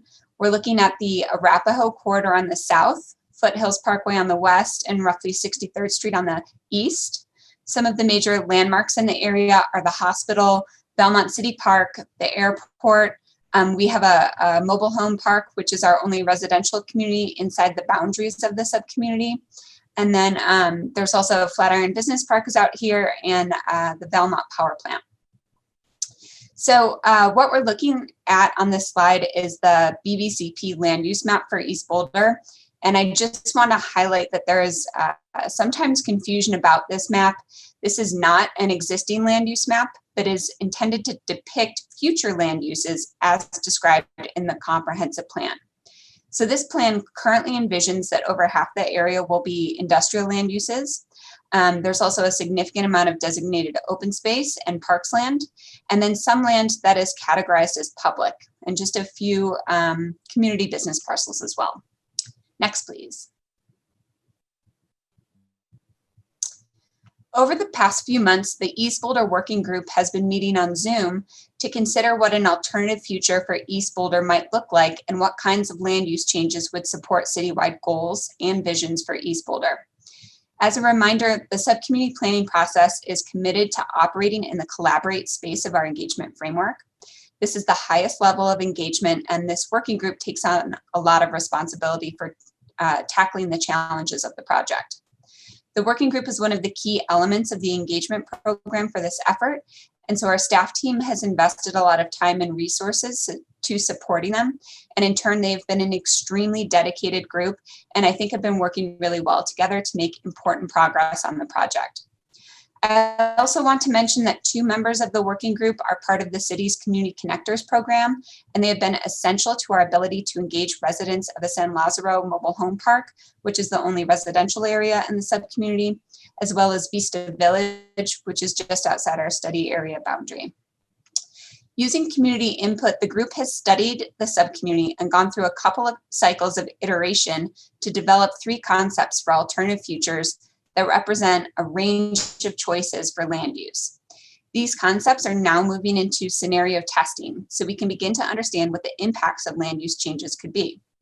So I'm going to walk through the concepts pretty quickly, but if there's any questions about the approach or group thinking behind the options, we can come back to these during the discussion. So next, please. So the first concept that we are testing is the BVCP land use mix, which represents no change from the comp plan map, and will consider what the impacts could be on our citywide goals if we made no land use changes. Next. The first alternative future concept will test a couple of changes at key nodes in East Boulder.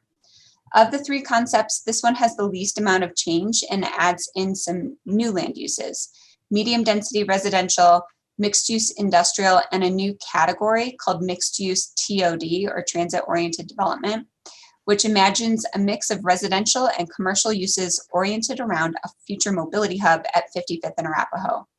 You'll see this land use change is consistent in all 3 concepts, and we'll be diving into the details of that area with the consultant team as part of the ongoing 55th and Arapahoe Station Area Master Plan.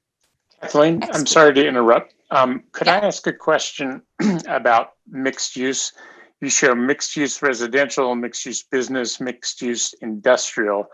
I have an idea of what those all are, but could you talk about how the residential, business, or industrial influences what can be part of the mixed use?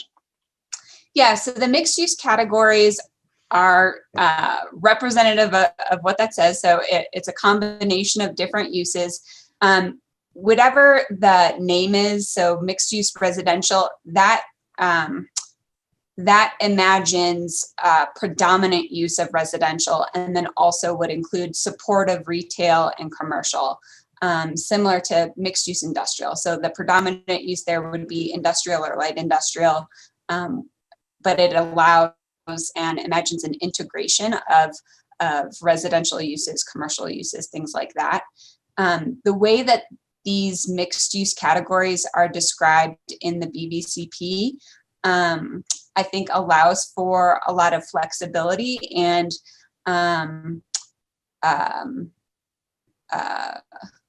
depends on the development of things like sub-community plans and further kind of design guidelines potentially to help really get into the details of what the mix might be.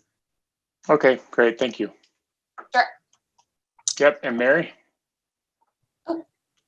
Yeah, thanks, Sam. Thanks, Kathleen. Just a quick question. I'm noticing that the San Lazaro mobile home park, yes, it doesn't have the color for the manufactured housing land use. And I'm wondering why that is, because I thought the manufactured housing land use was part of the comp plan, which would encompass something that is outside the city limits. Yeah, so it does actually, and it's maybe it's just kind of the graphic style of these maps. We tried to fade back any of the land uses that weren't being changed and kind of embolden the colors where there were changes. So I'm not sure if it's Emily or Chris, but if you don't mind going to slide number 9. I don't know if you can go backwards or not. Or Maybe not. Kathleen, we can just address it when we get to slide number 9. Okay. We're going backwards. Yep, we're going backwards. So here we are. So Okay. this is the existing BVCP land use map, and you'll see the San Lazaro mobile home park has that manufactured housing land use, and that land use is not being proposed for changes in any of these concepts. Okay, great. Thank you. Sure. Okay, skip back to slide 11 if you don't mind. We'll look at the second concept.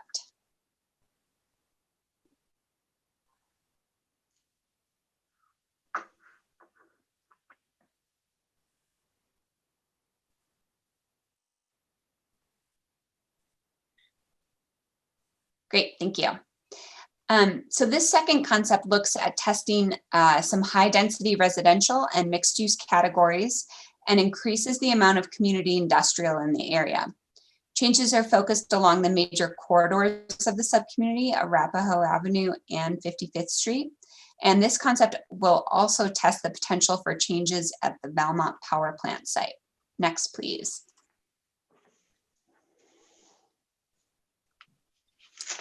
The third concept will test the most significant amount of change of the 3 options. This concept identifies an area for potential multifunctional green space in high hazard and conveyance zones of the floodplain, incorporates a lot of mixed uses, has some high density residential areas, and identifies some zones for community industrial. This concept worked to pair access to outdoor recreational and park space with the opportunities for residential development. For each of these alternative future concepts, what we'll be looking at in the next phase of work is really all about the proposed land use mix. We will test how much of each kind of land use, when applied in East Boulder, will either contribute to or negatively impact citywide goals. Next, please. So this graph shows you how the 3 options are stacking up when compared to the current BVCP land use map. Concept 1 has some moderate changes but adds in mixed use. Concept 2 proposes the most amount of land dedicated to residential uses of the 3. And then concept 3 reserves the least amount of land for industrial uses and the most amount for open space. Next, please. Right now, we are testing each of these concepts against a set of indicators or metrics to help us evaluate how different land uses can impact our citywide goals. To accomplish this, we're using a software product from Esri called ArcGIS Urban. Boulder is a beta city working with Esri to use this technology. This has allowed us to work directly with the team at Esri to configure this program so that the models we develop truly represent the intricacies of our zone code, land use program, and some of the targets for citywide goals. It's a very sophisticated program, and I think it's going to be a great communications and engagement tool, as well as help us use data to make decisions in the future. Next, please.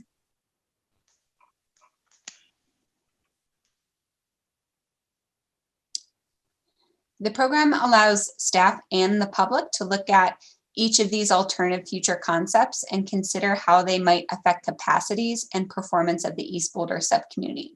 Next. We'll also be able to model potential changes in 3D, allowing community members to understand how land use changes can affect the built environment. Next, please.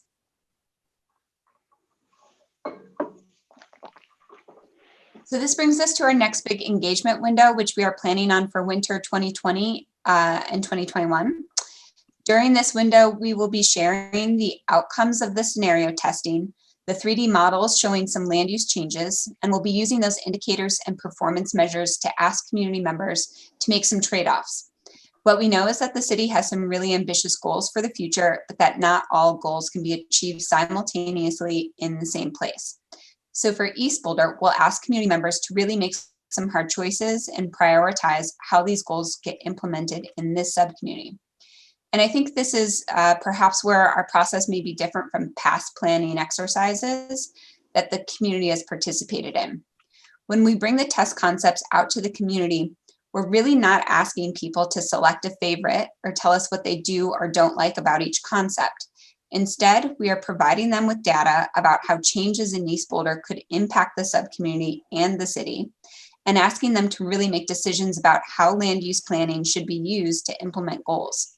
This is part of our commitment to a collaborative process, and we're hoping that the resources and tools we will provide can encourage significant participation to provide the working group with important community input that will help them make recommendations about the future.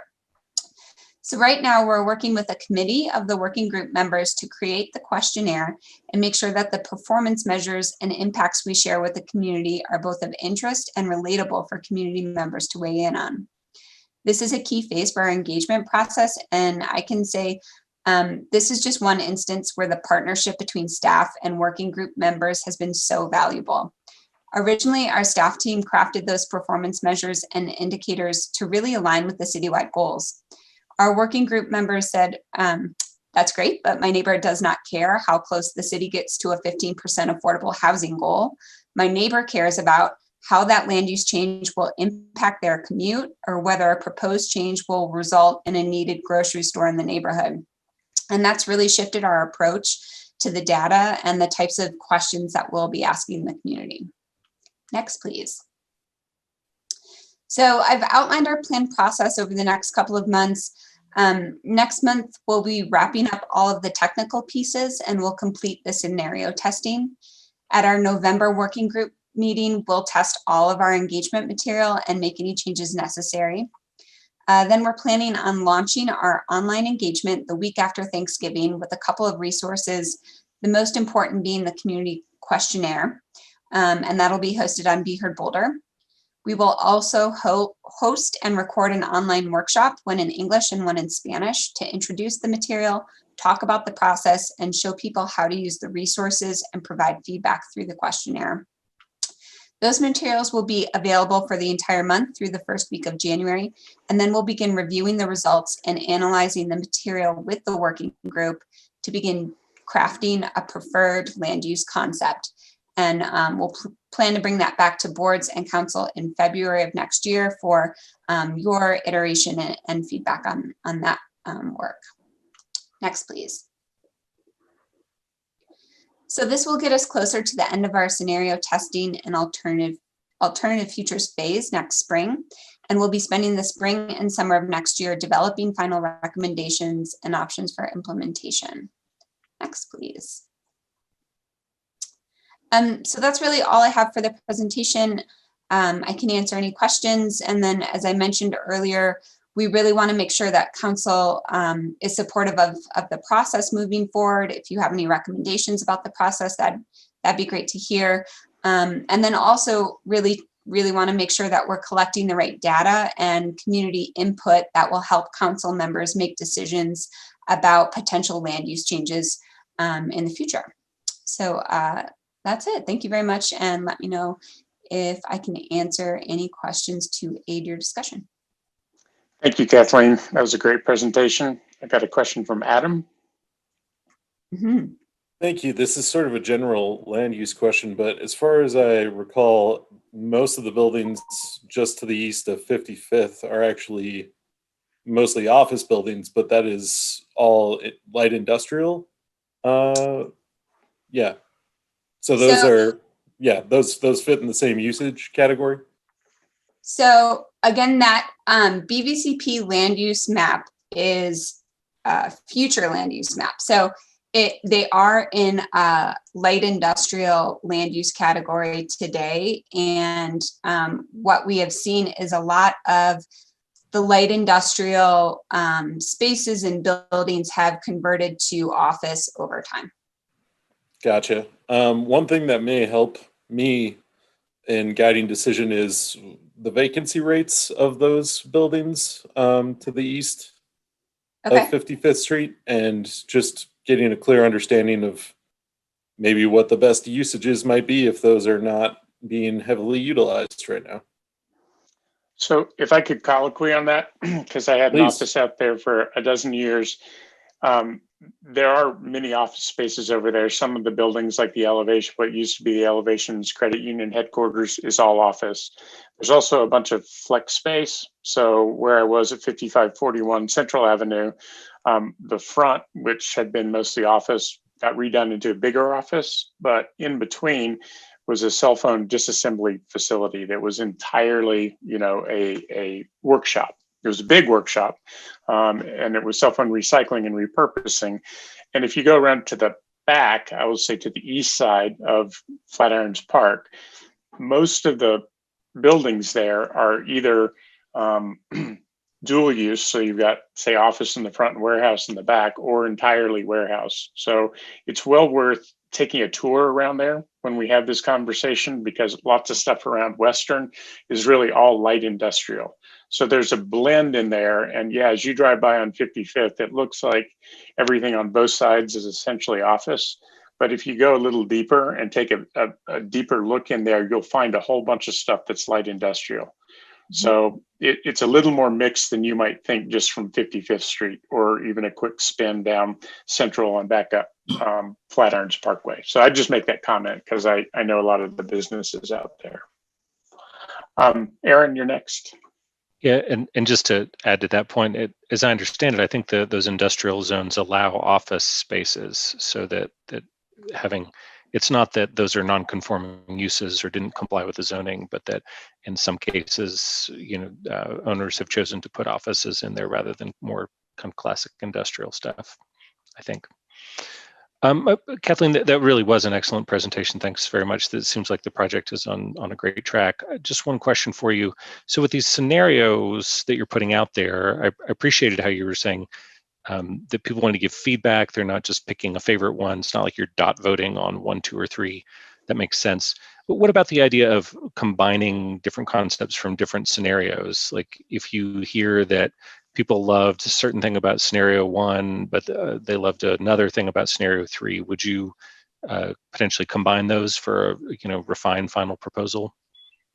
Yeah, and we're right now trying to kind of craft how we're going to ask the questions in our community questionnaire. And one thought is to direct the questions by sort of area of the subcommunity to gauge and take temperature about certain land use changes at 55th and Arapahoe, for example. And so that's where I could see, if we were to go with that kind of a question approach, how we could pull pieces from each of the different concepts to get to that preferred alternative.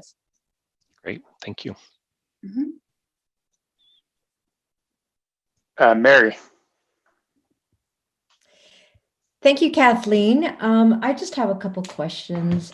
One, the areas in the memo, there were some references to for the different scenarios, looking at how certain intersections could be made more walkable and 15-minute neighborhoods. And one of those areas that was referenced was 47th and Valmont. Yeah. So I'm just curious as to how that would become more walkable because without, I mean, it's just a huge intersection. And so how would that get done? How would that be communicated to the community in terms of input as to how to make it more walkable? I'm just curious about that. Yeah, so there's a couple of elements to a walkable community. For our pedestrian master plan, the things that we really look at are the presence of facilities, the quality of facilities, and then also the presence of destinations or a place to walk to. And so right now there are some businesses in that area that would be great places to walk to, but there's no facilities. So one of the things that we might look at is just putting in a more complete network and looking at new connections potentially throughout that kind of block that's just west of Valmont City Park. So that's one thing that we're looking at. So increasing the facilities, and then with the land use change, that would have the potential to change the destinations or create more or new destinations that would be really walkable to either new residents or the residents that live in that Kings Ridge neighborhood just north of Valmont. So, so you're saying making connections or adding infrastructure to be able to accommodate that 15-minute neighborhood to destinations that are already there. That are either already there, or if we pursue a land use change, new destinations that could come with those land use changes. Okay, thank you. And then my other question is about annexation of the mobile home park San Lazaro. And a lot of the community input from residents there was, we want to be part of the community, we contribute to the community, and we need better water quality, which is the big issue with that particular mobile home park. So I'm curious as to, does this process allow for that kind of recommendation of, we think that this should be annexed, and or how can we facilitate that kind of action? Yeah, so we have heard a lot of great input from residents of San Lazaro, and they are interested in city services. And there is an interest from those residents to be part of the city. I could foresee, with the working groups, work with that community, that a recommendation to annex San Lazaro would be an outcome of this process. We have not had that conversation with the property owner. Okay. Well, I think that would be something to explore with the residents and get more of their, just really dig a little more deeply on how they feel about that. Mm-hmm. It'd be great. Thank you. Okay, I don't see any other hands up, so I'm going to ask a few questions here, but I want to say again how great the memo was and how great your presentation was. I mean, there's just chock full of information. It's like the inventory got done very well, and the scenarios are very thoughtful. So I just want to say, I think you're setting up a really good template for our sub-community planning going forward, because the engagement is also super high touch and high quality. So I think that's all very good. And I really like the direction this process is going. A few details, however, when I look at your first scenario, test concept 1, that's completely comprehensible. Everything in there makes sense. And I will note that Arapahoe and 55th are transit-oriented developments in all 3, right? So you've got that, which I think is also a really important piece, because that could use some renewal over there. As we go into test concept number 2, I have a couple of things I wanted to bring up, particularly around the 63rd Street area. What you have is mixed use industrial as a test concept for there in 63rd Street. A lot of that area, I believe, is a materials recycling facility, right?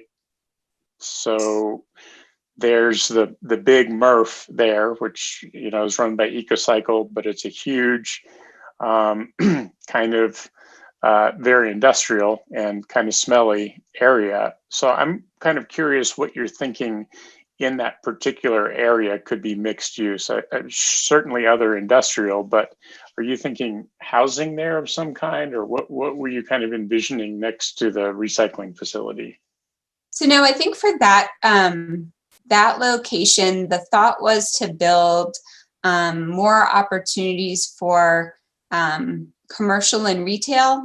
We hear a lot in this area about people needing places to go to lunch, to grab a coffee, things like that. And so with the proximity to the Naropa campus, the Arapahoe Ridge High School, which is nearby on the other side of Arapahoe there, it's more in that kind of retail sector, not so much residential. I see.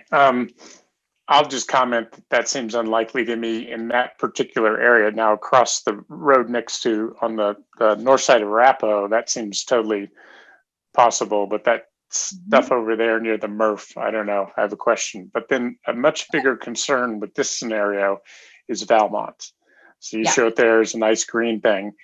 I think we need to be extraordinarily careful about that site because it is full of coal ash. There's probably lots of selenium.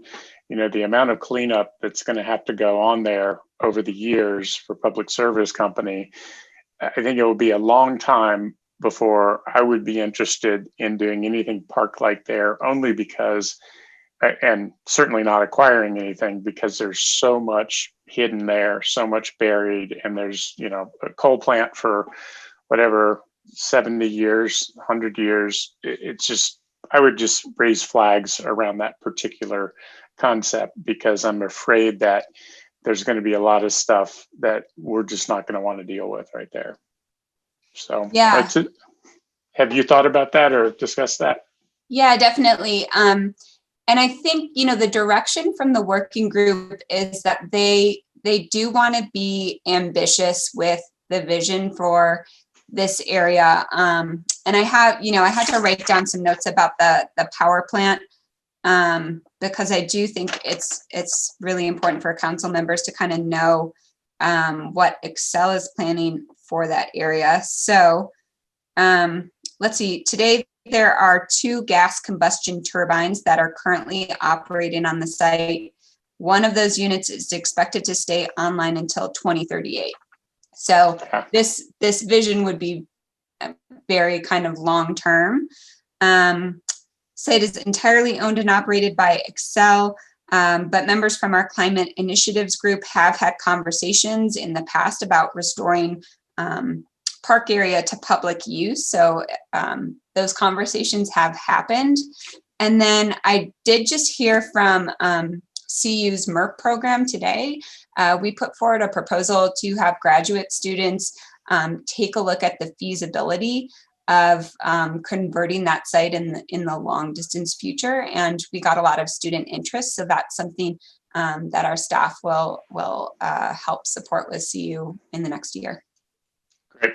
Well, as long as we have it 20 years in the future for maybe the next sub-community plan, that's fine. I was just flagging that there are going to be huge environmental issues there. And then on the third scenario, I was kind of interested in where you had put mixed use residential, because if I look on Valmont, so to the south of Valmont, the 2 locations, the one near Foothills and the one near 55th, both of those areas right now are service industrial, not completely, but there's a big service industrial component to both of those. So were you imagining trying to preserve service industrial as you move in residential? Were you more thinking about just wiping out the service industrial and then having mixed use that's more commercial but largely residential? How are you imagining those areas transitioning? In fact, all 3 of them, the one on the west side of 55th also right now is office buildings. So how are you imagining a transition there? So for all of these kind of recommended, or they're not recommended yet, but for all of these proposed changes, the thought is that these neighborhoods would evolve over time. And so, you know, part of the strategy of making a land use change is to develop that vision and kind of direct that evolution. And so there would be, we imagine, integration of residential over time that would eventually turn into this mixed use, predominantly residential neighborhood. So it does, you know, those locations or those land use bubbles on this concept do imagine a predominantly residential neighborhood. Got it. And so for the displacement of like the auto body shops that are in some of those locations and, you know, the coffee shops and so on, it just seems like one of the things we do this, scenario 3 is probably the most extreme example, is what are we going to lose if we do that? And how can we potentially keep some of the service industrial without just displacing it either out of the city completely or just losing it entirely? Because those do look like interesting areas for mixed use if they're really mixed use. Because one of the challenges we have with mixed use is how do we make sure that we're getting what we want from the mixed use? And that does come down to zoning somewhat. But sometimes you get a monoculture in what's supposed to be mixed use. And so that'll be another thing. If we're going to look at scenario 3 and wipe out essentially over time a bunch of service industrial, I'd just like to understand kind of what the idea is for where it's going to go, or maybe we think we don't need it anymore. But and that similarly kind of applies to the mixed use industrial in the Flatirons Business Park that you show. So I had a question right along 55th and scenario 3. You've got this kind of fuchsia color. Is that community industrial? Community industrial, that's right. And what does community industrial mean? Most of what's right there now is office building. Yeah, it is a lot of that service industrial zoning is typically falls into the community industrial land use. And so I think with this concept, that was something that the working group was considering, was they were playing with these converting industrial spaces to residential neighborhoods. And so they looked at other areas of the subcommunity and tried to find places that they could put back in some of that community industrial space. I see.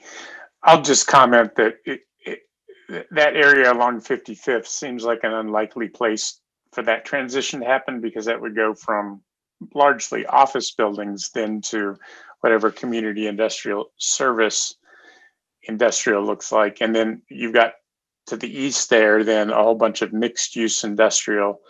And as long as that preserves some of the opportunity for startup companies that are doing coffee roasting or you know, the various kinds of things that tend to happen out here in East Boulder, I just wouldn't want to destroy those opportunities. When you look at the node at 55th and Arapahoe, where that goes to the north and west, that's right now where there's like Conscious Coffees over there and a whole bunch of small, I wouldn't call it service industrial because they're not really serving, but they're manufacturing. You know, you've got a robotics company over there, Stratum. I would just be really a little bit careful. Like I love changing 55th and Arapahoe into something, you know, that's transit-oriented development. But the way the lines are drawn now, there's going to be some casualties in startup businesses. So anyway, I just wanted to talk about that. These are really interesting ideas to play with. I just think it's worth considering how we both keep the places that are not super high end for businesses to start up in. And this area has a lot of that. So Yeah. Thanks very much for all this. Thank you. Aaron, I still see your hand up. Is that old? No, that was new. Should we just answer the questions or Sure. and you had two, but I just wanted to say, Kathleen, I think y'all are absolutely on the right track. So I'd support the direction you're going in the engagement plan, and look forward to hearing what people come up with. I appreciate the working group's ambitions and the idea that they're playing with a lot of big ideas and long-term futures. So eager to hear what the community comes back with. And Sam, you made a lot of detailed comments that there are a lot of insightful things in there, but also just to be clear, I think our next step is to let these scenarios out into the wild and then, see what the community thinks about them. So I look forward to the update after that. And I just had one little detailed comment there, which is in one of your slides, you showed the slide about the software that was going to try out different scenarios, and the foreground had taller, blocky buildings in it. And when you put something like that as the example, people start getting all upset about like, why you're going to turn the whole thing into these tall, blocky buildings. So just a word of caution about when you're showing off examples. We had a debate about that slide, and so we put, a big label on it saying this is an example from Honolulu. But I know. Even so, I would be careful about that because people do tend to fixate in on that kind of thing. I'll second that. A big second on that. People will flip out, and it could, there could be a lot of support for things lost with something as simple as that. Yeah, I think we speak from some long experience in here, but yeah, this is great. I look forward to the next steps. Thank you. Thanks. Anyone else? I'll also answer the questions like Aaron did. I think this is great. I think your outreach is phenomenal. I think your plan going forward is great. Let these scenarios out in the wild. Apologies for the detailed comments, but I'm really familiar with that area. And so I just wanted to share what I thought, but I think you're totally on the right track. I agree with Aaron 100%. Okay, anyone else? I'm seeing thumbs up across the board, so I think everybody thinks you're on the right track. So thanks very much for that. Great, okay. Okay, Debbie? Thank you. Could we have a vote to extend the meeting? Oh, sure, thank you, Tom. So moved. Second. Any opposed? Great, seeing none, we're extended.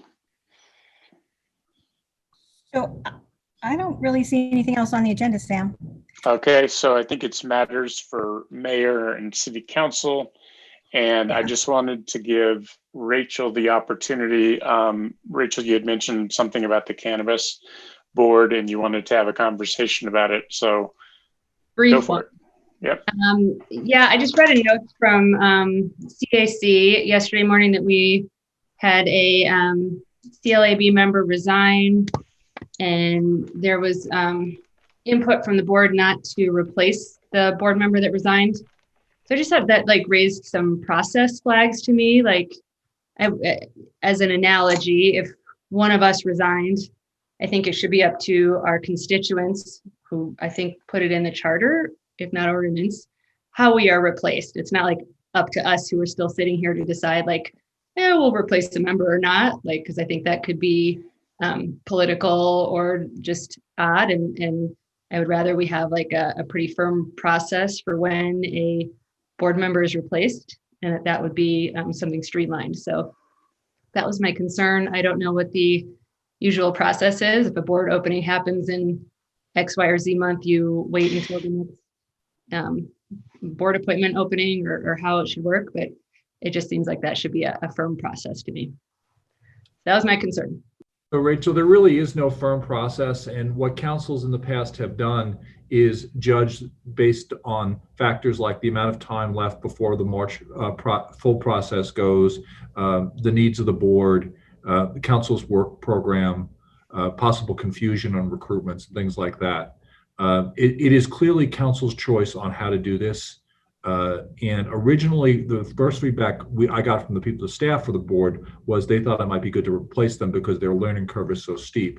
But then in conversations with the board vice chair, who will now be board chair, his concern was more that they bring on expertise they need for the rest of the board to get up to speed, and the council go through a normal full recruitment in March. But you're absolutely right. It's up to you how you want to do this. And Sam, to answer Yeah, it just seems like if there were some more clear guidelines. Sorry, Mirabai, I cut you off there.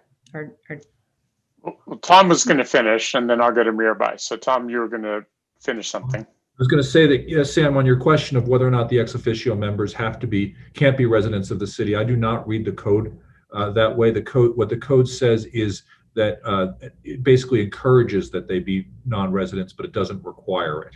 So it states an intent that was council's intent, but it doesn't say they shall be. So I think you have some flexibility, but you as always could consider honoring the prior council's intent. Okay, thank you. Mirabai? Rachel, just to help, seeing as I've done this for the last 3 years, being on council, I've been on the boards and commissions board. Again, now I'm not giving you law or anything, but just my experience having worked with Mary when we had a number of people resign. It was really based on what the board was requesting and also what time of year it happened in. So we're kind of right in that mid-range of there's halfway through, the year.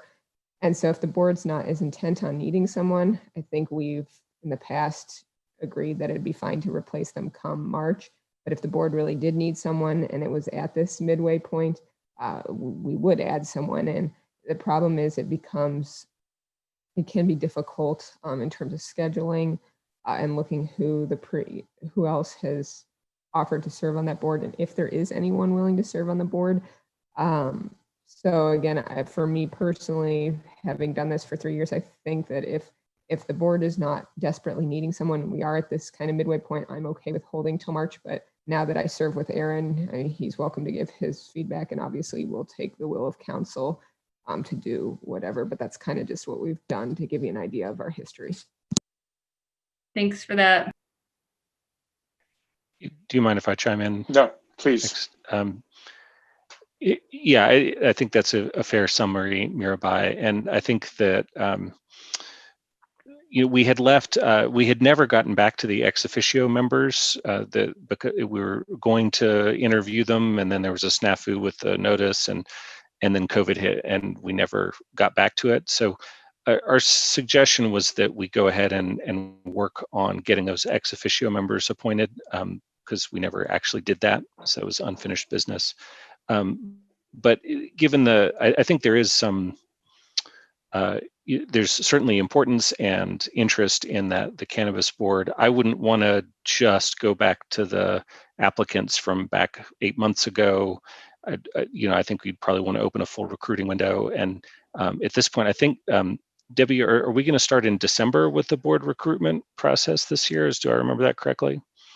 Yeah, that's the plan. We had planned to start recruitment early this year because the appointments have to happen on the last regular meeting of March, which happens to be right in the middle of March. It's the 16th of March, so it's a little bit earlier than typically. So we wanted to give a little bit of extra time just so we can check those boards. We had issues with our database last year, and we just want to double check those applications when they come in for the cannabis board, because those were the ones we had issues with. Do we have a specific day when we're planning on opening that application window? We're waiting on the finalization of the council meeting times and stuff, and I think we're going to bring that to CAC this next week. And so that'll be based upon that, but I'm thinking somewhere around the 15th of December, we might start recruiting for next year and carry that through the end of January. Great, thank you. So we're roughly 2 months away at this point to starting recruitment on the regular cycle. Right. Okay, and then I've got Mary and then Rachel again. Mary? Yeah, Rachel, thanks for bringing that up. And I just wanted to say that we've got, after tonight, I believe it's 5 more meetings this year. So it would be difficult to add, well, first of all, get recruitments going, get applications in, do the interviews, and then do appointments. And by then, there's not a whole lot gained. So in this case, I guess my thinking is we just wait and fold it into next year's recruitment. Thank you. Rachel? That's fine. Again, my concern is more just process. Like if by October of any given year, like we know it's just kind of too late in the game, I would think rather than relying on boards to determine whether they want to replace somebody. Like if we've said the board needs 5 people or whatever, then I think that's what that board should have. And it shouldn't really be up to a board, which again, it could theoretically be politicized, like, well, that person's resigned. And again, theoretically. So I just think it's cleaner if we have a process. So I don't know if I'm just asking for us to think about that down the line. Understand it's not feasible for this one, but it just kind of struck me as not a very clean way to make these decisions. Although I appreciate the background, Mirabai, it makes sense, the history. Just like a good, clean process. Yeah, and part of the process often has been to hear from the boards, so I'm going to go back to another issue before us that Aaron brought up at CAC, which is we technically only have 4 people on the landmarks board. And so Aaron, did we want to ratify that? I'm trying to remember what we decided at CAC. I thought we were going to ratify the 5th member retroactively tonight. Is that what we were going to try and do? I thought it was at the first meeting in November. Yeah, we put it on the November. Okay, great. Under consent. So go ahead, Aaron. Well, if you don't mind, since you brought up just a little bit more background, that we had a position open on the landmarks board this year, and only one person applied. Which was reapplying. It was Ronnie Pelucio, who's been on the board for 3 years. But since there was only one application, as we often do, we tried to recruit more people. So there was just more than one person. We usually do that if there's only one applicant. No one else ever applied. Meanwhile, Ronnie, to his credit, has been serving anyway, since no replacement was ever appointed. So the idea was, council can have a discussion about this and object if they would like, but that to go ahead and appoint him to that 5-year term, kind of retroactive to back in March, since he's been serving ably and no one else has come forward. Okay. So Thank you for that, Aaron. The consent agenda on November, whatever the first meeting is. Great. Okay, very good. Anything else? I think that's all that I had on my radar. And sorry, I should have just added that I did check back in with Ronnie to make sure that was still something he was interested in. He definitely is. He was glad that he was still under consideration. Good, thank you. Can I say thank you again? It was so lovely. And you surprised me with the former mayors. That was awesome. Good. I'm glad there was a surprise there. That's good. Well, we all thank you, Jane, and we all wish you the best. And I'm sorry that your party got canceled due to the fires, but we gave you our love here. So. And I felt it, so thanks. Good. Okay, if there's nothing else, I'll gavel this meeting closed. Thank you all. Have a good evening. Okay. Good night, everybody.